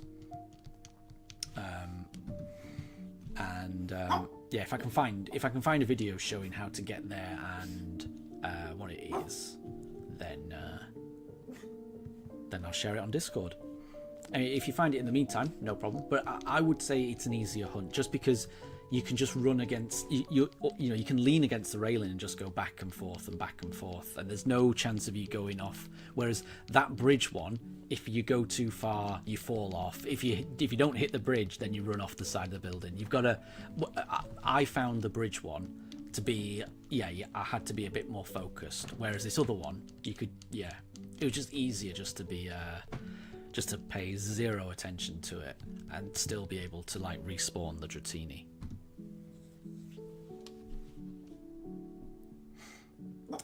I can hear fireworks going off. So if you will notice that little Mifa is awake, and she's currently barking at a few of the fireworks that have gone off. She is not a fan of fireworks. Understandably so.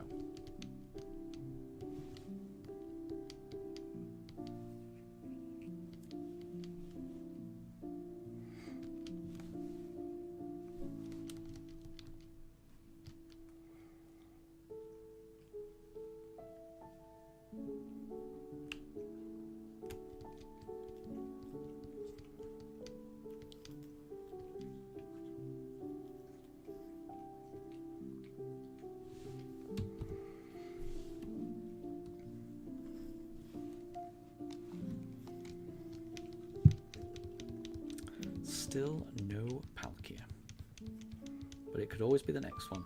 You never know.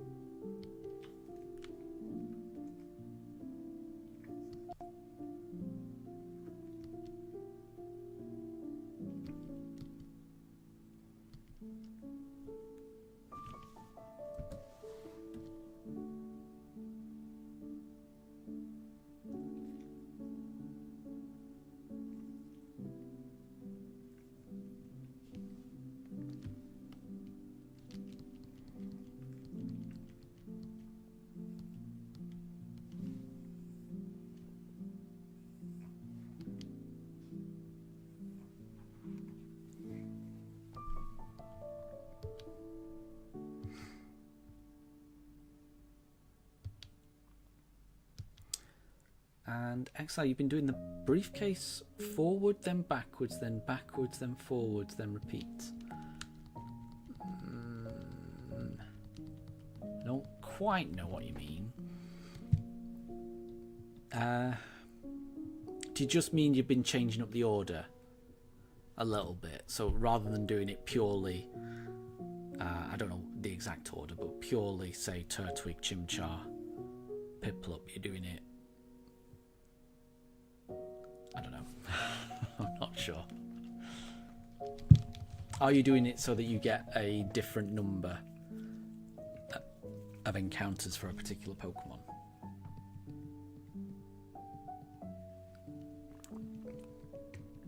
Gotcha.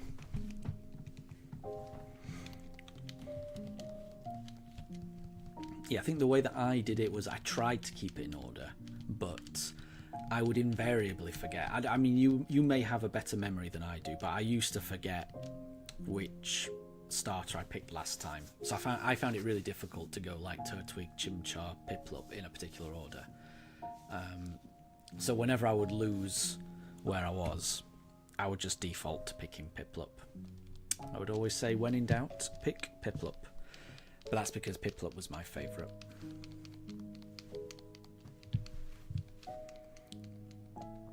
But only just. I like all the starters in these games.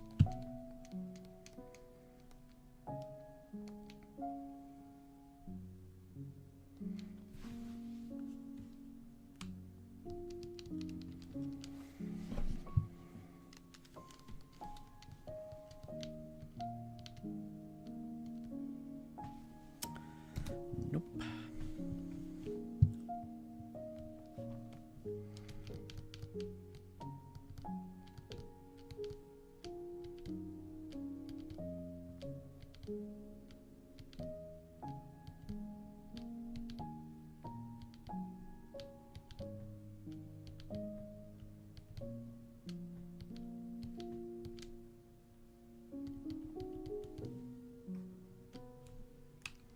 And Amelia, you are back. Welcome back. Welcome back.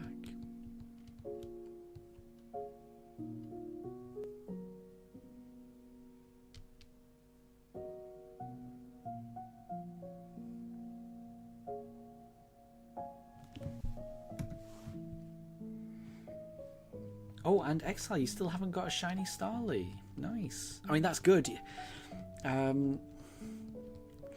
You know, hopefully that means that the first shiny you get is a starter rather than a Starly. I know that I got a Starly really quick. I ended up with 3 in total across my 260 hours. But the first Starly I got was on encounter 77. And I got a second one on encounter like 700 or something. It was very, very strange. I then didn't get another one for another, like, I don't know, 6,000 encounters. But it was a very strange start to my hunt. And Jill, you might spend some time resetting Area 19. You need a break as you're a bit sleepy. I mean, I would say if you're a bit tired, it might be worth getting a little bit of a nap, is what I would say. Maybe set yourself up for the day. You know, it's not good being tired, is what I'll say.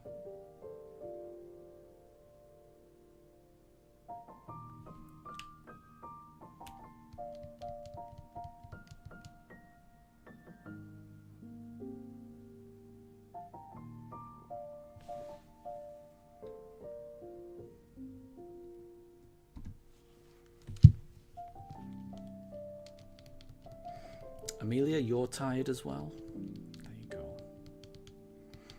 It's not good to be tired. Everyone needs a good night's rest.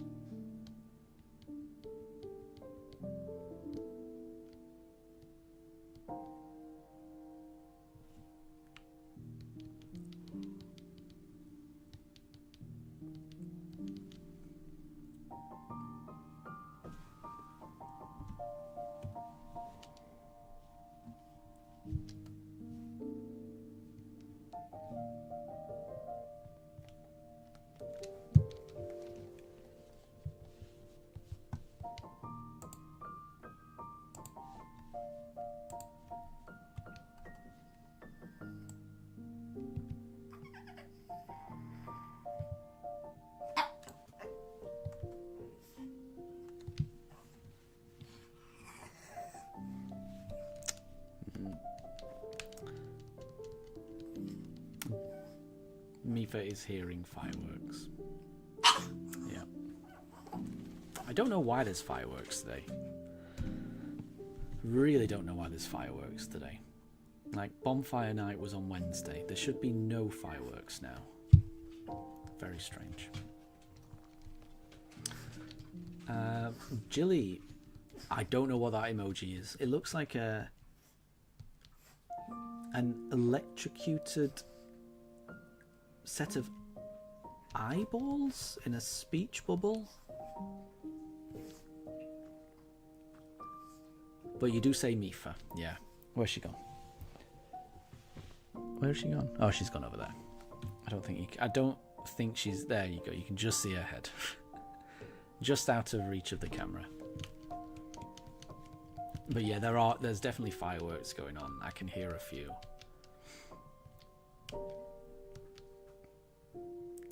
Neither of my dogs like fireworks.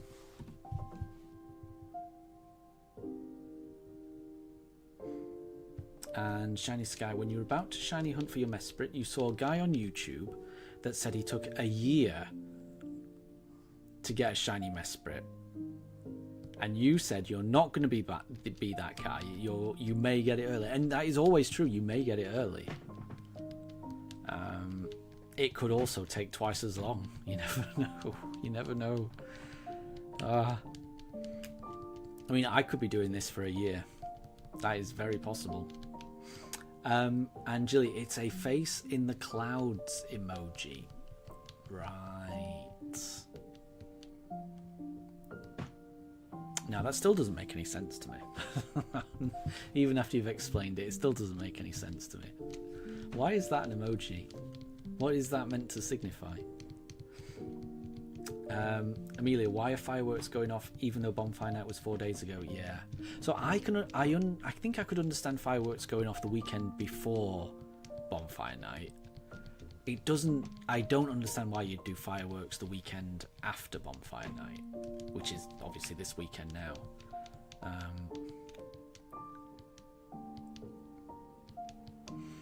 Yeah, I think it's strange. Exile, you can shiny hunt the Lake Trio and Cresselia in BDSP. Yes, you can shiny hunt everything in BDSP. There's only really 2 Pokemon. If you were going to start a new playthrough now on BDSP, there's only 2 Pokemon in the entire game that cannot be shiny, and that's the gift Mew and the gift Jirachi that you get in Floroma Town. That's it. Every other Pokemon you encounter can be shiny.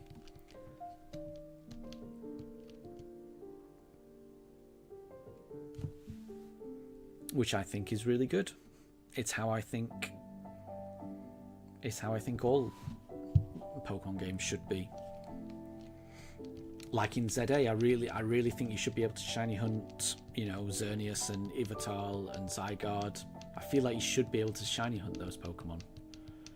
I think it's a shame that you can't, honestly.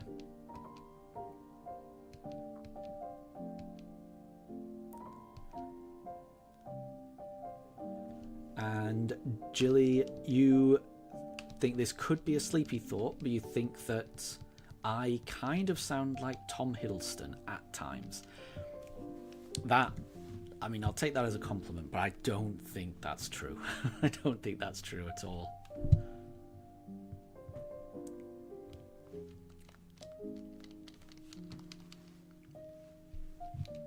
I'm trying to remember exactly how he talks. I'm sure he's got a fancy British accent. I don't think he's not got an accent like mine.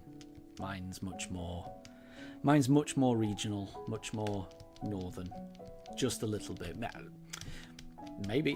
When you say a little bit, I will admit I'm pretty sure he's British, so it can't be too far away.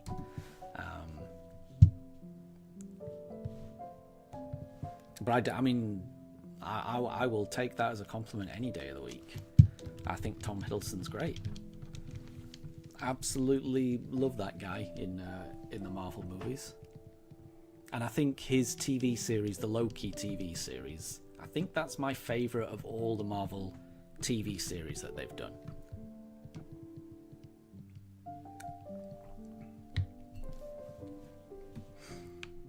And Exile, you can get them shiny in SS though. Is that Soul Silver or is that Sword and Shield?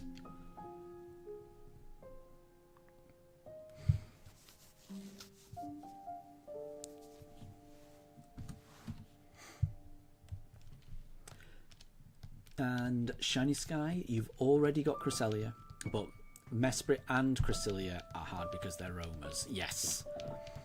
Yeah, I found it difficult to even find them, but yeah, I know that there's a way to do it,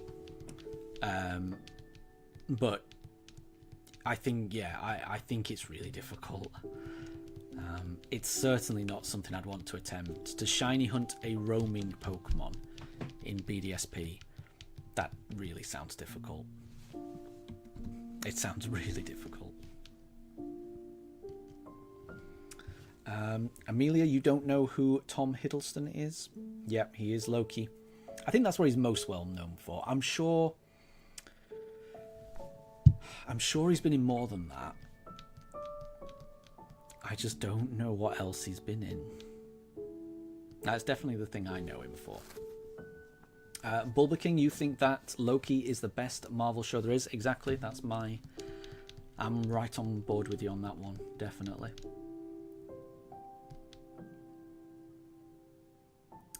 Exile, the only place you had trouble doing a surprise run was in BDSP. There you go. And you did mean Sword and Shield. Gotcha.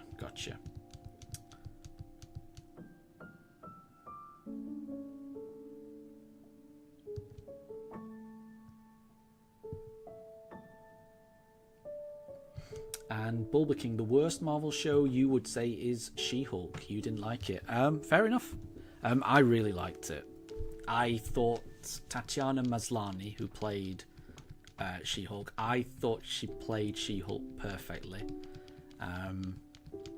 Of the very few She-Hulk comics that I've seen, I thought it was pretty close to the source material. You know, she does play a kind of Deadpool-esque, breaking the fourth wall kind of character, and I kind of liked that they did that. It's you can say what you like about that TV series, but it is very different to the other ones. It's at least memorable.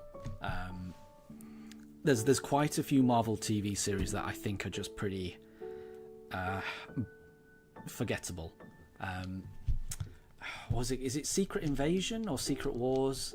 The one with like the Marvel series with Samuel L. Jackson in it. That was, I can't even remember. I can't remember that.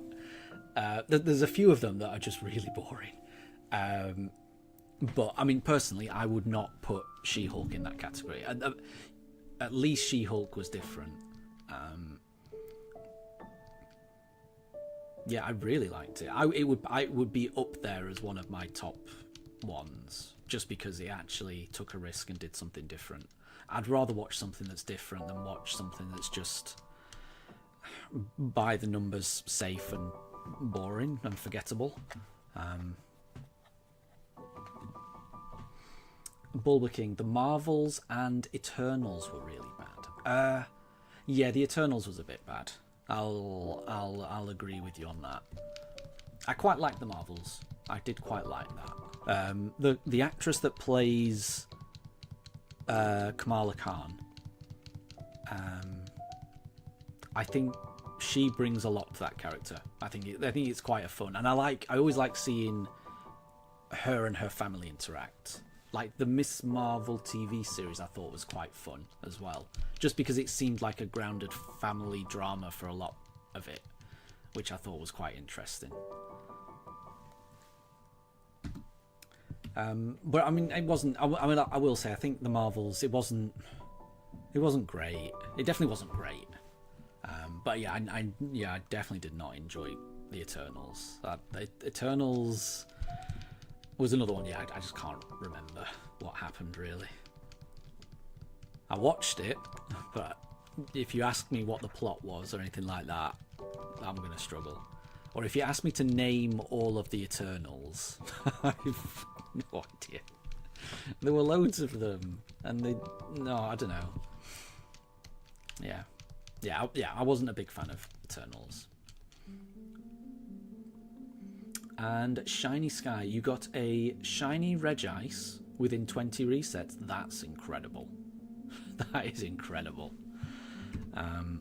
Yeah, I've never had luck like that. That's really good.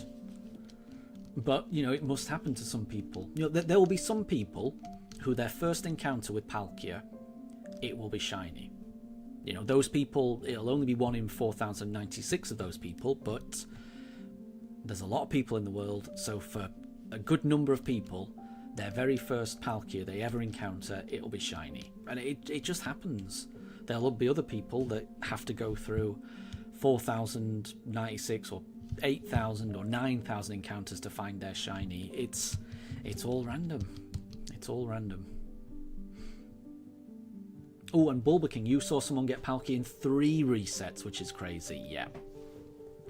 That's it. It can happen. It definitely can happen. I wish it would happen to me, but it can happen.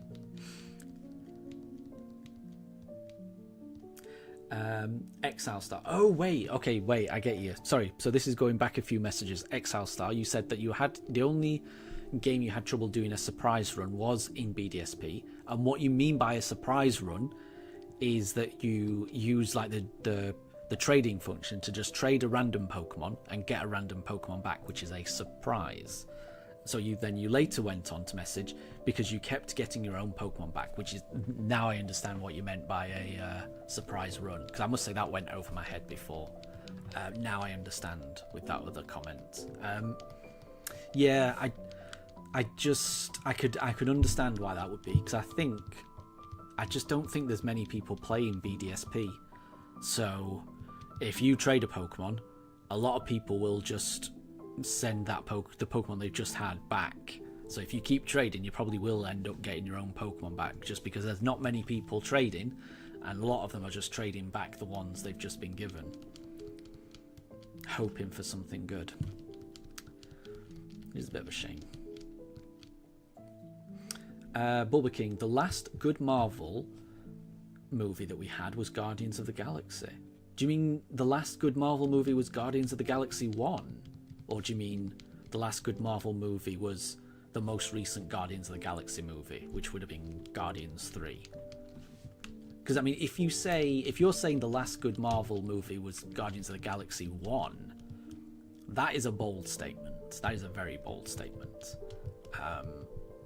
If you're saying it was Guardians 3, I think that's less of a stretch. Because I did enjoy Guardians 3. The bits involving Rocket Raccoon and his friends in his cell as a youngster, that was moving, is what I'll say. And one of his friends in the cell was voiced, I'm pretty sure, by a British comedian called Asim Chowdhury, who plays a character on UK TV shows called Chabuddy G. And I really like that guy. I really like that character. I really like that guy. And I liked his character in Guardians as well, even though it was just a very small part. I'm a big fan of that guy. But yeah, Guardians 3 was... All of the Guardians movies are good. James Gunn makes really good movies, the director.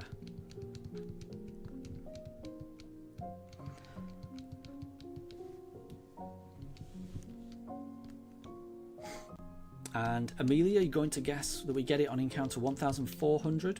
It's possible. It's possible. And Bulba King, it took you 639 Dynamax adventures to get a shiny Evital. Wow. That would have taken a while. Yeah.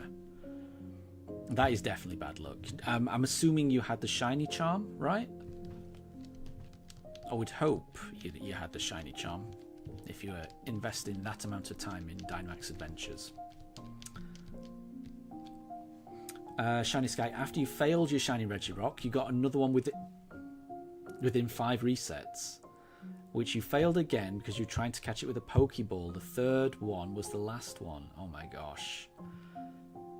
Since then you use Ultra Balls and Timer Balls. Poof. Yeah, how many Pokeballs do I have? This is a very good point. I hadn't really considered that. Hold on. Well, what I will say is, even if the Pokeballs go absolutely wrong, I've got a Master Ball. So I've got 100 Ultra Balls. Repeat Balls are not going to help. So I'm going to mainly be using Ultra Balls, I reckon. Because I've not got an awful lot of the others. I'll start with a Quick Ball. And then after that, it'll have to be Ultra Balls. And then if they all fail, we've got the Master Ball. So we'll be alright.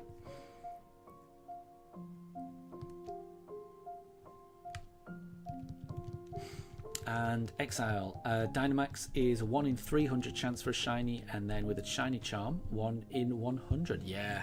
It's the shiny charm makes a good difference in that game mode. A really good difference. I can hear loads of fireworks at the moment. Ridiculous. Don't know why people do it.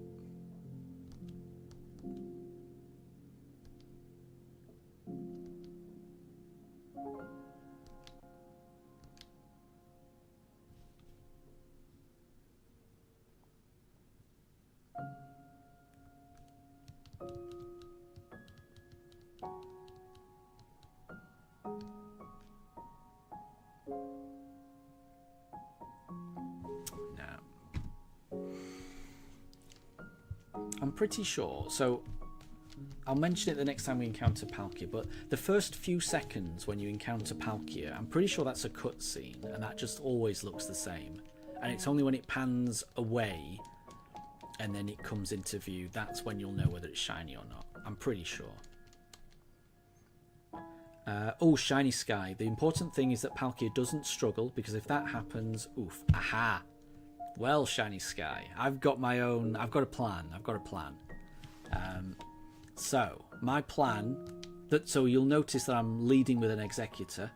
The reason we've got that is because we're gonna use Skill Swap to swap over the Harvest ability, which may create a berry after one is used. I will then swap out my Smeargle,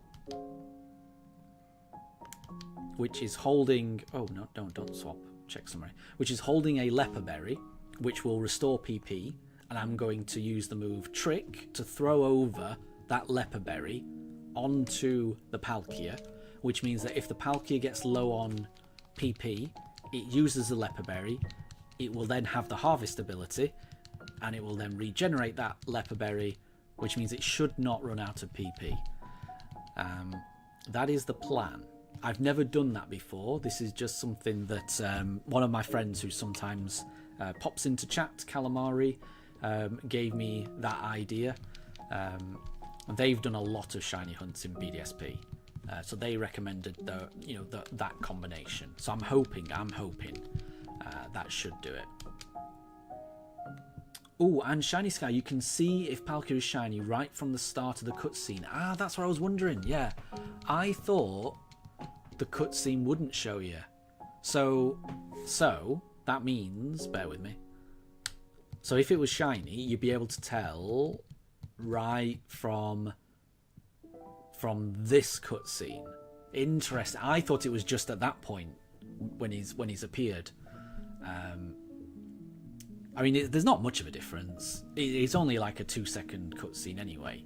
But that is good to know. That is good to know. I am going to wait until I throw out my Pokeball before resetting, just because I want to be 100% certain that it's not shiny. Because in my head, when it appears shiny, logically, I'm almost certain I'm going to know the difference. I'm almost certain it's going to be really obvious. I'm going to know. There's not going to be any doubt. It's just I'm going to know. But there's a little bit in my mind that just thinks, well, what if you miss it? So I know that before you throw out your Pokeball, if it was shiny, it would sparkle. So if I don't see a sparkle before I throw out the Pokeball, then I reset. So I'd rather wait for the lack of sparkles before resetting. But that is good to know that it's not just the zoom in, it's also the cutscene that shows whether it's shiny. That is good to know. And Bulbaking, your 639 Dynamax Adventures, that was with the shiny charm. Yeah, that's really bad luck. That is really bad luck. Well, hopefully, if you go through bad luck like that, then hopefully that means that, a bit of good luck is just around the corner. I know that has been the case with my run so far. I had bad luck with my starter, but then I did the next 4 hunts were all under odds. Then I had a bit of bad luck with the fossil, but then the Poke Radar, I managed to find that in just over an hour's time, which I think was really lucky, honestly. So I'm hoping that I've still got a bit of good luck to come, and that means that hopefully we get the Palkia under odds. That's all I want. If I can get this Palkia under odds, I will be very happy indeed. But we'll just have to see. You never know.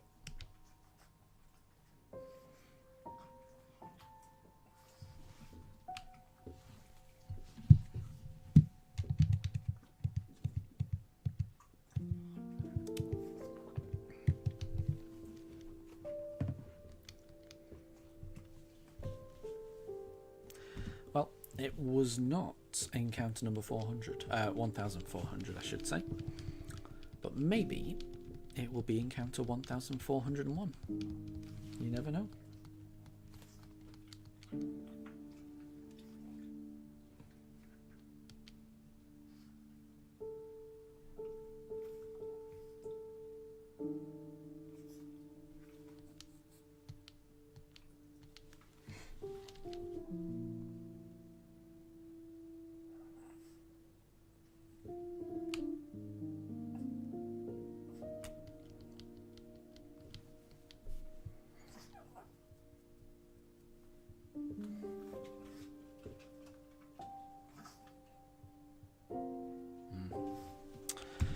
Not shiny. Maybe it'll be the next one. XL, would it be wrong to shiny hunt Dialga in Bug through and transfer to your Pearl? I mean, I don't follow, but what I would say is it's your playthrough, so I would do whatever you think you're going to have the most enjoyment doing. So if transferring something from another one of your games or from Pokemon Home or something like that, if you think that's going to make your playthrough more fun, then why wouldn't you do it? Why wouldn't you? It's all about creating the playthrough that you're going to enjoy doing. You know, it's your time that you're going to invest in playing the game. So I would say just make sure that it's something you're gonna enjoy doing. That's what I would say. Amelia, you're doing Milo's gym challenge. Good luck. I think I remember you saying that you were doing an ice type run, and if that's the case, I think Milo is doomed. I think you're going to wipe the floor with him. But good luck anyway.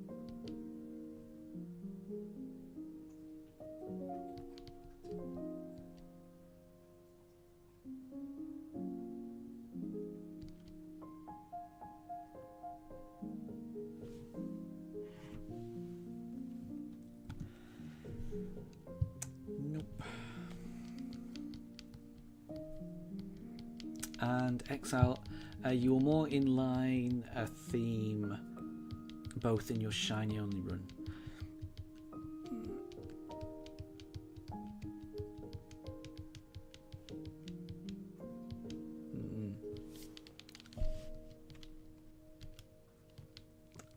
I'm still not following. Apologies. But if you mean... No, I'm not following. Apologies.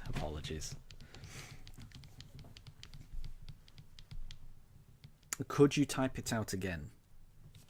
Apologies that I'm not getting it.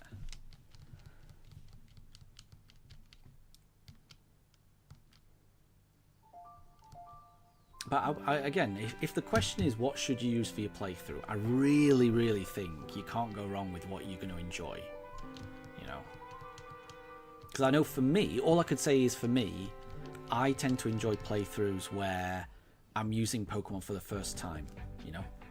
Those playthroughs where I'm using a Pokemon that I've never used before, I always find those to be the most interesting, the most memorable, you know? Because, you know, we're playing a game where there's more than 1,000 different Pokemon, and I bet you no one here has had a playthrough with every single Pokemon, or if they have, fair play to you. But you know, as many Pokemon as there are, I'm sure everyone's fought against every Pokemon, but have you actually used every single Pokemon in a playthrough and learned all the nuances and tricks? And I don't know, it's, for me, that's the most interesting thing, because, you know, a playthrough can feel very different if you use different Pokemon. Shiny Sky, when you started playing Pokemon X, you felt like you haven't played a Pokemon game before. It was so special. Nice. That's pretty cool.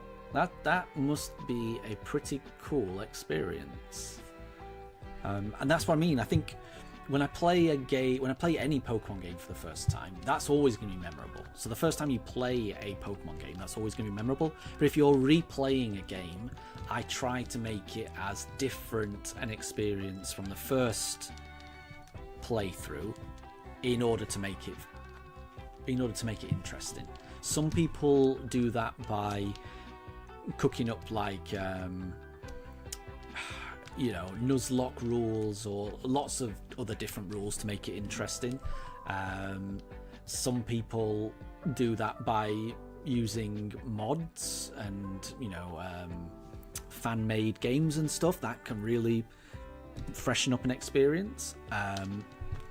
I tend to like doing shiny only things because then that makes it interesting. There's lots of different ways you can make it interesting, and one way is not going to work for everyone. It's all about what's interesting to you. Exile, you mean you thought to have both in your shiny playthrough? Gotcha. Right. Okay. Well, then I don't think that's a problem. I think you could. There's no problem in having both. I think there's no problem with that at all. And if it's something you were thinking of doing, then I would imagine it's because you kind of think you'd have fun with it. So I say go for it.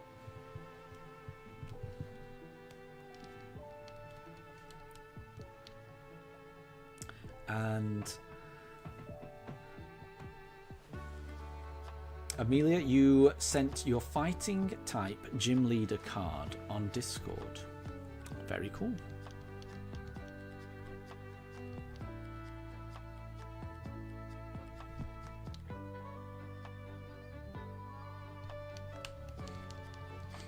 And Exile, you don't find using no potions or permadeath. You mean you don't like using those rules as a no potion or permadeath? I would struggle with that. Yeah, like I say, everybody has different ways of playing. There are some people who play with rules like that. Yeah, not using potions or XYZ. Yeah, there's definitely people that play the game differently, and there's nothing wrong with that. There's no wrong way to play these games. It's just whatever you think you'll have fun with, honestly.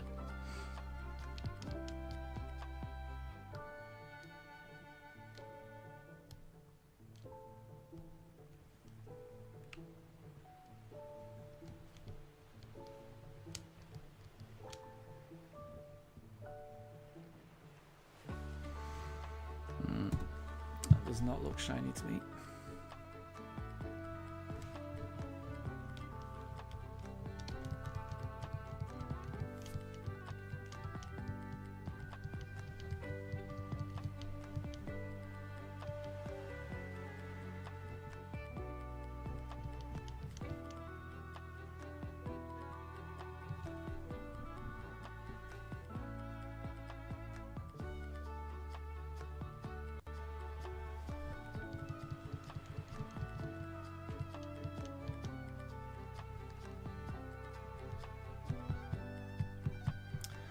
Does not look shiny either. Darn.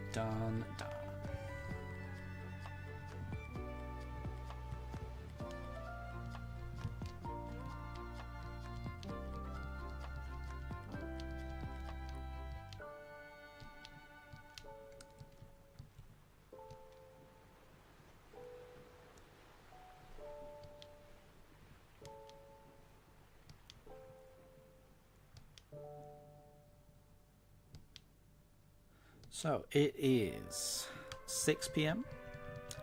That means we've got another 1 hour left. I tend to get through, I think, I've not been counting this stream, but I think in previous streams I tend to get through about 60 or 70 encounters per hour. So I don't think we're going to reach 1,500 today, but we will see.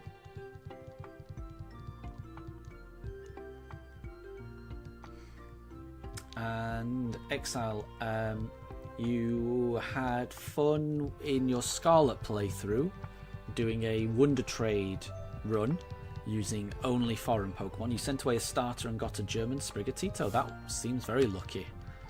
Seems very lucky.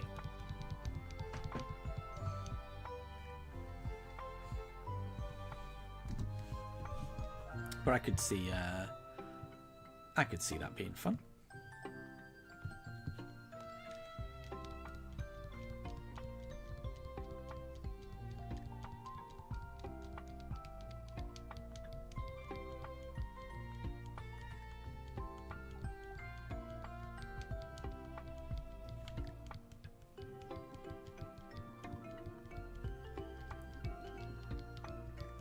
There's a lot of fireworks going on, but it's not actually bothering me for that much, which is a relief. She's back to being calm, but you can't really see her. She's sat just out of camera range. And Shiny Sky, the way you see it, normal Palkia, violet is... so normal Palkia is violet and pink. Shiny Palkia is red and pink. Yeah. I just want to see... I desperately want to see a Shiny Palkia. Like, I've looked at videos online, but I just want to see it in my own game, if you know what I mean. Because I am worried that I'm going to miss it. I know what you're saying. That, yeah, normal is violet and shiny is almost pink or red.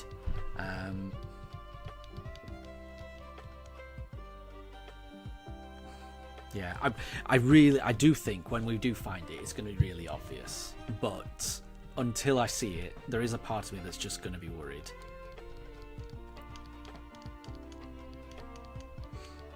Amelia, you can't hear the fireworks? No, it is quiet. But me and Mifa can hear them, trust me. And that was fairly loud, that one, just then. But again, I don't know if the microphone picked that up.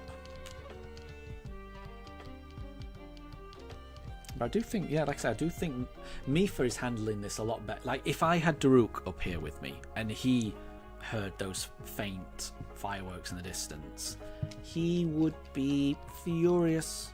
He would be running around here, barking, screaming, telling those fireworks that they don't belong around here, go away, don't you dare come around here, Mr. Firework, otherwise you'll have Daruk to deal with.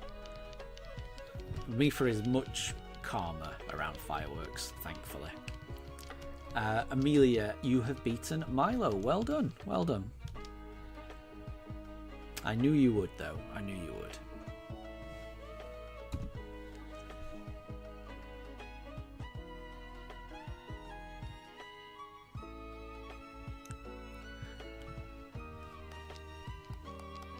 And Exile, so in the playthrough where you did a foreign only Wonder Trade run of Scarlet, it was just Arven and a few of the team stars and a few gyms. Does that mean that they were the ones that you struggled with, or that they were the easiest ones? That's pretty loud. Can you guys hear that? There's like fireworks going on right now. Is the microphone not picking that up? There's loads of fireworks right now.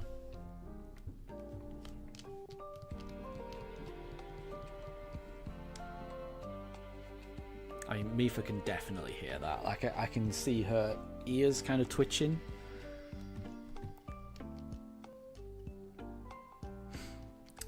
Shiny Sky, what are the odds of catching a legendary like Giratina in a quick ball?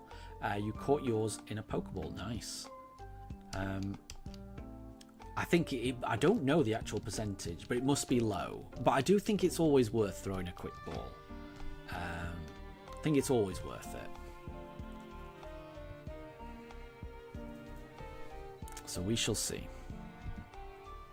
Oh, Amelia, you could hear them, right? They were loud just then. Most of the fireworks that are happening, they were not as loud as they were just then. But there was quite a few, just like constant for like 7 or 8 seconds back then. Now they've stopped. I can't hear anything now. Oh, Exile, that means that's all you've got left to do before you do the Elite Four. So you've done quite a lot. So all you've got left is Arvin, Team Star, and just a few gyms. Yeah, sounds like you're almost done. You're almost done, and then you'll be able to listen to Ed Sheeran singing, which I know not everyone likes, but I absolutely love that song. I love it. I'm not really an Ed Sheeran fan, but I love that song.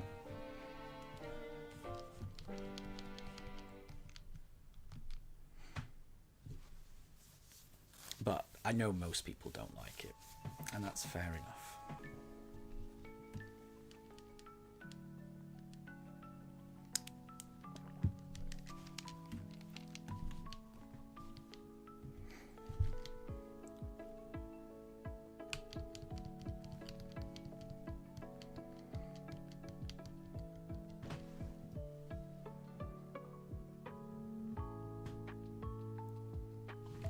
Okay, I've got a little bit of cracker here. Mifa has been off camera for ages. I'm going to try throwing a bit of cracker to see if we can get her attention. Mifa, no. Sit. Good girl. See, she's a really good girl there. So there's a bit of cracker in her bed, and she's just sat there like a well-behaved pup. And if I were to say the words, okay, go, and then she goes and eats it. They're both really well behaved like that. Wait, that's not shiny, is it? Nah, it's not shiny. Yeah, I was thinking this is a Pokemon with Pugs stream, but there's no Pugs at all on the camera. So at least we've got a Pug on the camera now.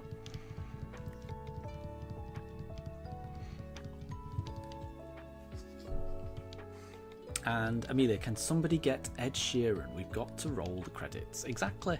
Yeah, it's I love it. Celestial, right? The song. I think it's great.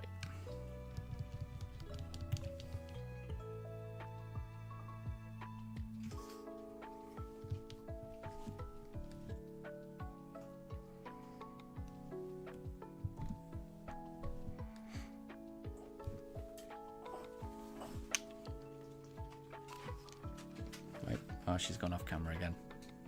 She's gone off. Where is she? I don't know where she's gone now. Well, she was on camera for a little bit. That's as good as we can do.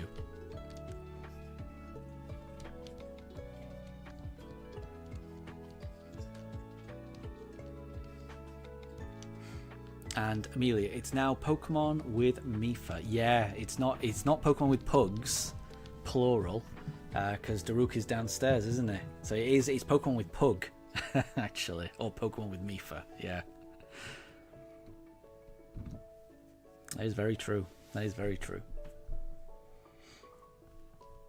I may have to just rename it Pokemon with Shinx and occasional Mifa.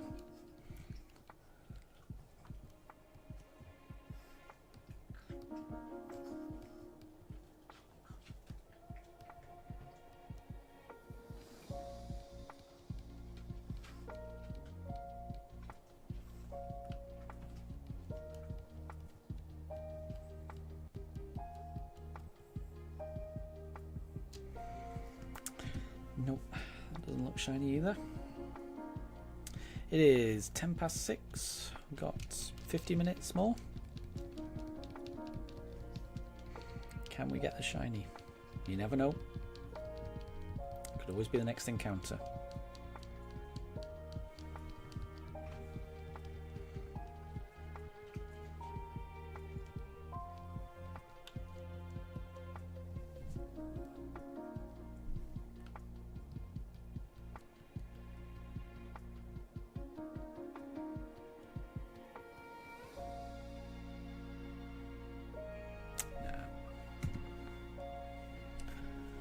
Shiny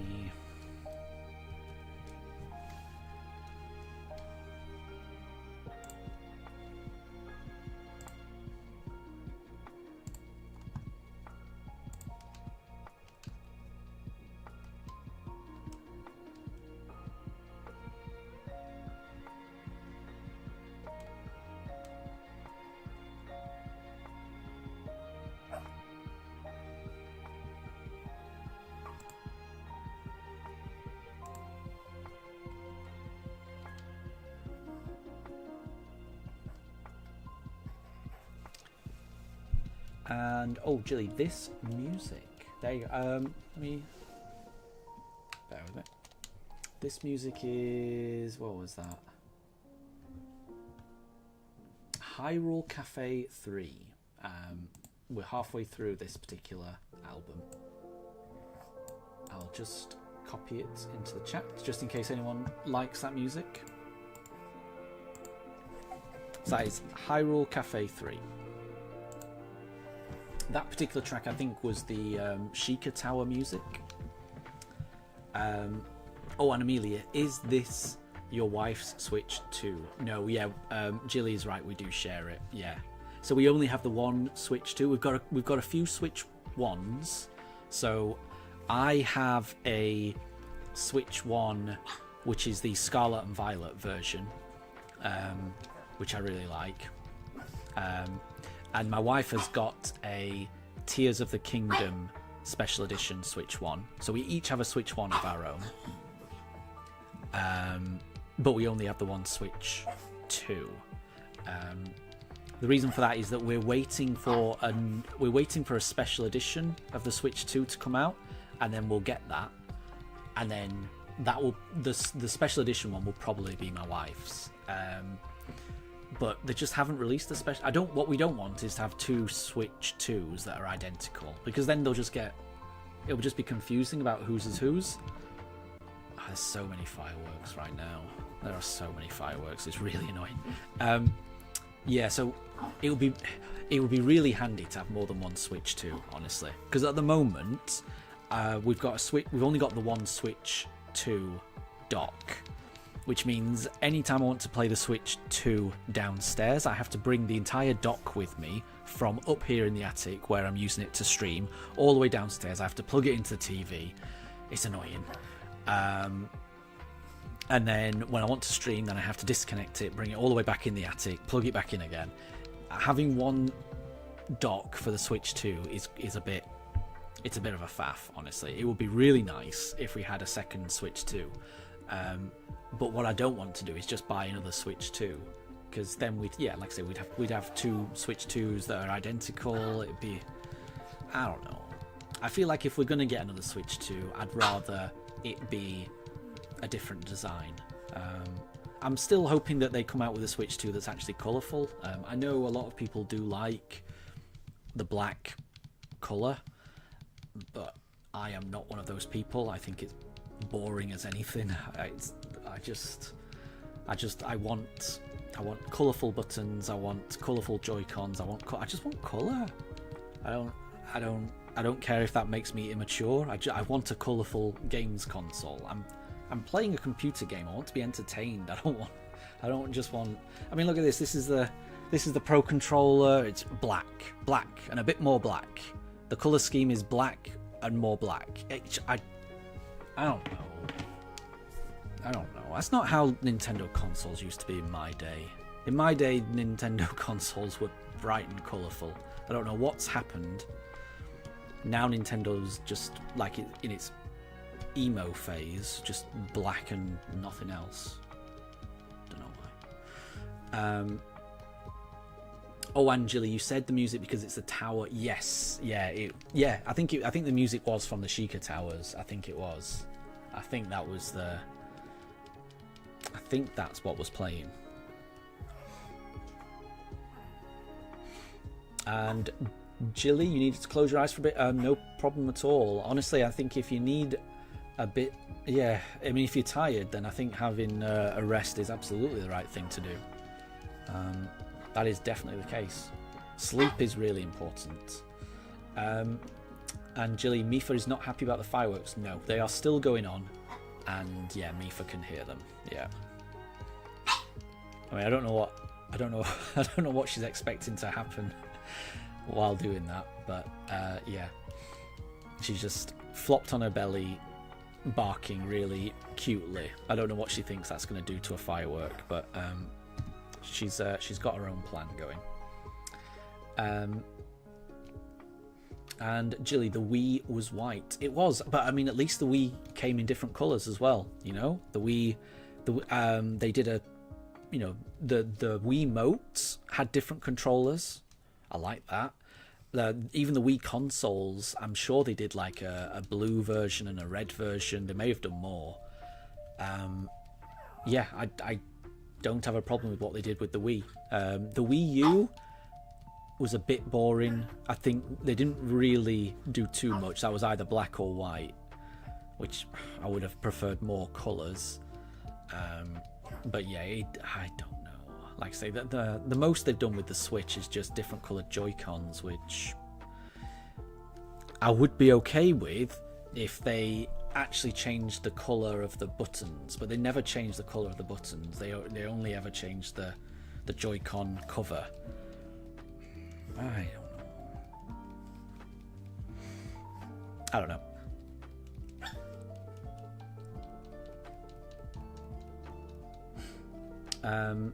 Oh, and Shiny Sky. That's why you have your pink coral switch. Pink coral switch? That sounds interesting. I've not seen that one.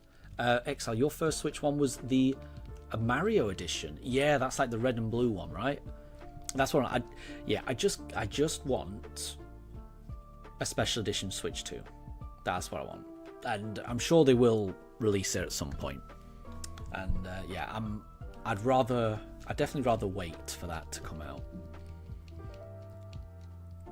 And oh, Jilly, you were also behind with the stream. How did that happen? I'm not sure. I am not sure. And oh, Jilly, so the Coral version is a Switch Lite. Yeah, I've never actually picked up a Switch Lite. We've only ever had Switches. I think both me and my wife, I think we do prefer playing it on the TV. So I think, yeah, it's always nice to have the option of being able to play on the TV. But I do get the appeal of the Switch Lite because it's even smaller than a Switch, which makes it even more portable. Which means for like, commuting and journeys, I bet it's really good. Amelia, your first Switch one was a Mario edition as well. There you go. That's a popular one, right? And Amelia, am I live tomorrow? No, I think the next live stream will probably be on Wednesday, I think. I think as we get closer to Christmas, which I know is a long way away, but there's lots of things that I need to get prepared for Christmas. I'm not going to be streaming as much, so I'm thinking my streams going forward, it may end up being just like one weekday stream and then one weekend stream. So I think the weekday stream for this week is going to be Wednesday, and then after that I'll do a weekend stream as well.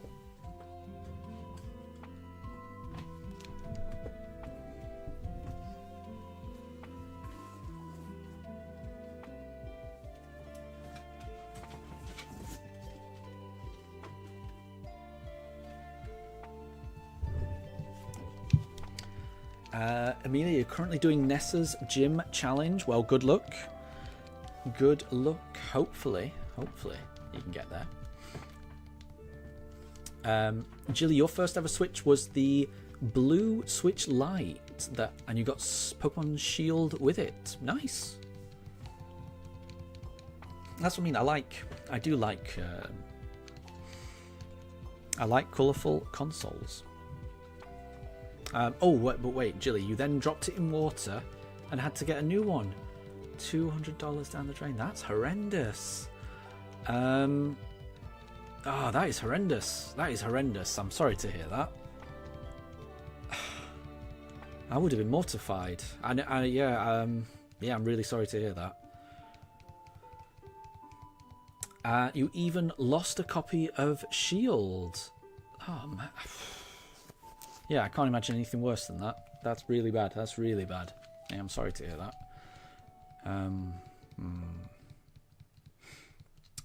Exile, you wanted a Let's Go Switch, but you never ended up getting it. Yeah, the Let's Go one was quite cute. If I didn't already have a Switch by the time Let's Go came out, I probably would have got that one. So, Jilly, so now you own neither your very first Switch or your very first Switch game. That is a bit of a shame. But have you have you rebought Pokemon Shield? Because I hope you have. Because if that happened to me, I would hope that eventually you could get it again, and then, hopefully heal some of those bad feelings about it.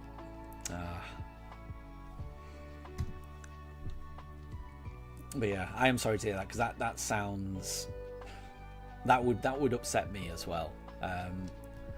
I've still got my very first Game Boy, and I've still got my very first Pokemon game, but I do not have the second Game Boy I ever got. So I've got my my normal Game Boy. It was the translucent clear plastic Game Boy, but I also had a Game Boy Pocket, a blue one, and I've no idea where that went.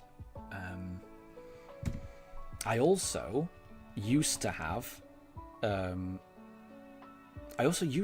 Pokemon Crystal, and I've still got the Pokemon Crystal cartridge, but I've lost the box for it, which is really annoying. But I mean, at least I still have the game cartridge, which is the main thing, I suppose. But it does still bother me that I've lost the box for that game. So it does happen. I used to have a Game Boy Advance as well, and I've lost that.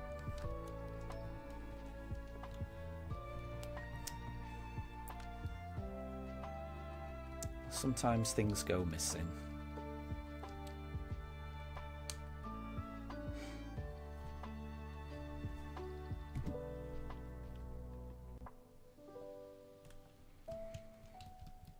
And Shiny Sky, your Switch light turned white around the A button. How funny. Ah, yeah. Because I've just found myself. That's the button I'm tapping right now. So I could see how that might happen. Yeah. Yeah. I have noticed that on some of my Joy-Cons for my Switch 1, the left thumbstick has become very worn on one side, and that's through just playing it an awful lot. It just happens, doesn't it? The more you use something, I think that's a sign of if your controller is wearing away like that, to me that's a sign of many hundreds of hours of time well spent, honestly.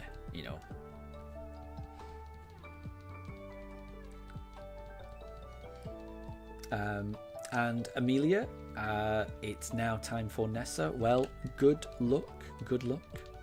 I'm sure you'll win. Exile, you figured that even not, but Chimchar is the most rodent-like. Fair enough, yeah. So if you're trying to do a rodent-only run, and your choices are Turtwig, Chimchar, or Piplup, and you think that Chimchar is the most rodent-like, I'm not really going to disagree with that. I think that's fair enough, honestly. I think that's fair enough. And Jilly, your brother's dog Gnocchi just cheered you up by standing up and scratching her side. Yeah. And Exile, all of yours quit working, or do you mean like your controllers? Or because it is annoying when things stop working.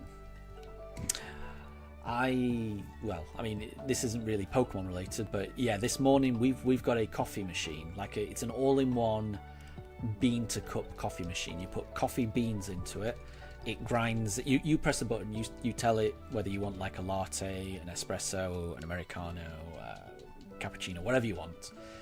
There's a separate jug to put milk, and it will steam that milk into foam, and it will it basically just makes your coffee for you. You press the button, makes the coffee for you. I tried to use it this morning, and it just came up with all these error messages, and I had to open it up, and it was an absolute mess inside. Coffee grounds everywhere. Had to rinse it out, clean it out, re-grease all the inner workings, and it was an absolute nightmare. When things stop working, it just throws your entire day out. It's horrible.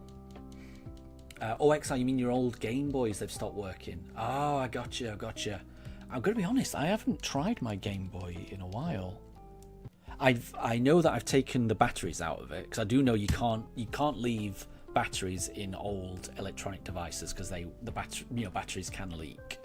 So I know that there's no batteries in it, but the last time I tried it, it did work.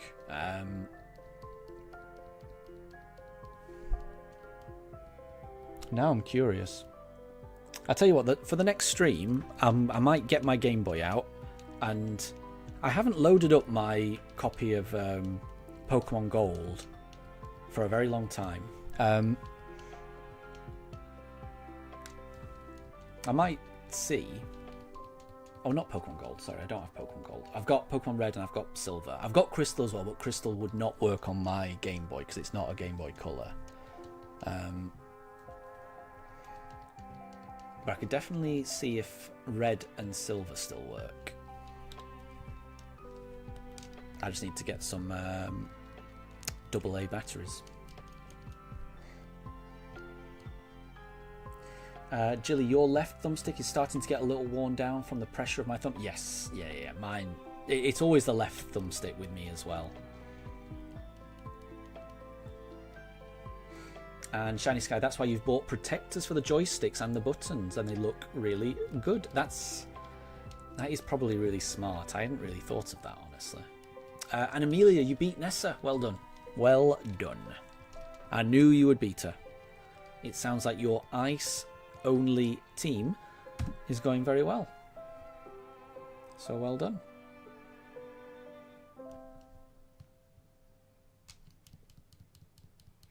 And Shiny Sky, you would rather have a DS Lite than a Game Boy Advance. That's fair enough.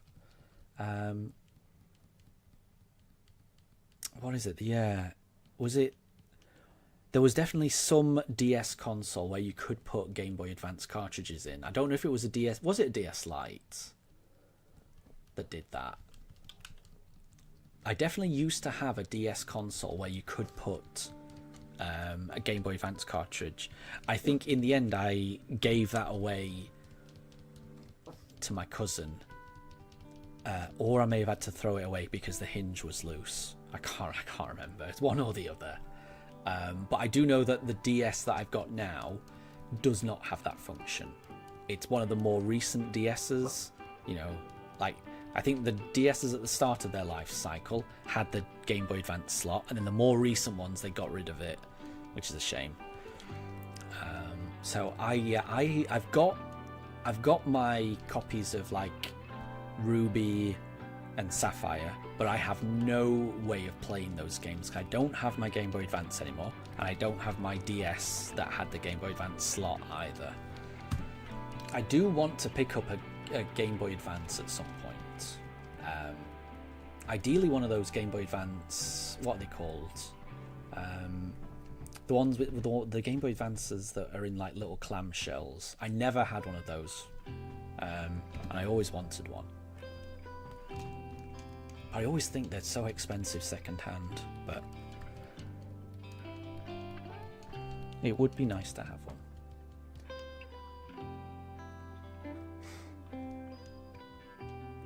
And Amelia, your mum's friend played a little bit of Leaf Green, but then he went to save and it would crash. Ah, yeah. See, this is the thing. I think if I were to load up my old Pokemon games on Red and Silver, I've got a feeling the save games are not going to be there. I would imagine the battery, because there's a battery inside the cartridge itself, isn't there? I bet that battery is gone. Because I mean, we're talking 30 years, aren't we? Batteries don't last 30 years. See, that's probably part of the reason I haven't turned on or I think part of the reason I haven't actually tried my old original Game Boy games, the Pokemon Red and Pokemon Silver, is because there's a little part of me that 99% thinks it's not going to work. So long as there's a 1% part of me that thinks, well, maybe they will work, and maybe my Pokemon are still there. You know, it's kind of like Schrodinger's box, right? You know, if I don't try to turn on the Pokemon game, then there's a chance that my Pokemon are still there. If I try it and they've gone, then they really have gone, if you know what I mean. There's a finality to trying something. Whereas if you don't try something, then you can at least tell yourself that there's a chance that they're still there. But I think it's time. I think I should try and just see if those games still work. I mean, I would love to see what my Pokemon are like in Pokemon Red. I would love to see that. But yeah, I'll the next time I stream on Wednesday, I'll do it then. Unless I forget.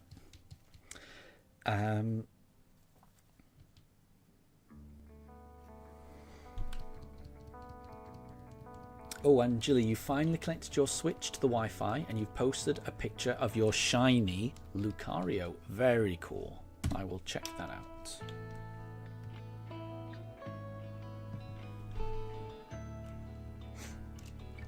And Shiny Sky, it was the DS Lite that had the Game Boy Advance slot, and it's pretty sad that they got rid of it. Yeah, that is a shame. Jilly, you used to have a DSi XL. It was a maroon colour, and you remember your favourite game was Mario and Luigi Bowser's Inside Story. I have got that exact game system. So the DSi XL maroon colour, that's what I've got as well. That is my DSi console. I think it's in a box somewhere, but I've definitely still got that. But because I definitely had that one as well.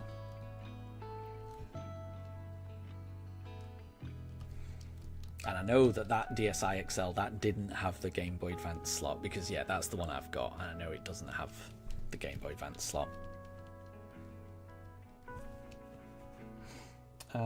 Right, shiny successors. Oh, here we go. Yeah. And that is a shiny Mega Lucario.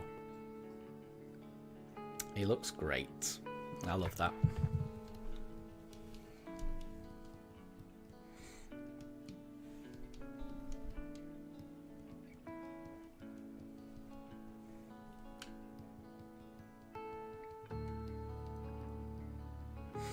And Jilly, your parents got it for you for your birthday when you were younger. Nice. I got mine. I'm pretty sure I got mine at the same time that I got Soul Silver. So I bought Soul. The reason I bought a DSi was to play Soul Silver on it, which is weird because I stopped playing Pokemon very shortly after. But yeah. I'm pretty sure I've still got the receipts. Like in my box of Soul Silver, I've still got the receipt that I bought it from, and I'm pretty sure that receipt includes like the new console of the DSi XL or DSXL, whatever it was.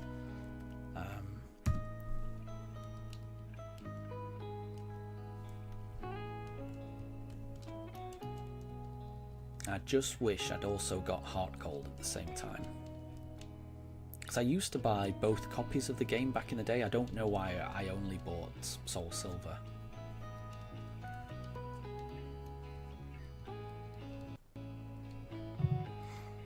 Eventually I would like to have all of the Pokemon games. Just 'cause I think it's nice to have.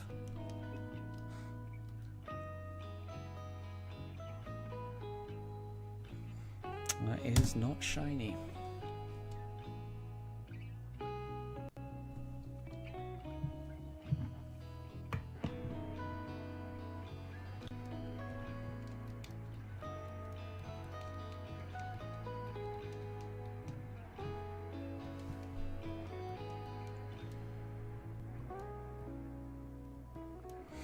So it is it's just gone 35 minutes past 6. We'll be streaming for another 25 minutes. Is it possible to get the shiny Palkia? You never know. You never know.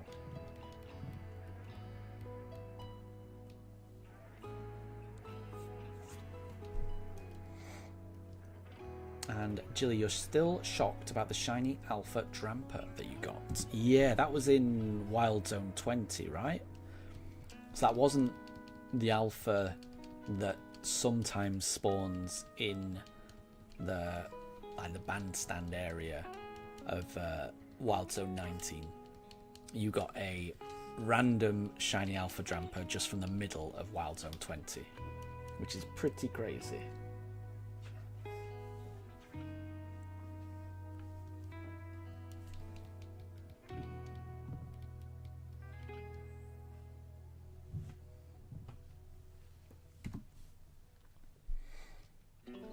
Oh, Angeli, it was your very first shiny Alpha in the middle of Zone 20. Nice. That's really cool.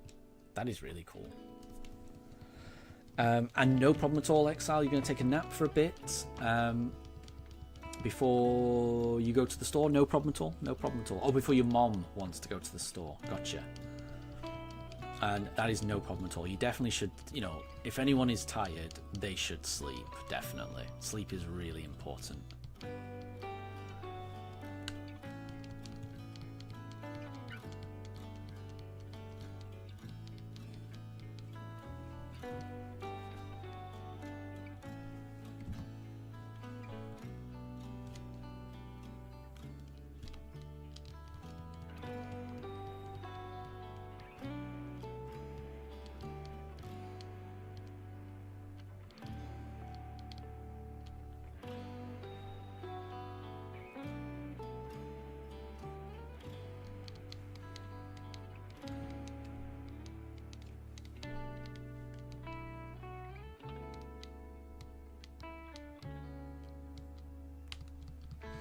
And Jilly, you want a shiny Ordino? That would be pretty good. There's loads of shiny.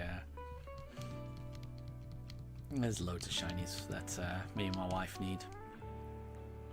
I mean, since my wife has got the shiny charm on her playthrough, I think we're going to be doing all of the shiny hunting on hers.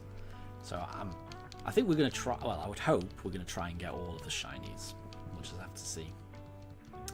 Amelia, you've got school tomorrow. Yeah, I've got work tomorrow. But it's an opportunity to learn, and you'll get to see all your friends as well, Amelia. It's I promise you, it's not as bad as you think. You know, I look back on my time in school, and you know, a part of me wishes I could go back. A part of me is also glad that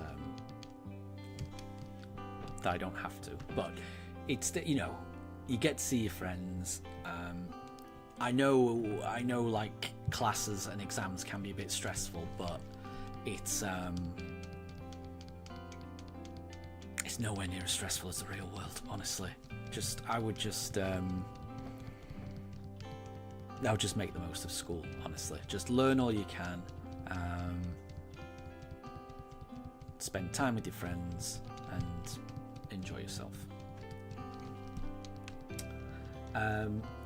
And Jill, you get to see your brother and his fiance tonight. That's nice. And spend time with them tomorrow. That is really nice. I think, yeah, getting to spend time with family, you can't beat that. That is good, honestly. Jill, you graduated college this past year, so in June, and you miss everyone that you knew. Yeah, you just kind of... I think everyone kind of just takes it for granted, you know? And I'm not saying that everything that happens in school is like easy and perfect. And I know, you know, I know it can be stressful, and I know that not everyone has a great experience all the time sometimes, but it is, I don't know, it's a time where you can just focus on you know, learning and being surrounded with friends, You have to wake up early, but it also, your day ends quite early as well.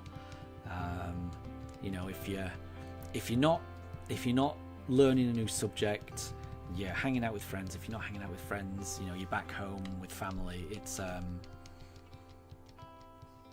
nice time of life. Jill, you don't know it's good until it's gone, or how good it is exactly. For anyone that watches The American Office, very wise quote from that series is, how can you, you kind of wish that you could know that you were in the good times before those good times have passed. It's difficult to know sometimes that you're in the good old days when you're actually in them. So what I would say is just assume that what you're going through right now is the good old days, that in a few years time you're probably going to be reminiscing about this period of your life and thinking, oh, that was amazing, I wish I'd appreciated it more, because that tends to be how it is. We often look through life through rose-tinted lenses. We'll always look back and remember the good times, and you do tend to just forget any of the stresses and the bad times, and you end up with just good memories most of the time. So I would say just make the most of every day. Amelia, at your school you've got 5 lessons, and one period is 1 lesson, and then period 2 is lesson 2. Oh, gotcha. Okay, yeah. So you've got like 5 different periods with 5 different lessons. That makes sense. And you had to wake up at 7 and leave at 7:30. Ooh, yeah, that's only half an hour getting ready time is tricky, I'll admit. Even I struggle with that, and I think I get ready really fast, but even I would struggle to get ready in half an hour. How long does it usually take me? I think I usually take about 40 minutes.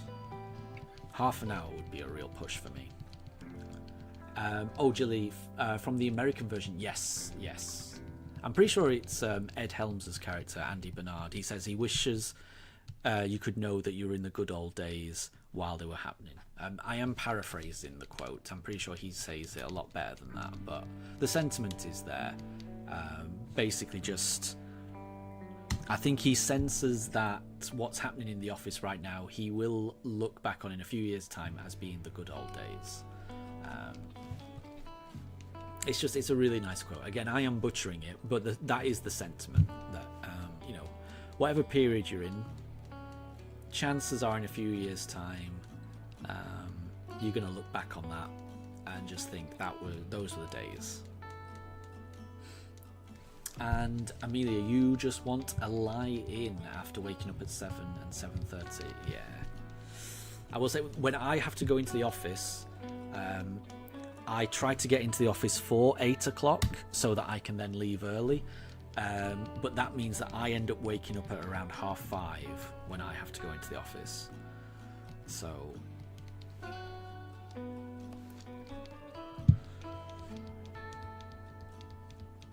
that can be tricky.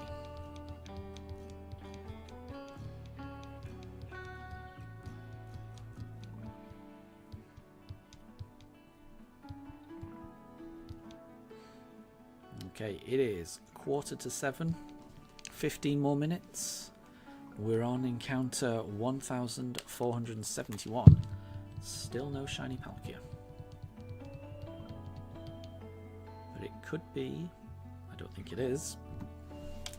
It is not. But it could be the next one.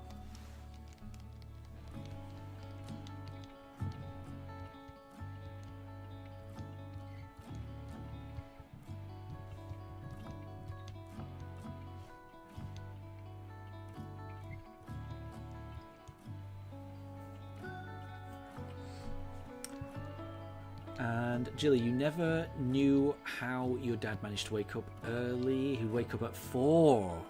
or 5 and didn't have to work. Oh, if he even if he didn't have to work and he never understood, and now being an adult, you wake up around 4 and 8 and it's nice. There you go. I mean, yeah, I don't think I would wake up around 4 or 5 if I didn't have to. But I will say I've definitely woken up around 6, you know, when I've had days off and stuff. But that's usually to do with my dogs, you know. If Daruk and Mifa are like jumping all over me, like Mifa will do like a lick attack. Like she will lick and lick and lick and lick like my forehead. If she gets anywhere near my ear, she'll try and lick in my ear to wake me up. It's not pleasant.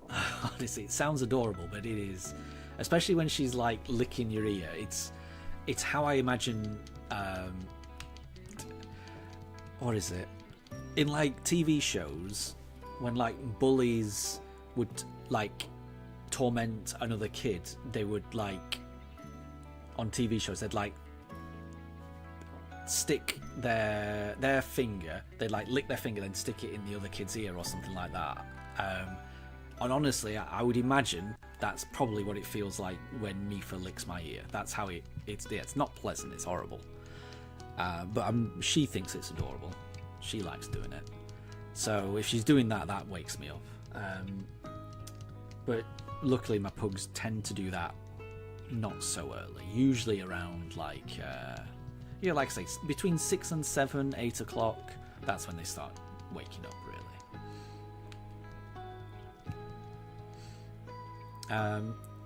Charnock, Amelia, Hop just said now I'm cream crackered, and you're like, what does that even mean? Are you a biscuit, Hop? If Hop said that he's cream crackered, that's that's Cockney rhyming slang, right?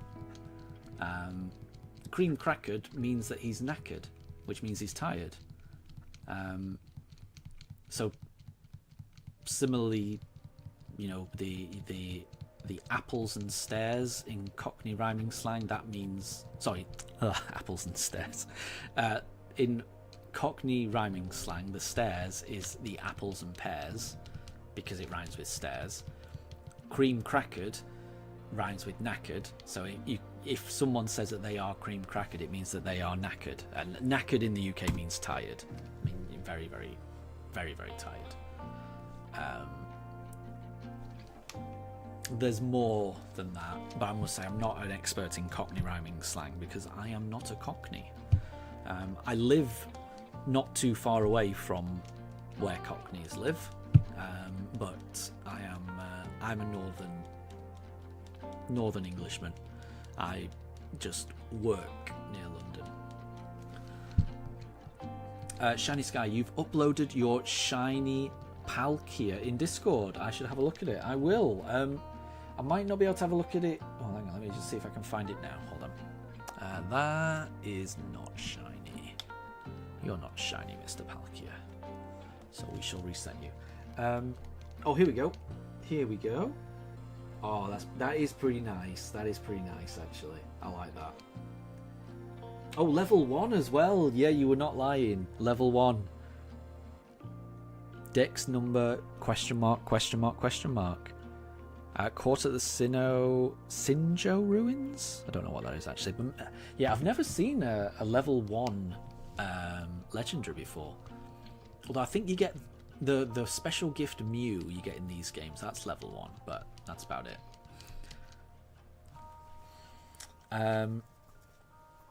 And Jilly, so your brother's dog Gnocchi tries to lick your face, but she's cute and you don't mind.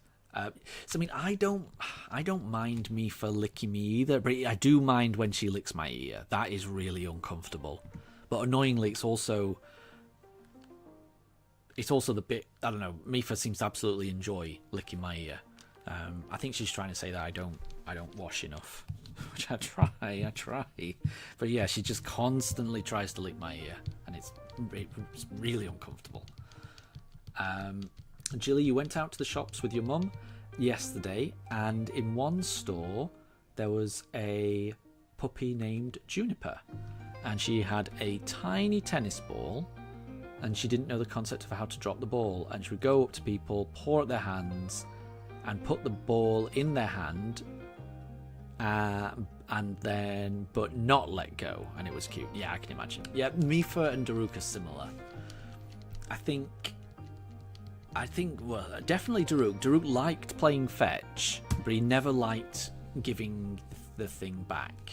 So, you know, we'd take Daruk to the park, we'd throw something, he'd go after it, he'd bring it back, but then he would just bring it back to show us. He wouldn't drop it so that we could throw it again. He would just show it to us that it was now his, and I don't know what else he wanted from the game, but yeah, trying to get the ball or the little boomerang that we had. It was a rubber boomerang we used to throw. Yeah, trying to get that back off him was an absolute nightmare. And Amelia, you're saying that Hop gave you Wallace and Gromit vibes, mentioning the cream crackered part. Yeah, I don't know. I know what you mean, because yeah, Wallace and Gromit do like cream crackers, but I will say Wallace and Gromit are definitely from Lancashire, which is very, very far away from London, which I'm assuming that's where Hop is from. If he's saying things like cream crackered, that is a East London expression. It's definitely not Lancashire. It's definitely not Wallace and Gromit, honestly. I promise you. Oh, Jilly, you heard the shiny sound and you've got a shiny Eevee. That's really good. Oh, honestly, that's really good. I love getting shiny Eevees. I can never have too many shiny Eevees. That is great. And you're going to name the Eevee Gnocchi. That's nice. That is nice. That is really nice.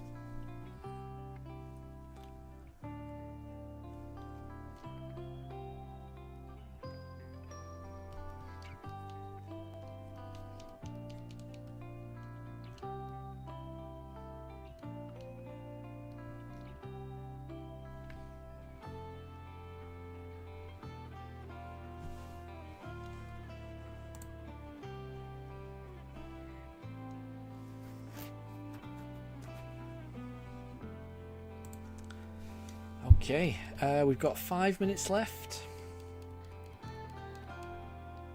How many more can we get through?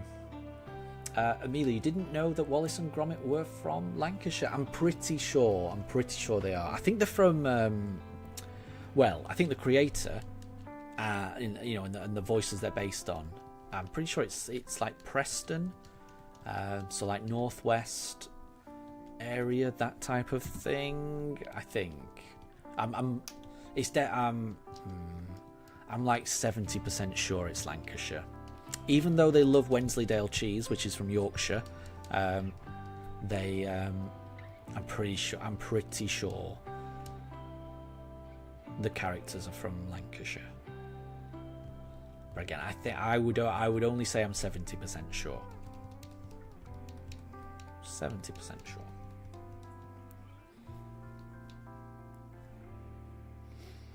Right, I think we'll do another 3 more, because that'll bring us up to 1,485, and I think that's a nice place to stop, I think. I don't think that Palkia is shiny, because it is not. Okay, we've got 2 more. We'll do 2 more, and then we'll end it. So the next stream will be Wednesday. So I finish work at 4. I should be able to start the stream at 5, and we'll stream for a couple of hours until around this time, until around 7, and see if we can get the Palkia on Wednesday. Unless, of course, we can get the Palkia now. It looked a little bit pink then. I almost thought that was it then. I really. There was a little bit of a sharp intake of breath there. It's the evening lighting. Sometimes it really does make it look pink.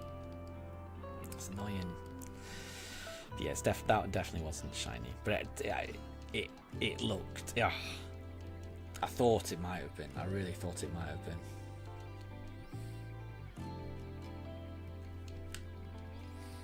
Okay, this is the last one. Shiny Sky. So the Sinjo Ruins is a place. Oh, that doesn't look shiny. Yeah, it's not. Okay, right. Well, that is the last one we're going to do today. So we've not found it today. Maybe we'll find it on Wednesday. You never know. Shiny Sky. So the Sinjo Ruins is a place where people used to worship, celebrate, and dance. For Giratina, Palkia, and Dialga. It's a place where you get one of them, and it's called the Hall of Creation, and it's very unique. Nice. Yeah, definitely never got to that part of Soul Silver. And Jilly, Gnocchi is currently begging you for pets. Well, you should give Gnocchi all of the head scratchers and pets that you can. Mifa is currently doing the same right now, so I will be I'll be fussing over Mifa right now once the stream has ended. So thank you very much for joining today. We didn't find Palkia, but maybe we find Palkia next time. You never know. Have a wonderful rest of your day, everyone. Stay safe. And I will see you all next time. Okay? So, take care. Bye, everyone. Bye.